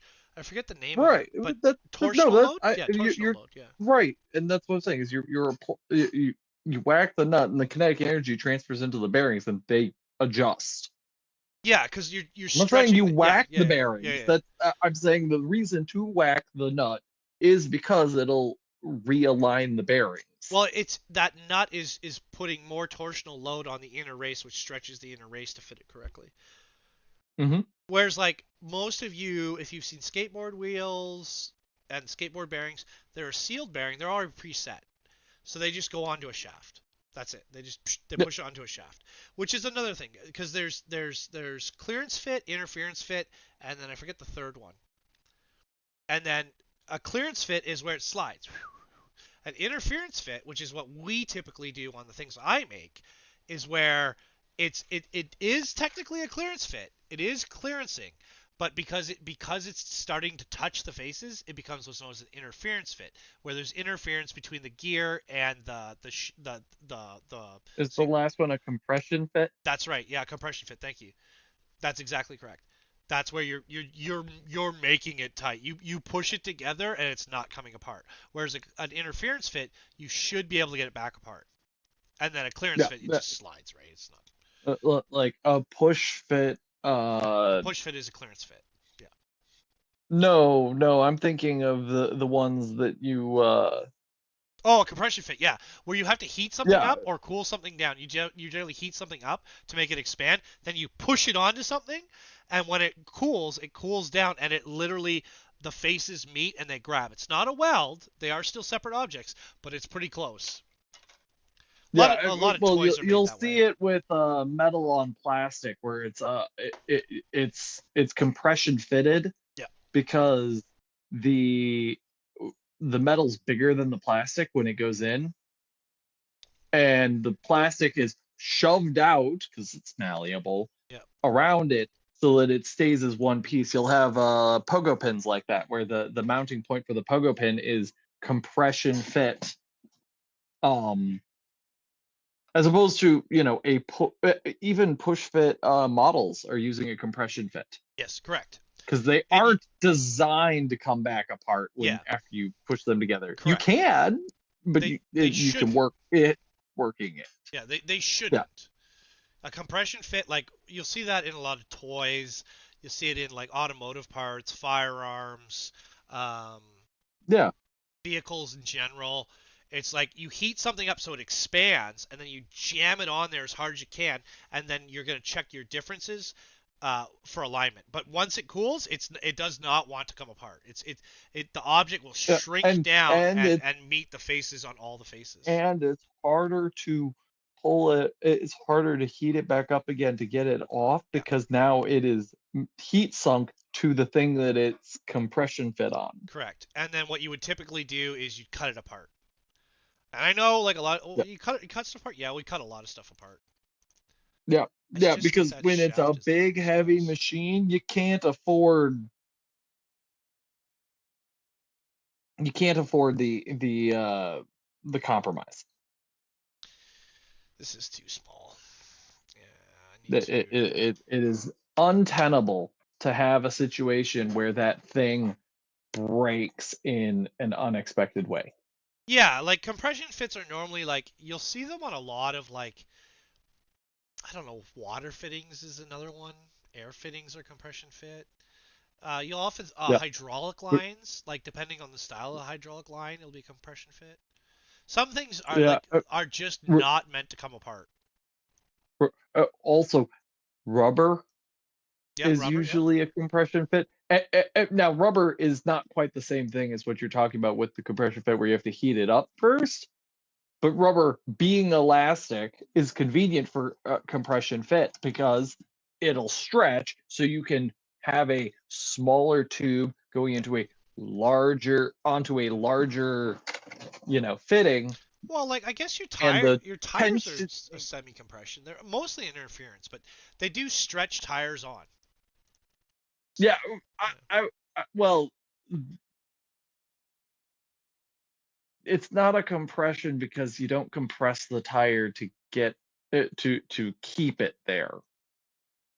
It's an interference fit because it's Yeah, I'm I mean, I trying guess to it's find an compressing. easy way to explain it, but Tires are not a good yeah, example yeah. He's right. They're because not. tires have too many things going on. Yeah, let's put it this way. Okay, so you have your hose for your house, and you screw that on. That's an That's interference fit. interference. Yeah. However, if you've ever looked at any hydraulics on, the hydraulics for a earth mover, those are compression fit because that tube that the hydraulics are running in is fit over a fitting. And yes, there are some clamps there to keep it there, but why it's hydraulic tight is compression of the rubber onto the fitting. Yeah. It's hard to because a lot of things that you guys see, we'd have to take some pictures of stuff and I can explain it. But it's in A an lot of average things we person. see are not ever designed to be taken apart by the user, and or they are designed to be taken apart by the user, and therefore don't use the same techniques that heavier duty machines do. Yeah, I can agree with that. Because the heavy duty machines are not designed to be touched by Like a lot of the mere tools, mortals. yeah, a lot of tools I use, you guys would never see. And I'm not trying to be like, oh, I'm better. No, it's But just you just wouldn't see them.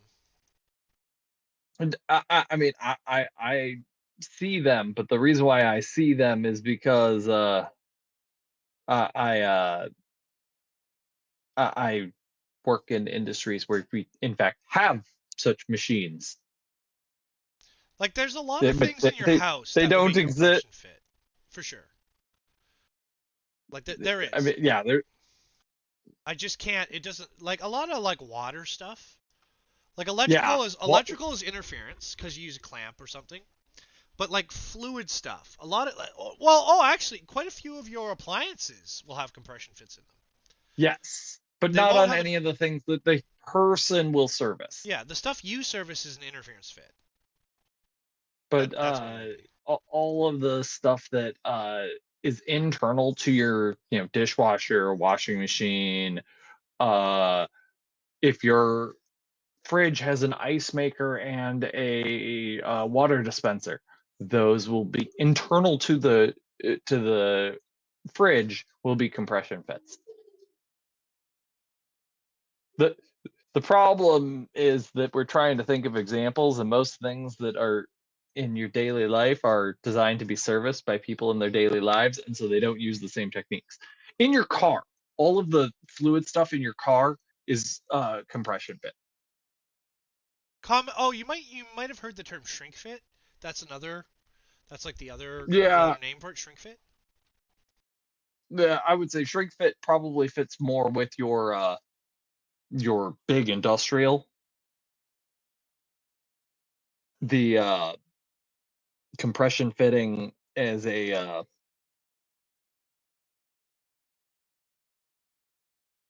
as in daily life is going to be not heat cooling type thing.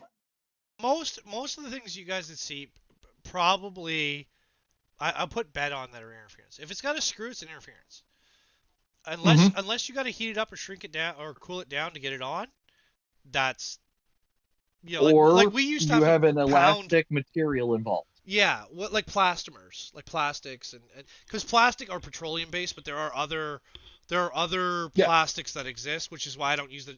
You'll hear me use the term thermodynamic polymer, because like the stuff we use with desktop printing is not plastic. Plastics are not petroleum based necessarily. Their plastic is describing a category. It's like glass. It's describing a type of material that has certain properties.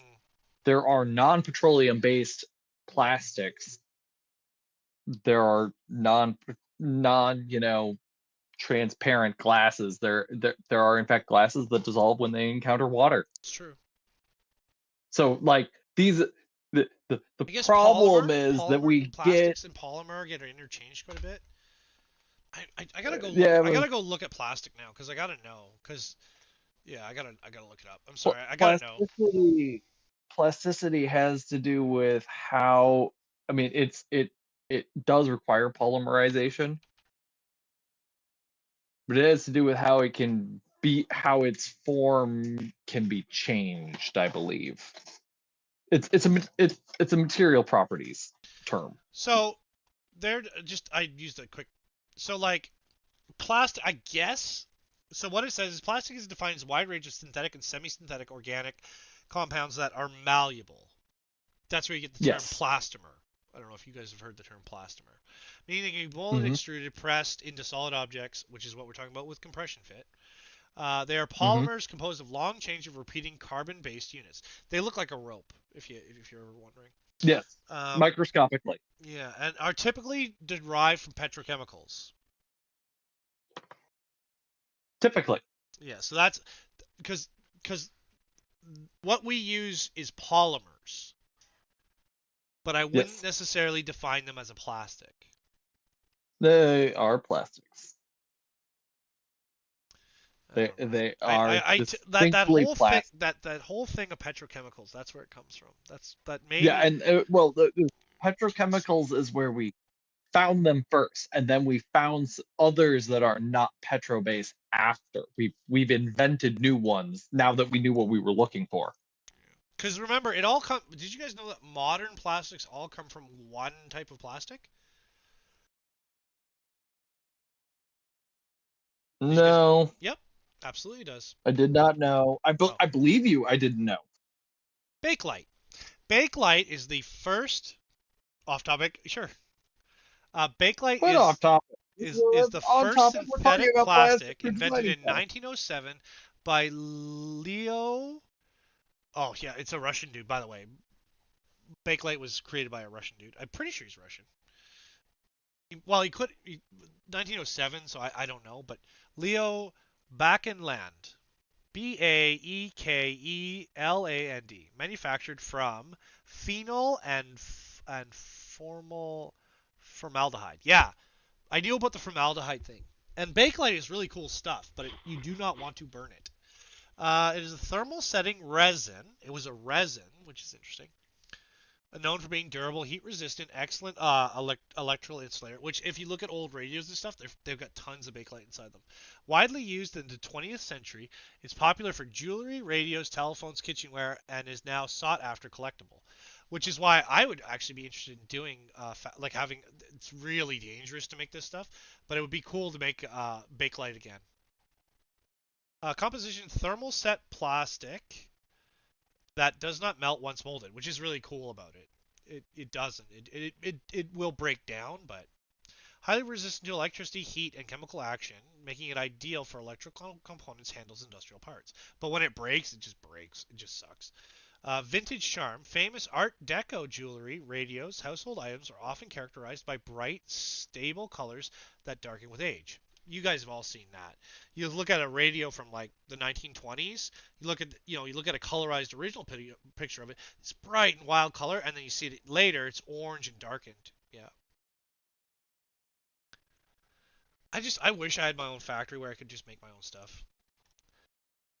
Because I think Bakelite's it wouldn't be one factory. That's the only problem. Well, it'd be one factory with multiple departments. I think you'd run out of room too quickly. Well, yeah, considering like randomly when I just want to make something, yeah.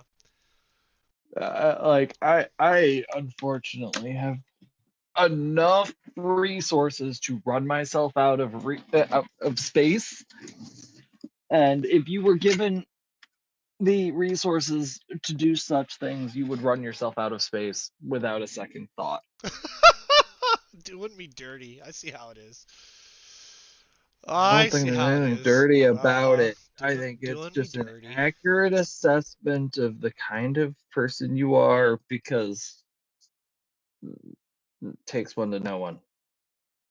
We're doing screw holes now. But yeah, like technology fascinates me. I know, it's not the most interesting thing in the world, but it is to me. What are we doing? Well, let's do the handle Disagree first. that it's not the most interesting thing in the world. So we can do this with lobes. We just have to make sure it's flat on top. I think this that looks awesome. technology is the most making cool things is the most interesting thing in the world. That's why I have the job I do, why I do the things I do. Does this need a this probably needs to be pocketed, I think. Which we could do. So we can actually make this shaft bigger. So this is, well, we figured this out. What was it? 8? This is 8, right? This is it here, right? So yeah, so it's 8. So if we make a 10 mil, oh, it is 10. Maybe make it 12. Okay, so we'll ungroup this. That little square in there is what we need. Whatever we're doing with this handle, we need this square. This square is the square that matches to the top of this shaft. So you can turn it, right? Instead of using, like, we could do a half moon. Well, we can do a half moon. That's pretty cool. Show you how to do that. I think a square is more robust.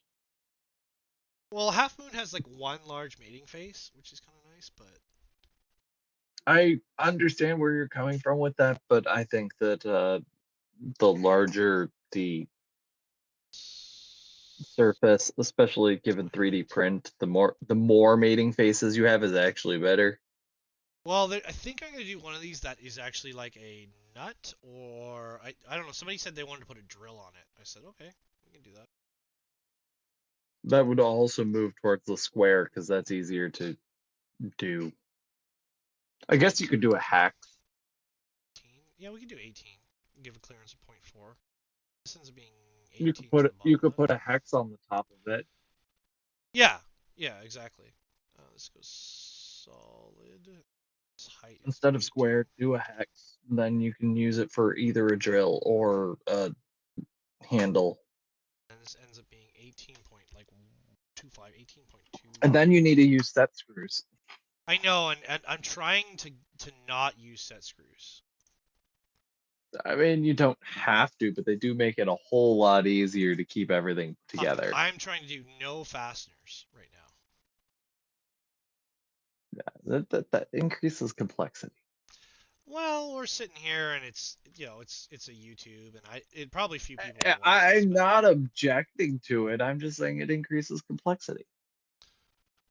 It's a truthful observation. Make something overcomplicated? Never. It's like, sir, me make something overcomplicated? I think not. 2.5, yeah, negative. So that I think that's not a necessity. We're born to make things overcomplicated, forced to make things simpler for other people. That's true. I don't want to do I would like to do a cone, because a cone's not terrible, but I don't think we're gonna make. And then so we need to do a bore on this, but we're gonna figure out the bore here in a second, because I have to figure Born to complicate things, forced to simplify. Yeah, there you go. That's true. It's true. And then this wheel, because we can raise the height and lower the height of this wheel. Right now we're going to be floating. We're going to go up 0.4 from the build plate, because we're going to have it shoved down on a rod or something. I'm not sure which. But this wheel, because we want this wheel to be taller than this. Because this turning part, I want this nowhere near your hands. And the idea, I could close that. Because you don't want to smack your hand with the thing as you're turning it. Exactly. So it's still a debate if we put another gear on it, which we can do. It's not a big deal. We can do that. Because we just move everything. We move all of the assemblies, and then we move the holes. Yeah, you could put an even bigger gear in the middle just as an interface. Yeah, like we could have a medium-sized gear, a really large one there, and then a small one here. I'd have to do all the math, because like when you change gears without... No, it won't matter, because the intermediate gear is not going to affect the gear. Yeah, it doesn't matter. Yeah, the transfer gear doesn't matter. If you have two of them, it matters. If you only have one, it doesn't matter. Yeah. Odd number, The only thing the it middle does gear is never matters. Yeah. So if you have 5 gears, one here, one here, one here, one here, and one here, these 3 in the middle don't matter. It's just these ones out here. They match. It just transfers. It's a ton of energy loss, but if you have 5. Yeah. But if you only have 3, you're not gonna lose much energy, Yeah. and you're gonna That's get the advantage of that's how this one works. it being. That's how this works. You're gonna get the advantage of it being increasing the distance. Like, yeah, because that's the only thing is I'm not sure. I'm on the fence about it, which is not. It's not that big. Trust me, it's not that big a deal to add another gear. But the way this works is you see there's a large gear, a small gear, and a smaller gear. So there's a small and then a smaller. So this one's bigger than the middle one. That middle gear, all it does is transfer energy from this large wheel to this wheel, but it changes the direction. See, the third gear, odd gears change the direction back to the original direction. So if you have 2 gears, one turns this way, the other one turns this way. So if you're turning clockwise and you want to go counterclockwise, you put a gear. If you put a third gear in, the Then third they gear goes all counterclockwise. move the same way. Then the third gear turns clockwise. So the first gear turns clockwise, the second gear turns counterclockwise, the third gear turns clockwise. Which is why when you throw the arm on this, instead of the arm throwing that way, it throws in the same direction of the force. See? Yep. Yeah, that's how it works. It's not rocket science. This is like old Millwright crap, which is probably why I understand it. I can't say I remember doing anything like this, but I can definitely say I remember some of this. You don't have to have done something like it to have seen it on a machine once and therefore know how it works. Yeah, I don't know. I can't really say, but I can say that I enjoy doing it. Does that count? I mean, there's lots of times where we put we see these things. Whether we recognize that we're seeing them at the time is another question. Yeah, I can't say I remember like working on anything like this. Like I can't say. I don't remember. But I can say it's very familiar to me. Like all of this, everything I'm doing, it's super familiar. I can't. It's even like when I knew about that gear that creates reciprocal action. I can't say I've ever seen that, but I can say I don't remember it, but I know that it's a thing. It rings a bell. It's familiar. Maybe it was in a museum once. Yeah, I don't know. But I can say that I knew what it was. I know Chicago's Museum of Science and Industry has a lot of these mechanisms as just an exhibit. Don't do that to me, man. I saw the one in London. Don't do that to me. Chicago's Museum of Science and Industry. Chicago's is amazing. And it's an old industrial city too, because it's on the Great Lakes. No, our Museum of Science and Industry is baller. It makes it hard to go to museums outside of after Chicago. After having lived in Chicago and been to those museums, it makes it hard to go to other cities' museums because the Chicago museums are so top notch that I've just kind of gotten used to that level of exhibit. And Chicago has money, Yeah. And so most places, their museum's budget is more modest, and I end up going, oh. Yeah, I'll give you that because like Chicago does seem like a really like I'm a big fan of Chicago. If you guys don't know, I think Chicago's. I'm not a big fan of Chicago for Chicago's sake, but their museums are pretty top notch. Dude, I don't see. I used to think Batman lived in Chicago. Like Gotham was based on Chicago. Everyone keeps telling me it's not, but I thought for sure it was. Because all I the seem to Art recall Deco that being buildings, true. right? I mean, we have Swear. actually Art Deco is more of a New York thing than a Chicago thing. No, because Chicago is all the more. Chicago built the Chicago skyscrapers are all Art Deco. I don't think so. Am I getting it wrong? I could be getting it wrong. The Empire State Building is Art Deco, and that's New York. Oh, okay, then maybe I'm getting it wrong. But Chicago has. I think Chicago is closer to Batman because of the architecture style. And like while Gotham has Art Deco, sure. The feel of the city in Gotham while there's Art Deco is present is not nearly as defining as the other parts of the city, and the other parts of the city are much more Chicago looking than New York looking, Yeah, that's what like I the trains thought. and whatnot. This is 10. This So is we'll what's I don't know. half of 35 It is 15, it's and not comic books are not 77. really my thing.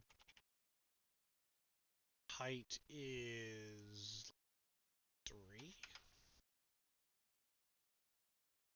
Not tall enough to ride to be on this ride. I'm just trying to put like a little bit of taste into this, and it should print without supports. I'm making jokes. So I think that's all right. I think that's the new handle. Height is not tall enough to be on this ride, that's for sure. I think I might have to make it longer. So then this I don't need anymore. This should magnetize, yep, like that, and then I need to come up 0.4. Come up 0.4, which gives me the clearance. And that wheel, so this one's no good. This comes over like this, and then a line. See, it's too short. Too short, I gotta make it taller. So this goes in here like this. Get taller, bro. See how it's, you can see how it's, I don't mind it traveling over the mechanism, but the shaft is too short. So what I'm gonna do is take this back, take this apart. And what I'm gonna do is I'm actually gonna bring this up. Take all of these flower petals, or handle petals, whatever you want to call them. It's the center bore.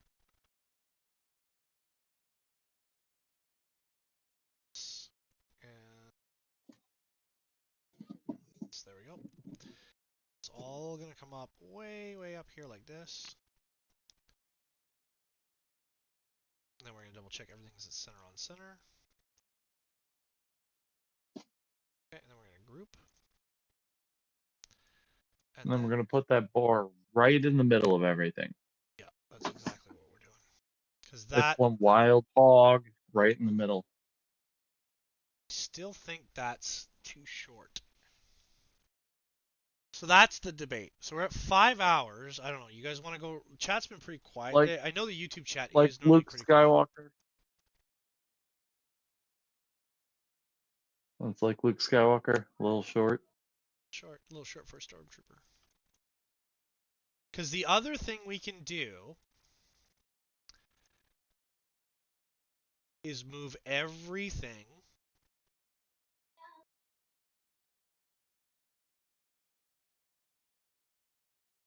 over and reset the gear pockets. Because the gear pockets on the shroud don't matter. Well, they do, but they're not going to move because they're going to always be aligned center to this assembly.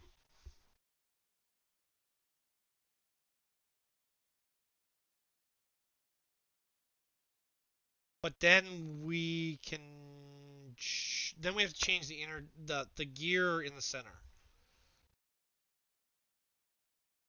Because we want the large gear on, we want the drive gear to be as big as possible.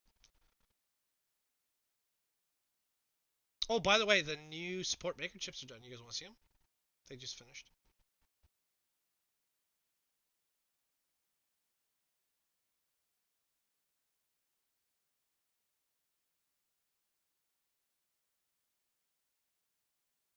Because, see, what ends up happening is we take everything,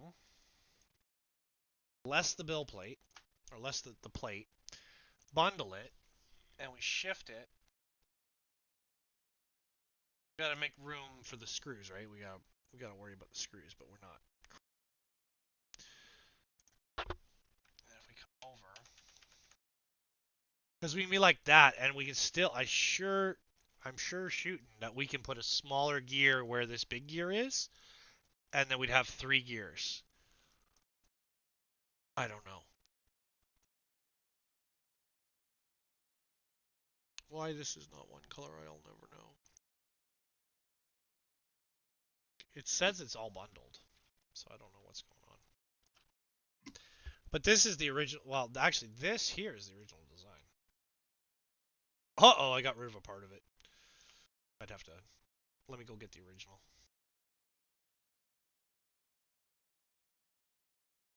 This is the original.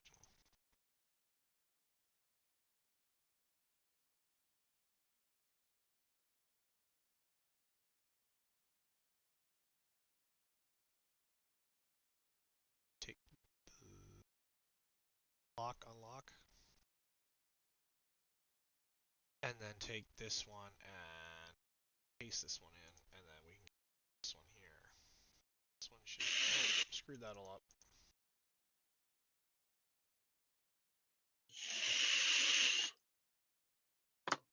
This can go over here. We don't need this anymore. We'll paste this one in. So this is the original. This is the iteration. Oops. This is the iteration version. Why is this not bundled? Bundle. So this is the iteration where we started messing with stuff. And you see we rebuilt the cam assembly. We put a lobe on it instead of a full circle. We're starting to work on the turn handle and stuff. The turn handle actually sits down over the shaft so that you don't have the shear point that this one had. So there's the linkage. There's the gears, the shaft length. But this one here is the original. This is the iteration. And this is what we're looking at. And I think what we end up doing is we end up changing, because this gear, as long as it meshes, so we can just ungroup this. This gear right here, as long as this gear, we keep the mesh pattern, which I can show you. But as long as we keep the mesh pattern to this gear, this little blue guy, the third gear doesn't matter. But basically what I want to do, playing with fire doing this, hold on. I'm going to copy all of this and keep it just in case. It's not really necessary. My concern is the fingers on this cam. Is this cam? Yeah. This cam concerns me. The other problem here is that it's hard to free spin your shaker the way you have it designed. You'd need a handle that's slotted into the top. What do you mean? Because when you're shaking paint, you kind of, right now I have to finger spin it every time I want to make a rotation. This mimics this action. Let me show you. So this has got a ball bearing in it. This is what it's doing. That's what it's doing. That's all it's doing. The bend is because I'm human. I don't have a straight arm, but that's, and you can kind of right. No. I'm saying how you drive it when you rotate that, because of how you have it assembled.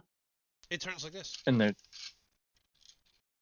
right, yeah. But I have to put my hand on it, right, and turn it. Yeah, that's why it has to be up here.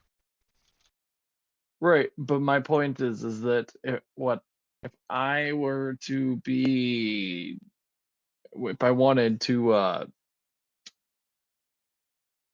I would want it to be something where I could, move a crank, have a crank handle. I would just move the crank handle around in a circle with my arm, and I would have continuous motion instead of doing essentially one or a half turn at a time. to shake the paint.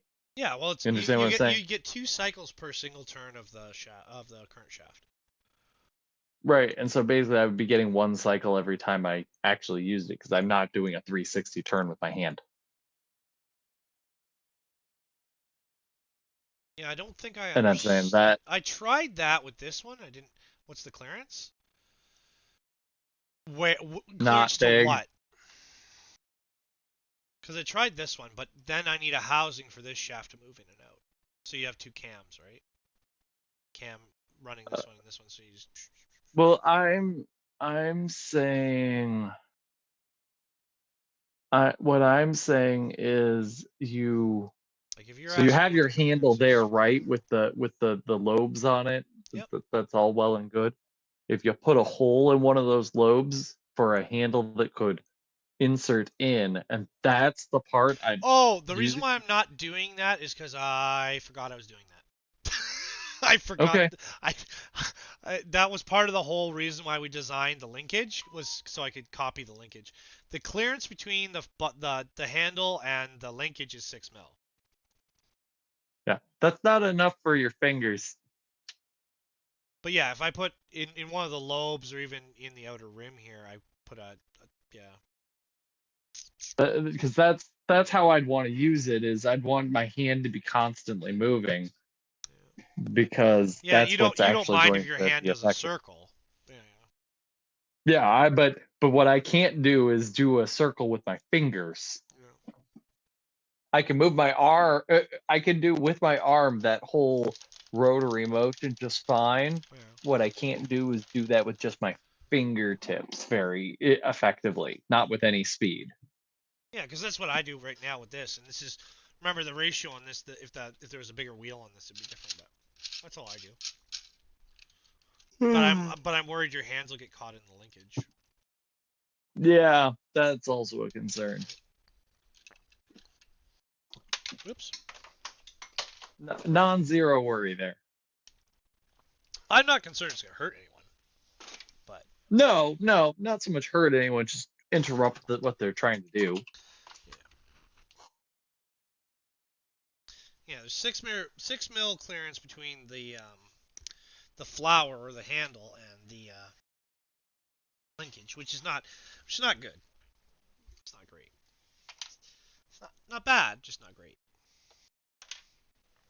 Yeah, because I believe that's what I was doing with this one. Not bad. It's break time again too.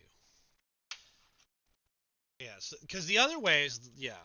So what is being asked for. I feel like I made a valid suggestion here. That yeah, you can make all the valid suggestions you want. Until I do it, it means nothing. Yeah. So what is I being mean, requested is it's highlighting the design issue that the user will experience.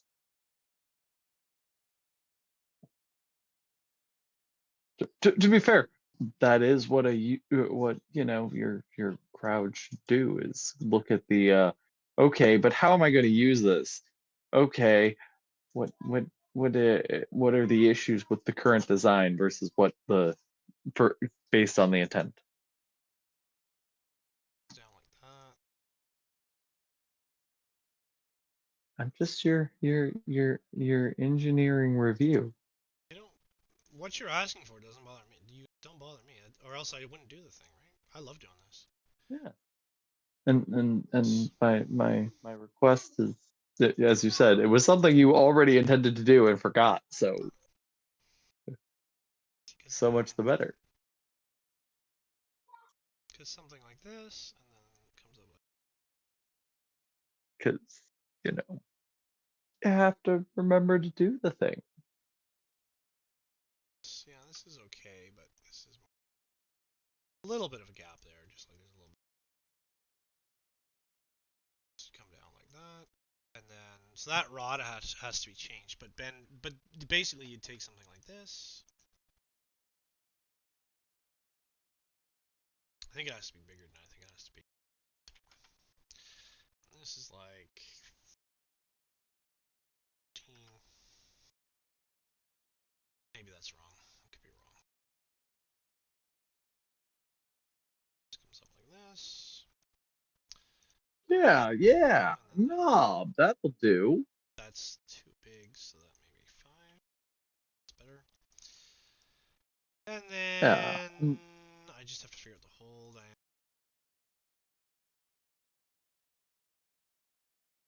Yeah, I was gonna do this. This is like one of the things I had planned. Then we're in alignment. And then I can put holes through the whole thing.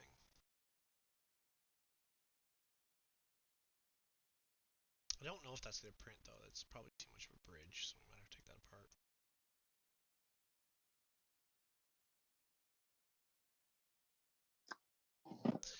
But then, so what's this? So well, this ends up looking like this.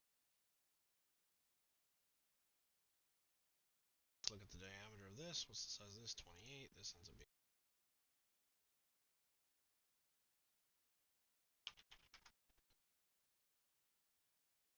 And one of the things we're trying to do is like really limit supports in any way physically possible. This comes down. And this will print in the vertical, right? Lower the hole and raise the height. What do you mean? So what I'm gonna do here, I'll show you in a second. I just can't remember what size those dowels are.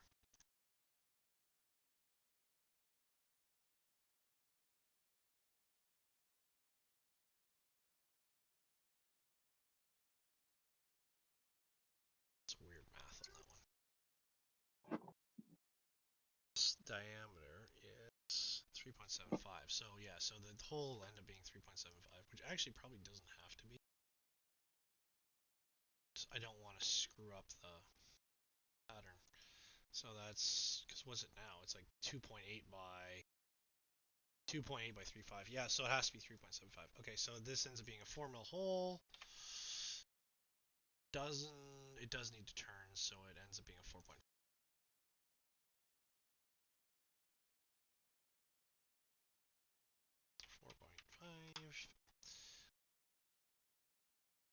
So all can get out of the way. Oh, right. Oh, you mean this part? Yeah. It's just because that bridging, that center bridging, it won't make that difference. What I can do is I can actually make that pocket. I'll make that pocket the same, but it'll go more down into the shaft maybe or something. I don't know. We'll look at it. But then I think I want this to go align. So I want all this on center. So this here is cool. This will get messed with. This and this need to align. So center. So then I take this. And I can kind of figure out like out here. And then this can come up so I can see it, right? This comes down a little bit. That. I do this. I bring it across. I could do the math correctly. Slacker. We just group them. And then we copy them. It's there. See? And then that gives us our holes, right? And the should still be the same. Yeah, the core is still the same. So see, it goes down.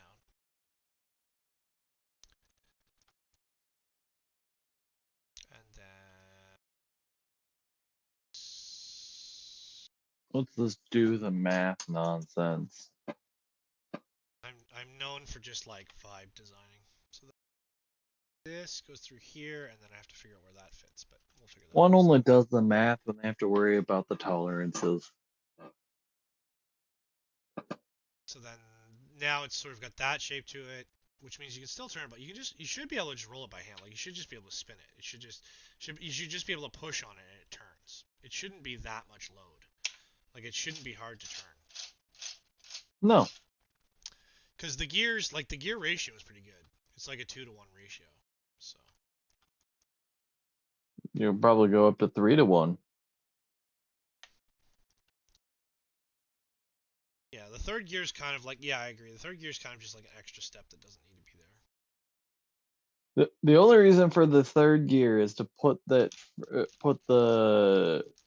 moving part further away from your handle. Yeah, the idea is to move the third gear would move the cam away from your hands. That's the only reason for it.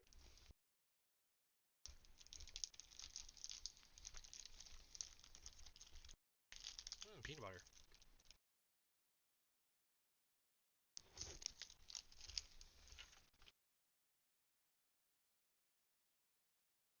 And then this.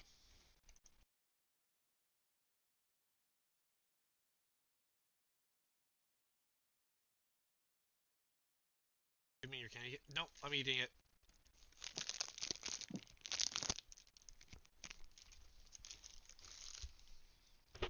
I need a lot of calories when I do this, or else I get all burnt out. Brains need calories to function. I eat a lot of calories when I'm doing this stuff.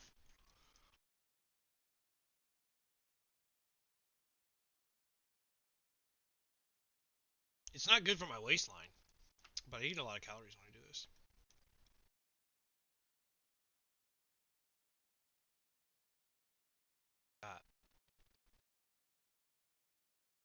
Which I guess I could make this just a lobe.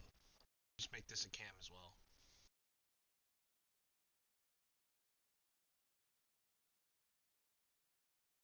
I need a few minutes. I'll be back. But that's you know, I make stuff and do things. So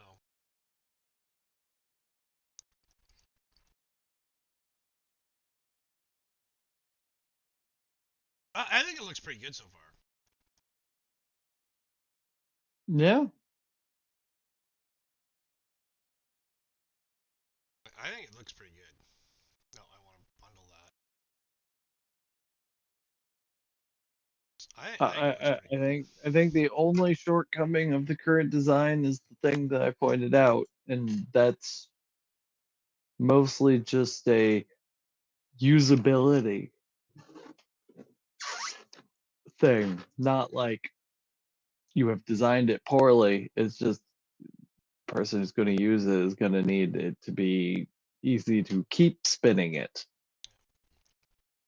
Well, and with the new linkage, you can hold it sideways. So you'll be able to do this. Hold it sideways and turn it around. Yep. Because with the new linkage uses filament as like a wire. So you'll be able to do it sideways, right? Cotter pins. Well, it's not a cotter pin because a cotter pin is very specific, but yeah, it's wire. All right, guys, I'll be back in a few. It's serving the same function.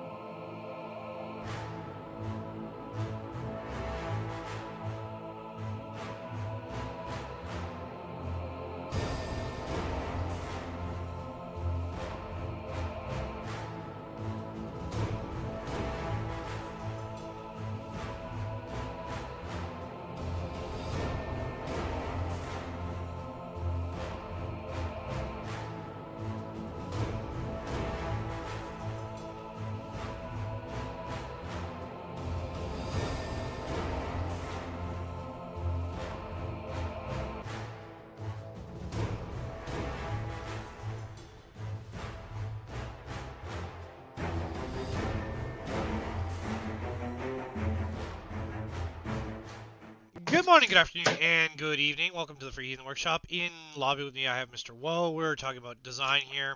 I think we're going to leave it at that. I'm getting really sore, but I think if you follow along in the stream today, you can see how I've come to the position and the reasoning behind the things I've done. I still not super excited with these pins, but I want to keep the pins the same size, so we might have to do more bushings or something. But we could even do a bushing internally if we had to, because dual extrusion, although I don't expect you all to have dual extrusion, nor do I want you to use it on your single extrusion multicolor machine, right? Printer news. They released the canvas for the Centauri Carbon 1. Yeah. So you can multicolor print now with your Centauri Carbon 1. Yeah, and it was cheap too. Was it Joel telling? Like or Uncle 50 Jesse? bucks. Yeah. It's like 50 bucks. I was like, well, shit. I might for 50 bucks. For 50 bucks, I might have to just do that because 50 bucks is. I'm gonna say 50 bucks for multicolor printing is distinctly a inexpensive amount to have that capability from. So remember how I was talking earlier? We did some of the chips. I wasn't really into what was going on with them. I don't know what happened with the Artisan. It was a little bit sloppy for some reason. These are fine, but they're not as nice as I would like. And then I did a new version. Well, I ran them on the bamboo, and they're still a little sloppy on top for some reason. We could try ironing, maybe. I don't know. But this is what we ended up with. So that holographic shine is because of the build plate that's specifically on that machine. But we made a few more of those, so they're okay. So maybe they just ended up getting put onto the bamboo. But we got some extras here. Those will go to who needs them in the community for the event. I'm tempted to release the blank without tribe written on the back. I don't really release maker chips, but I am tempted. The other sort of idea was to put the QR code of whatever channel you're supporting on there. So that can be done in the K2 Kevin format by importing these. But I thought those came out nice, and I like the color too. But we're gonna do some. We got purple and yellow going on tonight to finish up a nameplate. I'll be doing that after stream. But these turned out nice. I still don't understand why they're rough on the top. They shouldn't be. But it is what it is. I think that's why they made the smoothing tool. Rates.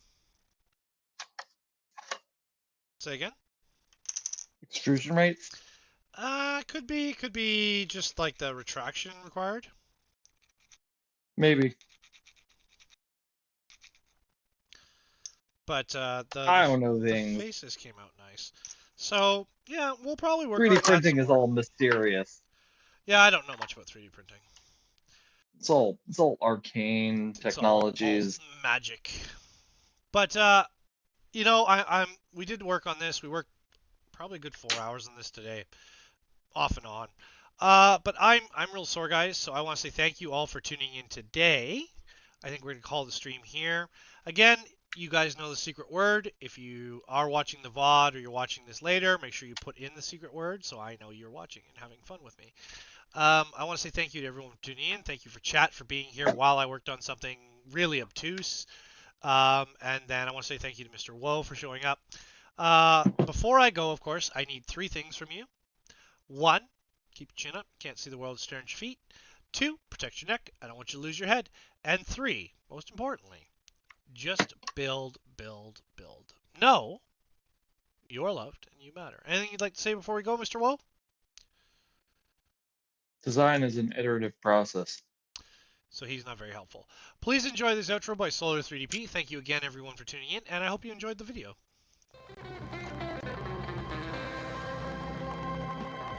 That's it.